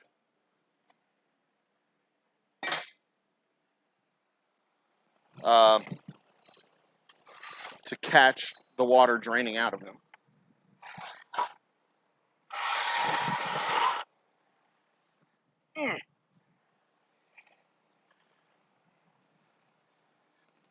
And it's just a piece of black fabric. It's nothing extravagant or extensive or anything like that.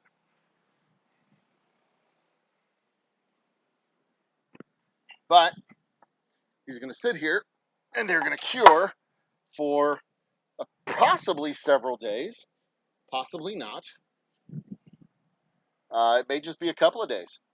But I need them to sit here until they stop leaking and sit here and think about what they've done until they stop leaking. And when they stop leaking,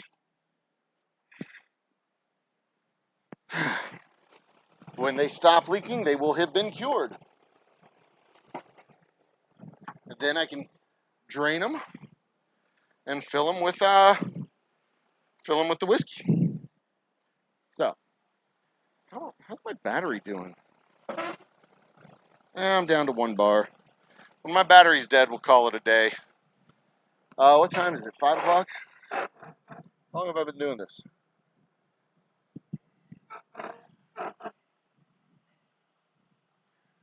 Ah, wow.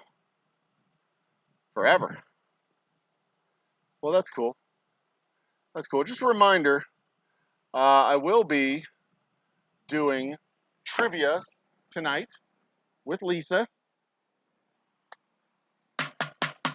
We are just over 110. That's good. It doesn't need to be boiling. They said. They said it doesn't have to be boiling. I'm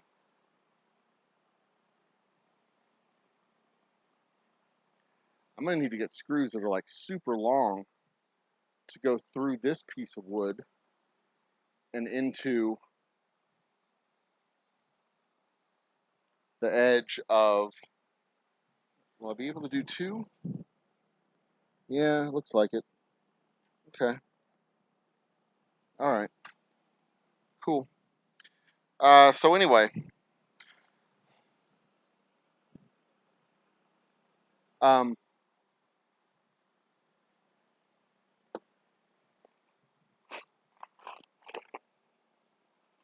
these nails aren't long enough anyway. Stupid. Any hoodle. All right, we're gonna start filling those guys up. It's gonna be a mess. It's gonna become a mess, and that's cool. Mess is good. I'm good with mess. I'm good with that. All right.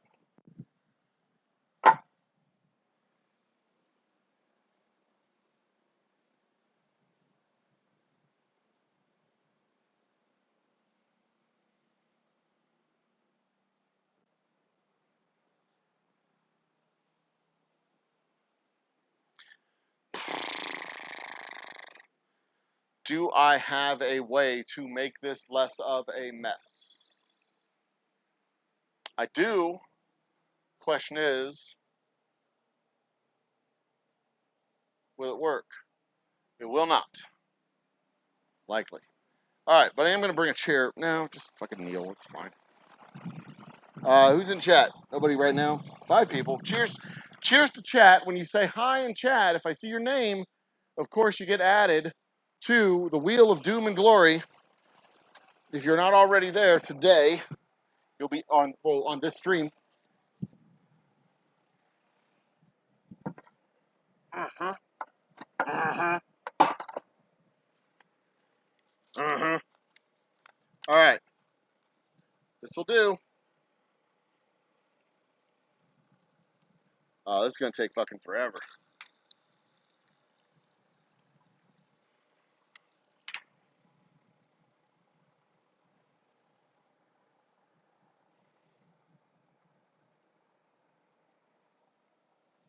This is going to take forever.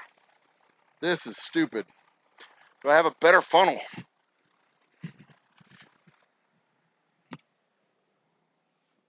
Will you work?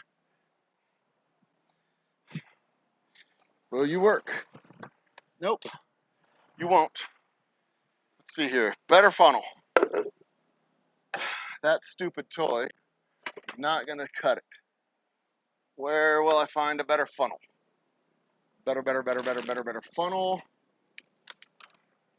Or at least a funnel, period. Not the stupid water toy.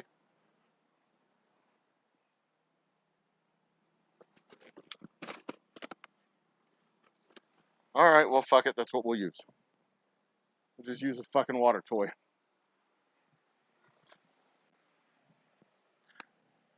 I swear I had a funnel in here at one point. It wasn't gigantic. It was just a normal sized funnel. I swear I had one in here. But it would not seem to be one in here. Twixt more. Just making up words at this point. See if this will work the way I think it should. That's too big.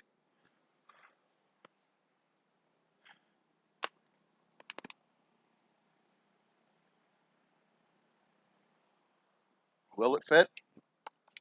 Nope. Will not fit. All right. Back to this stupid thing.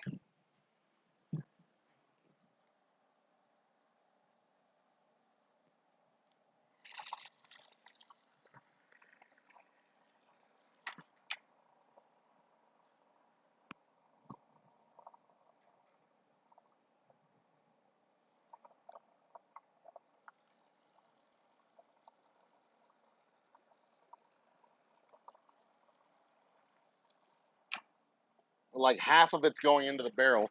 The other half is coming out the bottom of the fucking funnel. Oh, are you kidding me?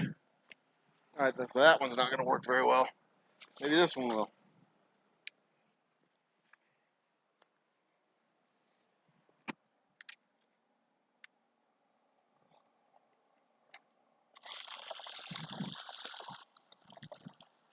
That worked better. This one's a better funnel.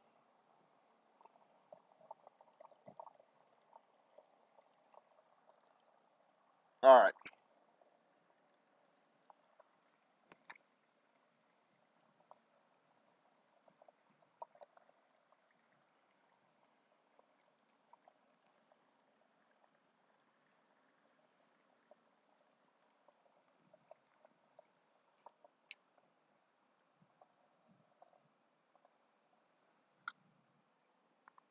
Ugh. This is not gonna work. I don't like it. Maybe this will work. Will you fit? Yep. Will you fit in there? Yep. All right, let's try this. That's my microphone.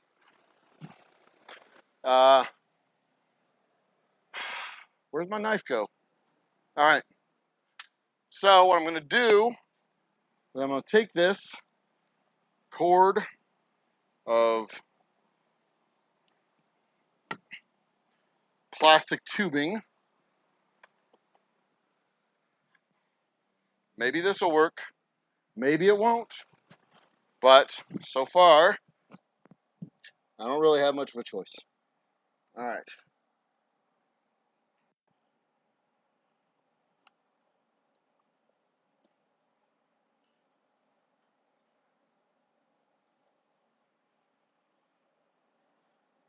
All right, that's not going to work either. Well, let's try the siphon technique. Maybe that'll work. Or I just siphon it in.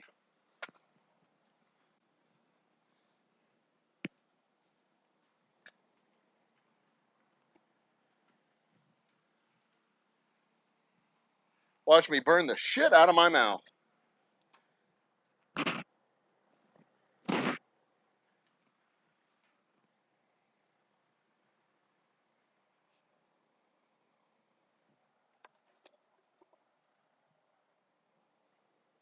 We have a good siphon? It looks like it. Yep, we have a good siphon. Excellent.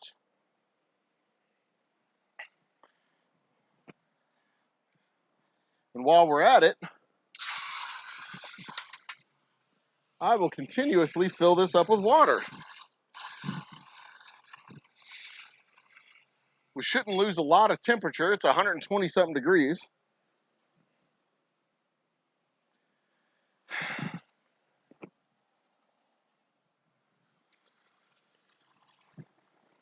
Do I have audio? Yeah, I have audio. Good. All right, so I shouldn't lose a lot of temperature. Since we're at 120 degrees, the heat's still on. We're rocking and rolling over here.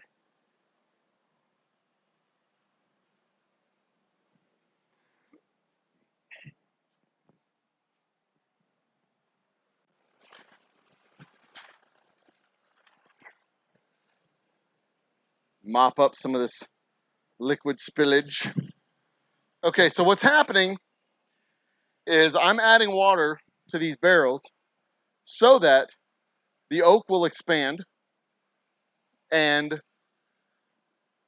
the staves will expand and basically the barrel will cure itself and it won't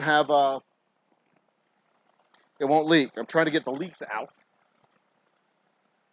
of the barrel before I put whiskey in it so that, of course, we don't lose whiskey. Because I would much rather have water draining out on my distillery floor than whiskey because I'm not stupid. I mean, I'm a little stupid, but not a lot. Not that stupid.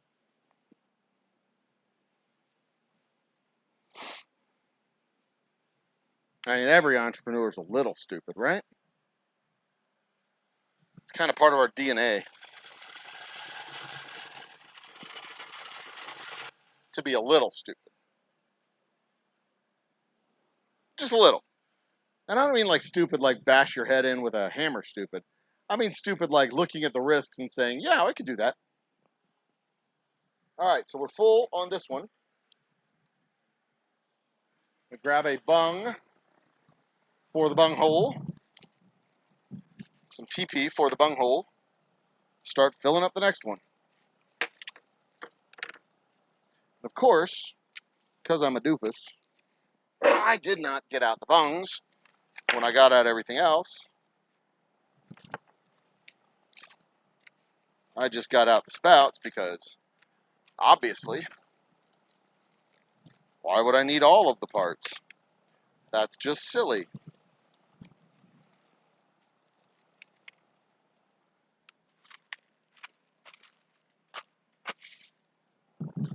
But the siphon method is working nicely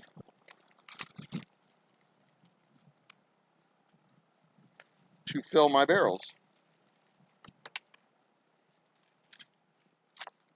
Oops. 1, 2, 3.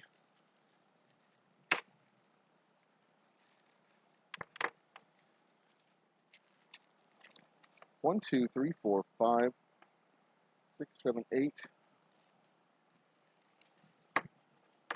9. Where the hell's the other bung? Oh, there it is. Found it. All right. So this bung goes in this bung hole.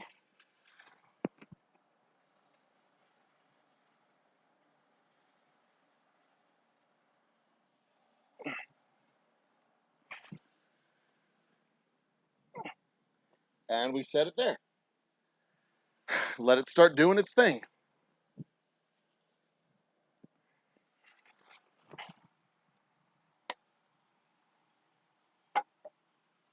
And we will spread these blankets out to hopefully fill up all 10 barrels today at 120 something degrees. Well, let's drop down to about 100, but we're staying above 100. When it gets up to 100, I'll stop it again. Uh-oh. Get down in there.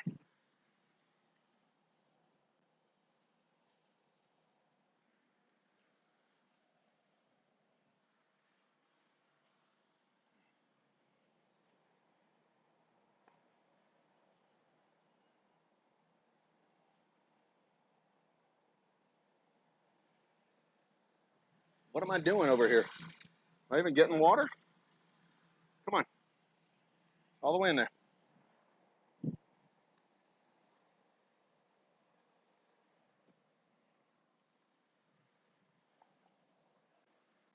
There we go. Fill her up, boys.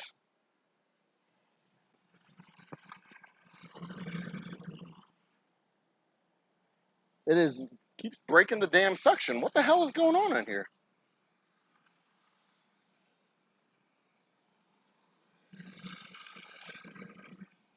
All right, let's try this again. Quit disappointing me. Seriously, you're making it worse. Every single damn time you make it worse. Stop it.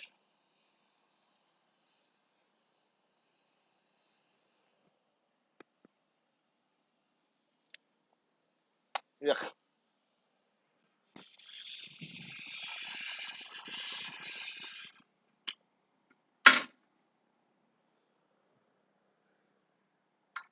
Well, it's not going to work if you don't stay in the water.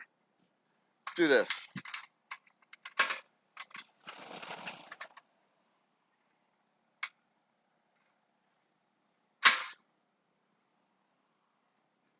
That motherfucking truck.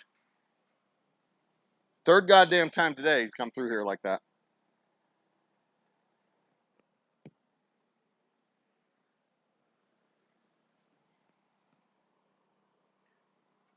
All right, there it goes.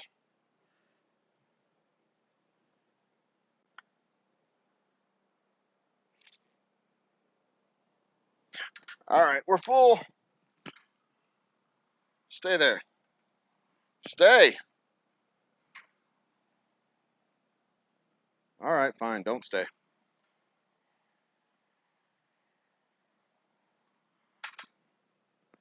Add another bung to the bottle or to the barrel.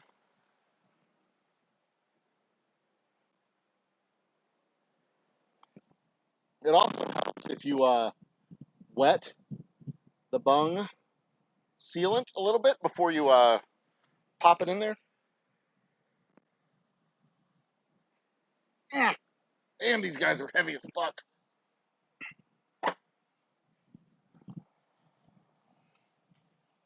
All right. Next step.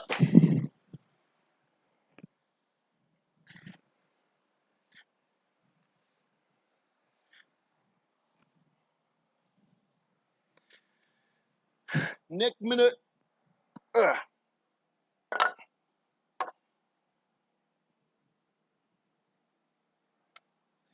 All right. 2 down. 8 to go.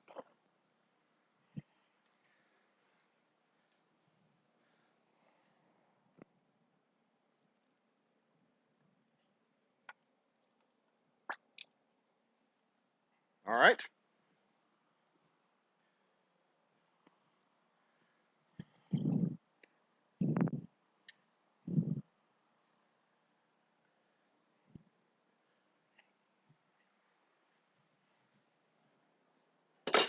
Next minute.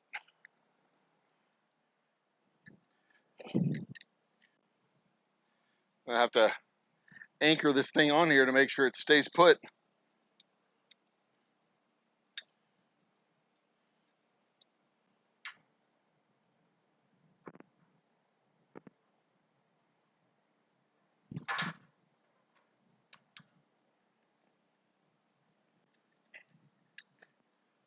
Let's see here. Try doing it this way.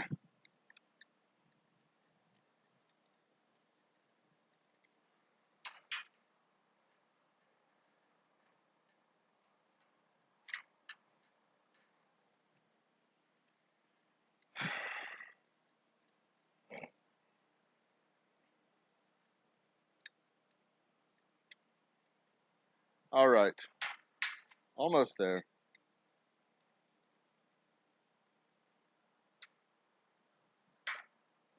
There. That'll do the trick. Just make sure it doesn't go anywhere. All right. What else is up?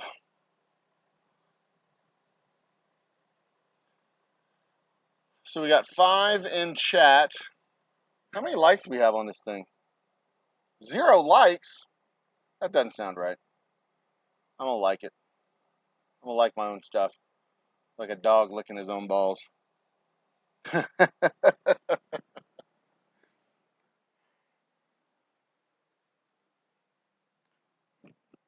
Yeah, of course, I am going to try and put these back on the pallet at some point, even if they are full. They're not impossible to lift. They're just heavy, you know?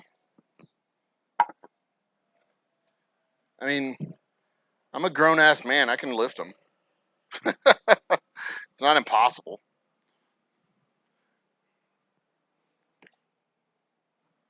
But I do need to monitor and make sure that we don't, that you know, all the leaks are being solved, that we're not leaking anything out. And I don't want to stain my floor with barrel goo.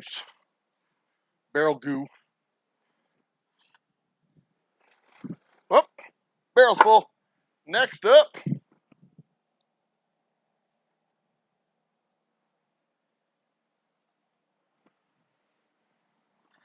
and add some more water while we continue to heat.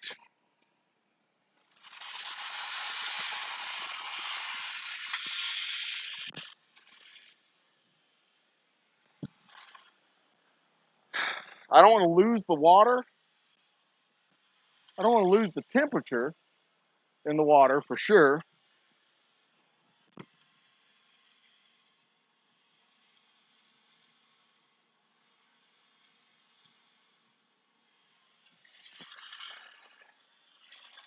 Ugh.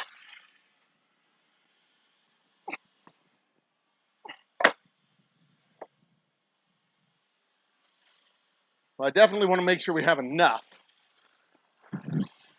You know what I mean? Yeah, you know what I mean.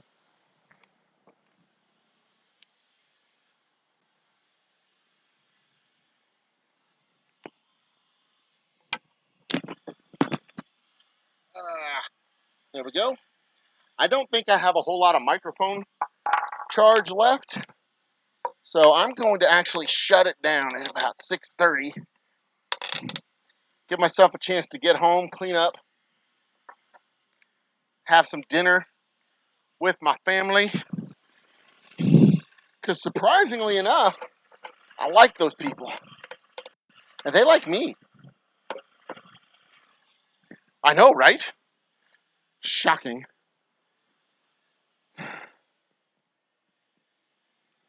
I am a likable individual at times. Can also be an ogre. I mean, not gonna lie, I'm not a perfect person. But I make efforts.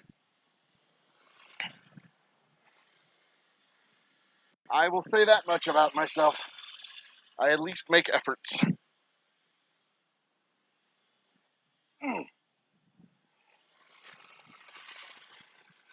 And that's really all you can ask of people, right? You can't ask them to be perfect. You can just ask them to make a slight fucking effort every once in a while.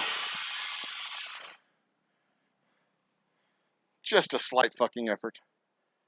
Every once in a while. Let's see. It started flashing at me. Yeah, it's flashing at me. Okay. So what we're going to do is I'm going to go ahead and shut down the Stephen and Gucci Saya. Guess what? You've just been added to the names of the on the wheel of doom and glory. We will do the spin of the wheel. Stephen and Gucci and Saya. We will be doing this. We'll be spinning the wheel in mid-September. I will be announcing when we spin it, and the winner gets a sample pack of our whiskeys, our straight whiskey, special reserve, double oak rye, and Boomtown Bourbon, along with a cigar. And I think I'll even throw in a shot glass. Must be a subscriber to the channel to win. Must be present to win. That's it. That's all of the stipulations. It's that simple. Oh, we got 8 likes. Holy shit, we passed 700 subs. How the fuck did that happen? That's awesome. Holy crap. Guys, we passed 700 subs. Shit. We passed 700 fucking subs. That means I'm gonna have to shave my wife's head. I'm not gonna tell her though. I gotta have a drink. Goddamn. Oh, barrel's full. Barrel's been full. Holy crap. It's been pissing all over the floor over here. I gotta have a drink. Holy shit. I'm gonna have some bourbon. Ah, fuck me. This is awesome. This is exciting. Guys.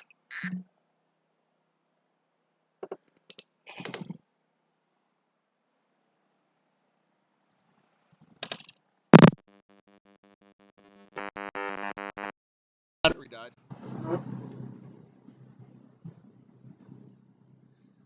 Alright, so that's that. That's done. Guys, holy shit, I'm elated. I'm over the moon. I'm overjoyed. This is awesome. I'm filthy. I'm like covered in dirt and grime and crap. Okay, so what I'm gonna finish filling these barrels up before I get out of here. Bacon. Oh shit, bacon. Add you to the list. We just passed 700 subs. We're at 708 now. Bacon. Goddamn bacon. Super duper exciting. Let me flip the camera real quick and show you what we're doing over here. I am filling my barrels. We did the unboxing of my barrels. Those are all 5-gallon barrels. And right now what I'm doing is I'm filling those barrels with hot water. I'm filling those barrels with hot water, which will cure the barrels and seal them.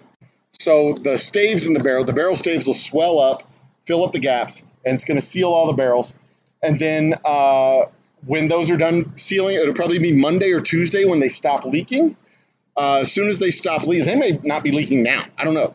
But when they're done leaking, I drain them out of the water, and then we fill them with bourbon. And that's going to be something we do next week. We will fill them up with bourbon. We'll fill them with whiskey, and as soon as the whiskey hits the inside of the barrel, they'll be bourbon. And so there you go. And we got 706 is what it says on my page right now. Holy shit, I'm fucking it. This is awesome. Cheers, everybody. Big celebration. I get to shave my wife's head tonight. Don't tell her. Shh, don't be calling up my wife and telling her. I'm going to surprise her. I'm going to surprise her. It's going to be awesome. Or maybe I'll dye it blue while she sleeps. Oh, it's going to be so much fun. Oh, cheers. Cheers, everybody.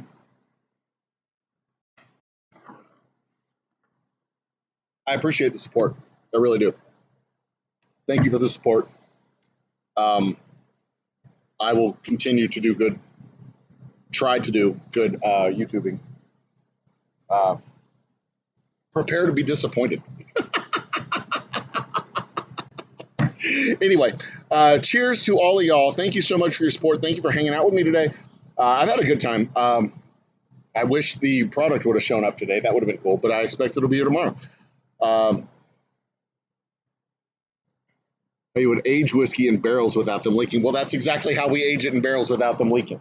We have to first cure the barrels. Hang on, I got to go over there and look real quick. First, you've got to cure them and make sure that they're not cut. This is full tweak. You've got to cure them and make sure that the wood swells up. And then once you have the wood swollen,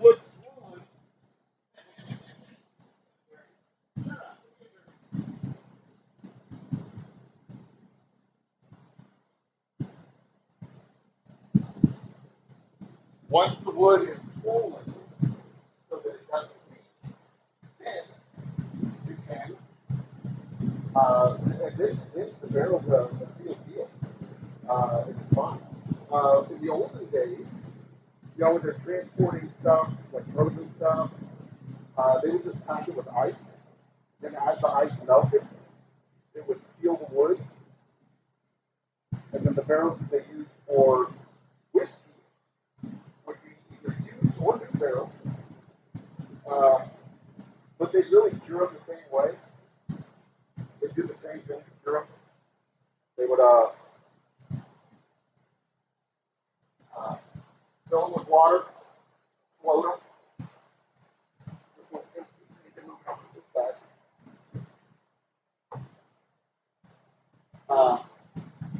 Float them so that they would seal. You can't really hear what I'm saying. My microphone died. Oh, sorry. Oh, shit. We're almost out of water.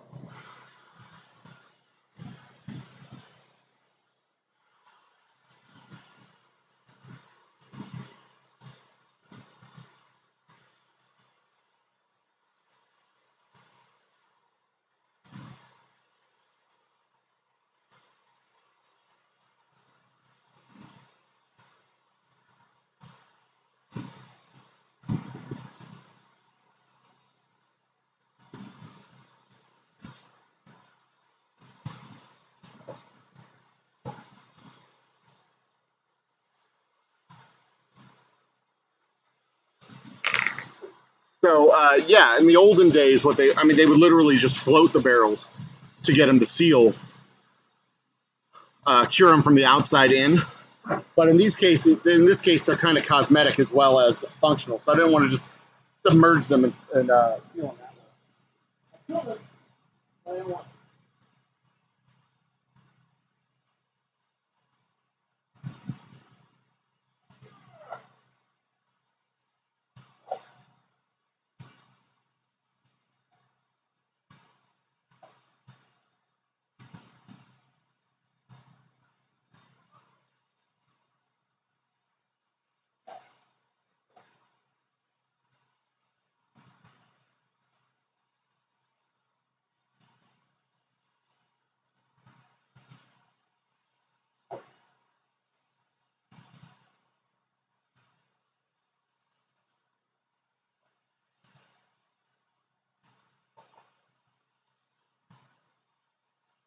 Yeah, so some of these aren't leaking at all. Some of these are already set to go. It's just a matter of waiting a couple of days to make sure and then getting it done. So there you go. I'm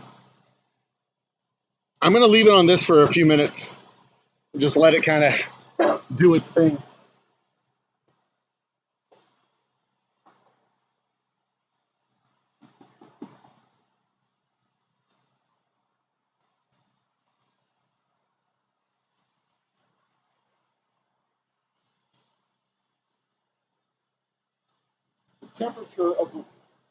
The temperature of the water has dropped below 100 degrees, so I'm going to fill it up for a little while. Actually, I don't know if it's dropped below 100 degrees because the level of the water has dropped below the thermometer. So I don't know what the actual temperature of the water is. I can find out though.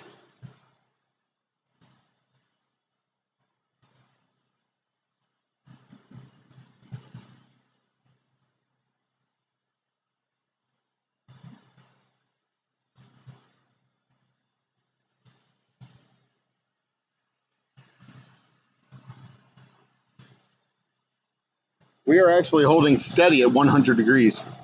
Oh, you can't see me. So I'm going to go ahead and start refilling.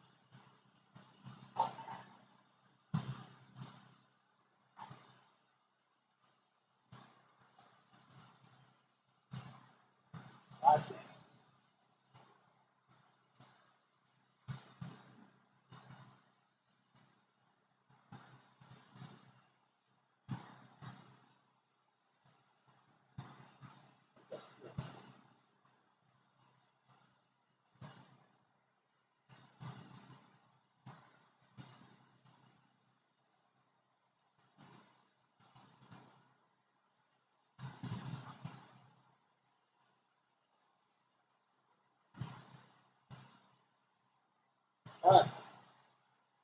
So what I want it to be is hot water. Hotter the better. It doesn't have to be boiling water. It just has to be hotter, hotter than tap. Barrels, as long as a barrel stays wet, it won't start leaking again. But once a barrel goes dry, it's really hard to reseal it and recure it. You kind of have to submerge it to get the staves to set straight. And even then, sometimes they won't seal again. But if you've got a barrel that's been freshly used, if you've got a barrel that's been used and it was wet and it's not full of something, it'll stay wet for a good couple of months. A good few weeks, 2 or 3 weeks before that wood dries out. You don't want it to dry out though, because when it dries out, that wood will settle, and when the staves settle, they may not seat right when when you soak them again. They may shift and then not seat properly when you try to get it wet again. I've been able to get several barrels to reseat and re-soak, but you almost have to slather it with barrel wax to get it sealed. But you've got a good solid 2 or 3 weeks.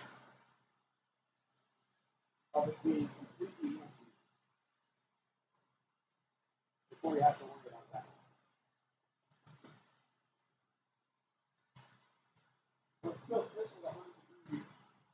This guy's not leaking at all. It looks. He's not leaking at all. This is not leaking at all. The part is kind of thin because the blanket underneath it is wet.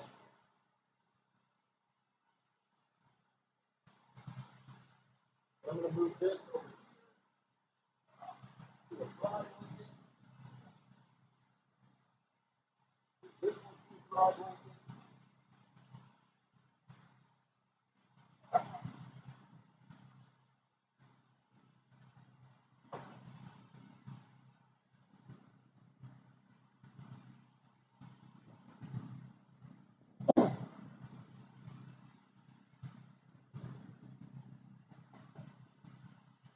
Alright, let's stop the water. I don't think it's serving a good purpose.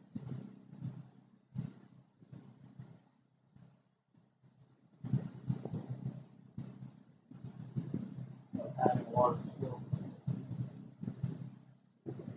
Full? Yeah, you're full.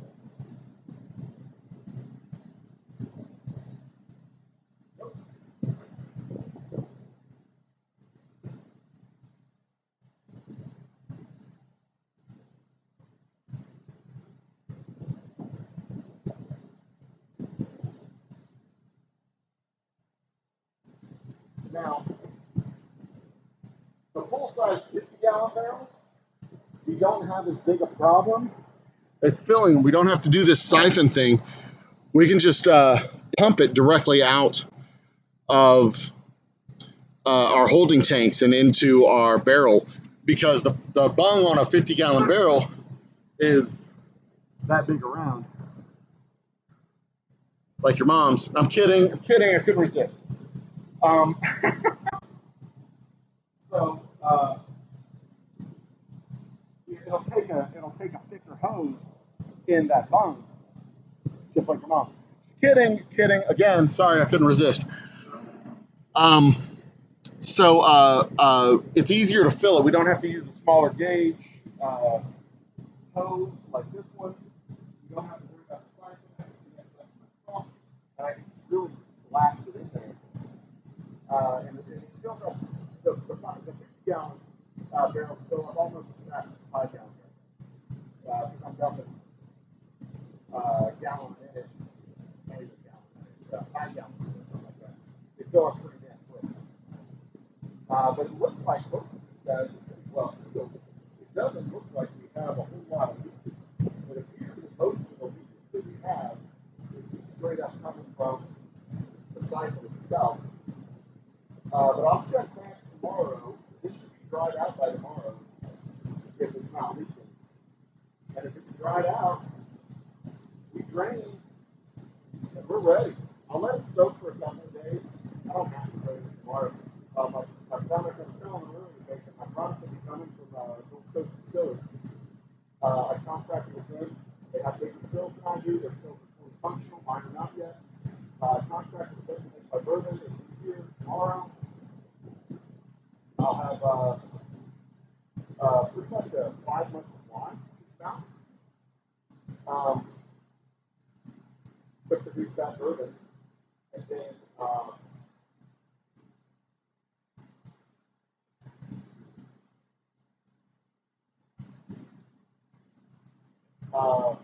probably come back to them for one more batch. And then once my bourbon starts going out to stores, I'll have my straight whiskey, special fruit, Jungle Rye, Boomtown Bourbon. Once everything's going out to stores, I mean, it's going to be. I may have to stop doing all my YouTube nonsense because I may not have any fucking time anymore. You know what I mean? I'll be too big time. I won't be able to do anything, right? I have to put Lisa in charge of the entertainment. I know y'all hate that. Have that same Lisa all the time. I'll put my son in charge of the entertainment. Give him an entertainment budget. Okay, that's cool. See how much water we have left. Should have enough for 10 more gallons.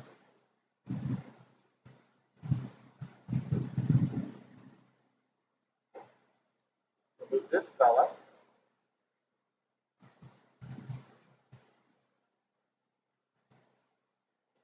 over here to yellow. Boy.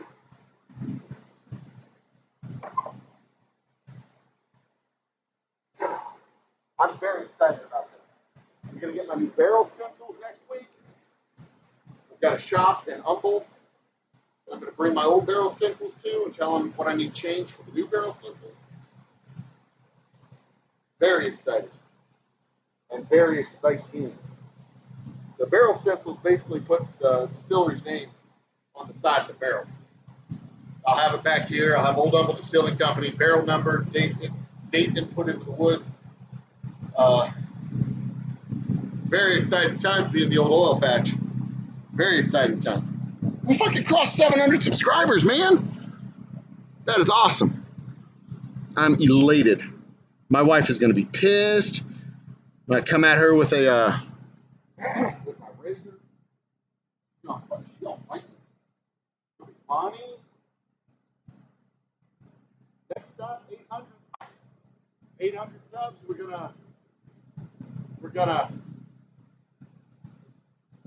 I don't know what we're gonna do. I am working on a project, though. The Old Humble Distilling Company is hiking. We're hiking the Lone Star Trail. I'm sponsoring a through hike of the Lone Star Trail. So that's going to be cool.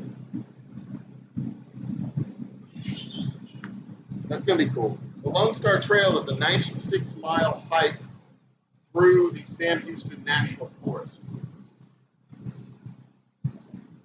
Beautiful, pristine countryside. I'm going to do it in about 8 days. Maybe 9. Maybe 7. Between 7 and 9 days. In January or February. I've already started training. I've started walking like 1.5 miles a day.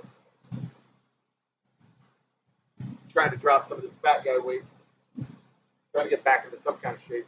It's not oblong overload.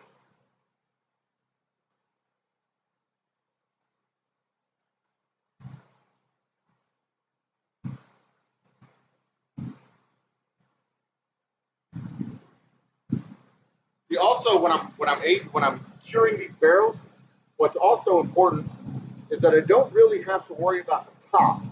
Like the top's going to get cured because the water's going to go up the sides, the liquid's going to go up the sides and through the edges. It's going to kind of cure the top, but the top doesn't really need to be cured because it's not going to leak up and out. It's going to leak down and out. So I need to really make sure the stuff on the bottom and the sides is cured up well.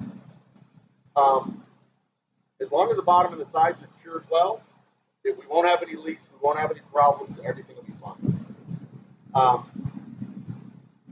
And then tomorrow and next week, I'm going to focus on finishing my bar, starting my bar, finishing the bar, getting all that done. This is so fucking exciting. I'm over the moon excited about this. You know how long it's been since we had barrels in here? My barrels, my wood, with my whiskey. Oh my God. 2019 was the last time I had my 5-gallon baby barrels filled with my whiskey. So excited.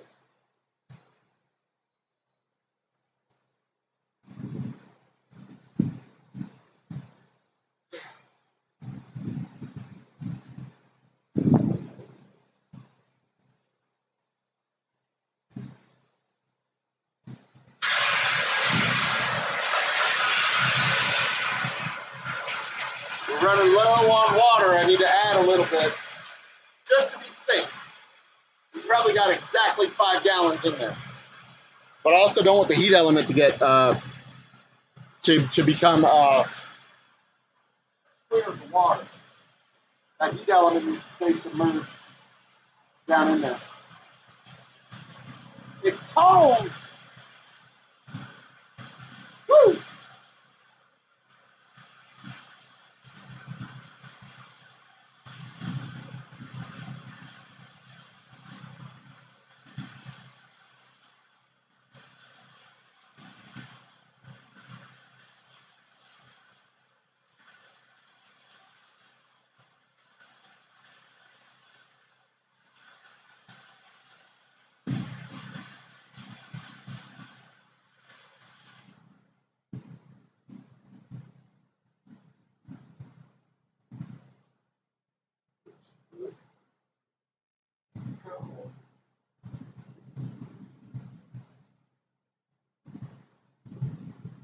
Oh, so fucking exciting.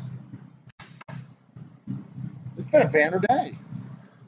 We've hit like Vanessa Kitty's back in the house. Cheers, m'lady.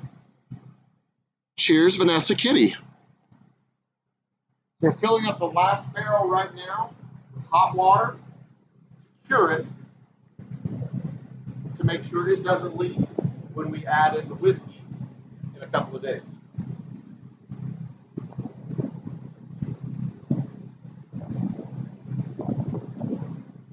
Now the bourbon that we're going to be putting in these barrels is made August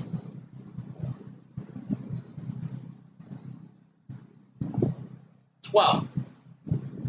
This bourbon was made August 12th.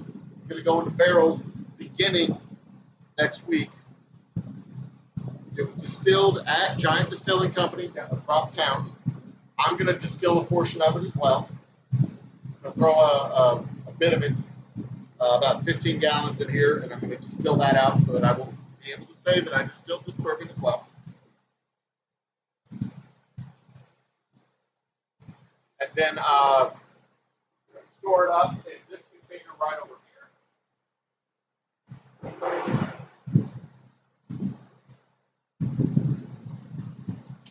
I'm seeing bubbles. I don't want bubbles.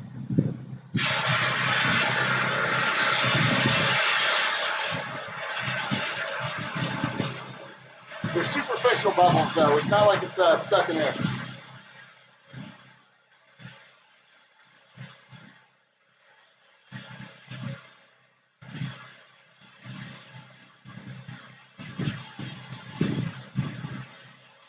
Still good.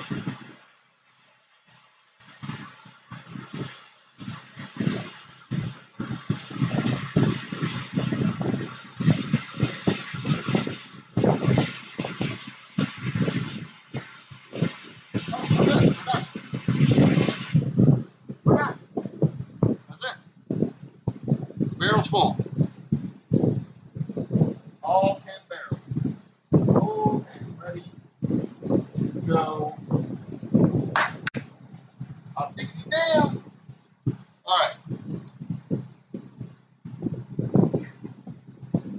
So in a few days, I'll know for sure that everything's dry. Turn you off. Take you out.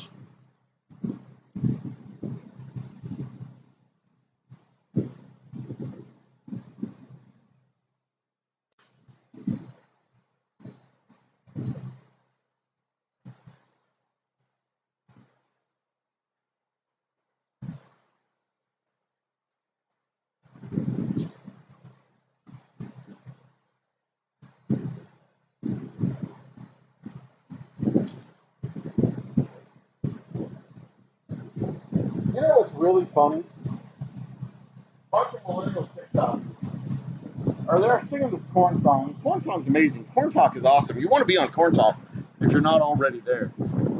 But they're like, corn is on sale now, and it's August. Like, y'all haven't really fucking paid attention, have you? Corn's always on sale in August. Hey, Bull Rush. Guess who just got his name on the Wheel of Doom and Fortune? Bull Rush. Awesome. So what we're doing over here, these 10 barrels over here, that is 50 gallons worth of barrel space. Those barrels are being filled up with water so that they'll cure, so that they'll seal, so that when I add whiskey to them next week, they won't leak all of the delicious whiskey onto the floor.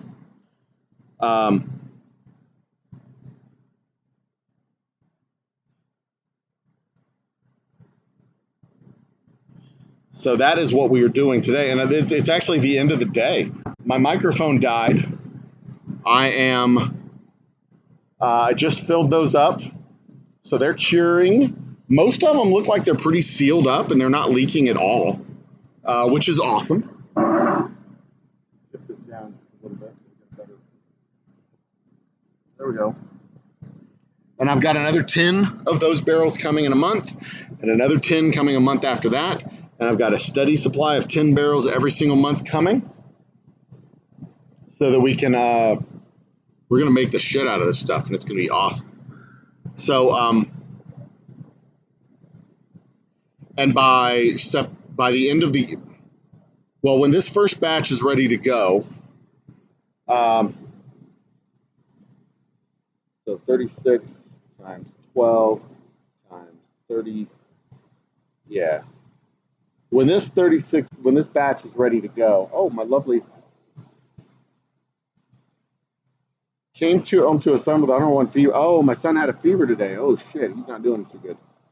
But he does not have COVID. The COVID test was negative.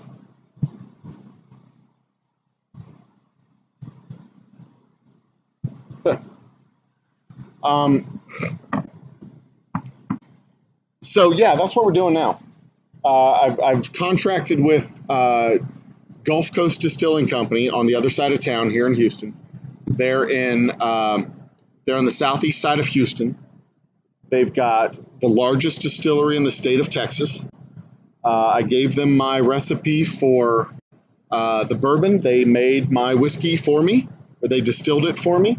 It is coming here in a tote tomorrow on a truck, and that whiskey is going to go into my barrels, and I will have a supply of 250 gallons. So I'll be making the Boomtown Bourbon. We will be making a supply of Ghost Town Bourbon, at least one batch of Ghost Town Bourbon. Ghost Town Bourbon is bourbon which has touched the inside of a barrel just long enough to become bourbon, but it will still be white, a white, clear bourbon. And with that bourbon, you will get a charred coil of wood that you can put in the neck of the bottle, and it will sit there on your countertop and age over the course of 7 to however many days you want to be patient. And it will become a dark, rich, thick flavored bourbon. Over the course of about 3 weeks, it'll become basically the same flavor as our Boomtown Bourbon. But every time you take a drink out of it after that, it will continue to change and continue to age and continue to age at a quicker pace because the volume to surface area ratio between the whiskey and the wood continues to go down. As the volume decreases, the surface area increases, or the surface area stays the same as the volume decreases, the surface area stays the same. So that ratio continues to go down and down and down and down and down until eventually you get to a point where you have had all of the whiskey that you want, and then you don't want it to age anymore. If you come to that point, you can always take the whiskey out of the bottle and put it into a carafe or a decanter or some other kind of vessel. And that'll be available in 2 months. October, I think, is when I'm going to launch that. I need to get the labels finished. And made, and then we may launch it in November. I'm not sure. I haven't decided yet. But that'll be a cool gift to get people. You buy it for Thanksgiving, and you give it to them for Christmas, and you have a richly aged bourbon at Christmas time. Be a really cool fucking gift, if you ask me. The longer you wait, the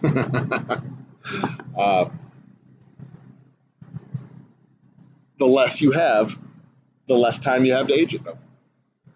But that'll also be a very limited edition. That'll be probably only about 480 bottles, only about 40 cases. So I'm going to call it a day, guys. It's 6:15, and it is time for me to head home to the house. It has been a true pleasure. I have enjoyed my time with y'all. I hope y'all have enjoyed your time with me. We've gotten a lot accomplished. We passed 700 subscribers today. This is fucking awesome. We got more of this stuff coming. More of this activity from the distillery. We'll be working on the bar, working on the barrels, working on getting this thing set up for the fall music series and the fall tailgate series. We're going to have ourselves a damn good time over the course of the next several weeks. The weather's great. The whiskey's great. Hopefully the company and commentary is great. I know it is on my end. I enjoy y'all. I enjoy having y'all be a part of the show and coming into the show and coming into the chat in the show. I really do appreciate it. Cheers to all of you. Good night. Be awesome to each other. Think with your old brain, love with your old heart, and of course, drink good whiskey. I'll be back tonight at 9 p.m. for trivia with Lisa. See you guys at 9. Night, night. Bye.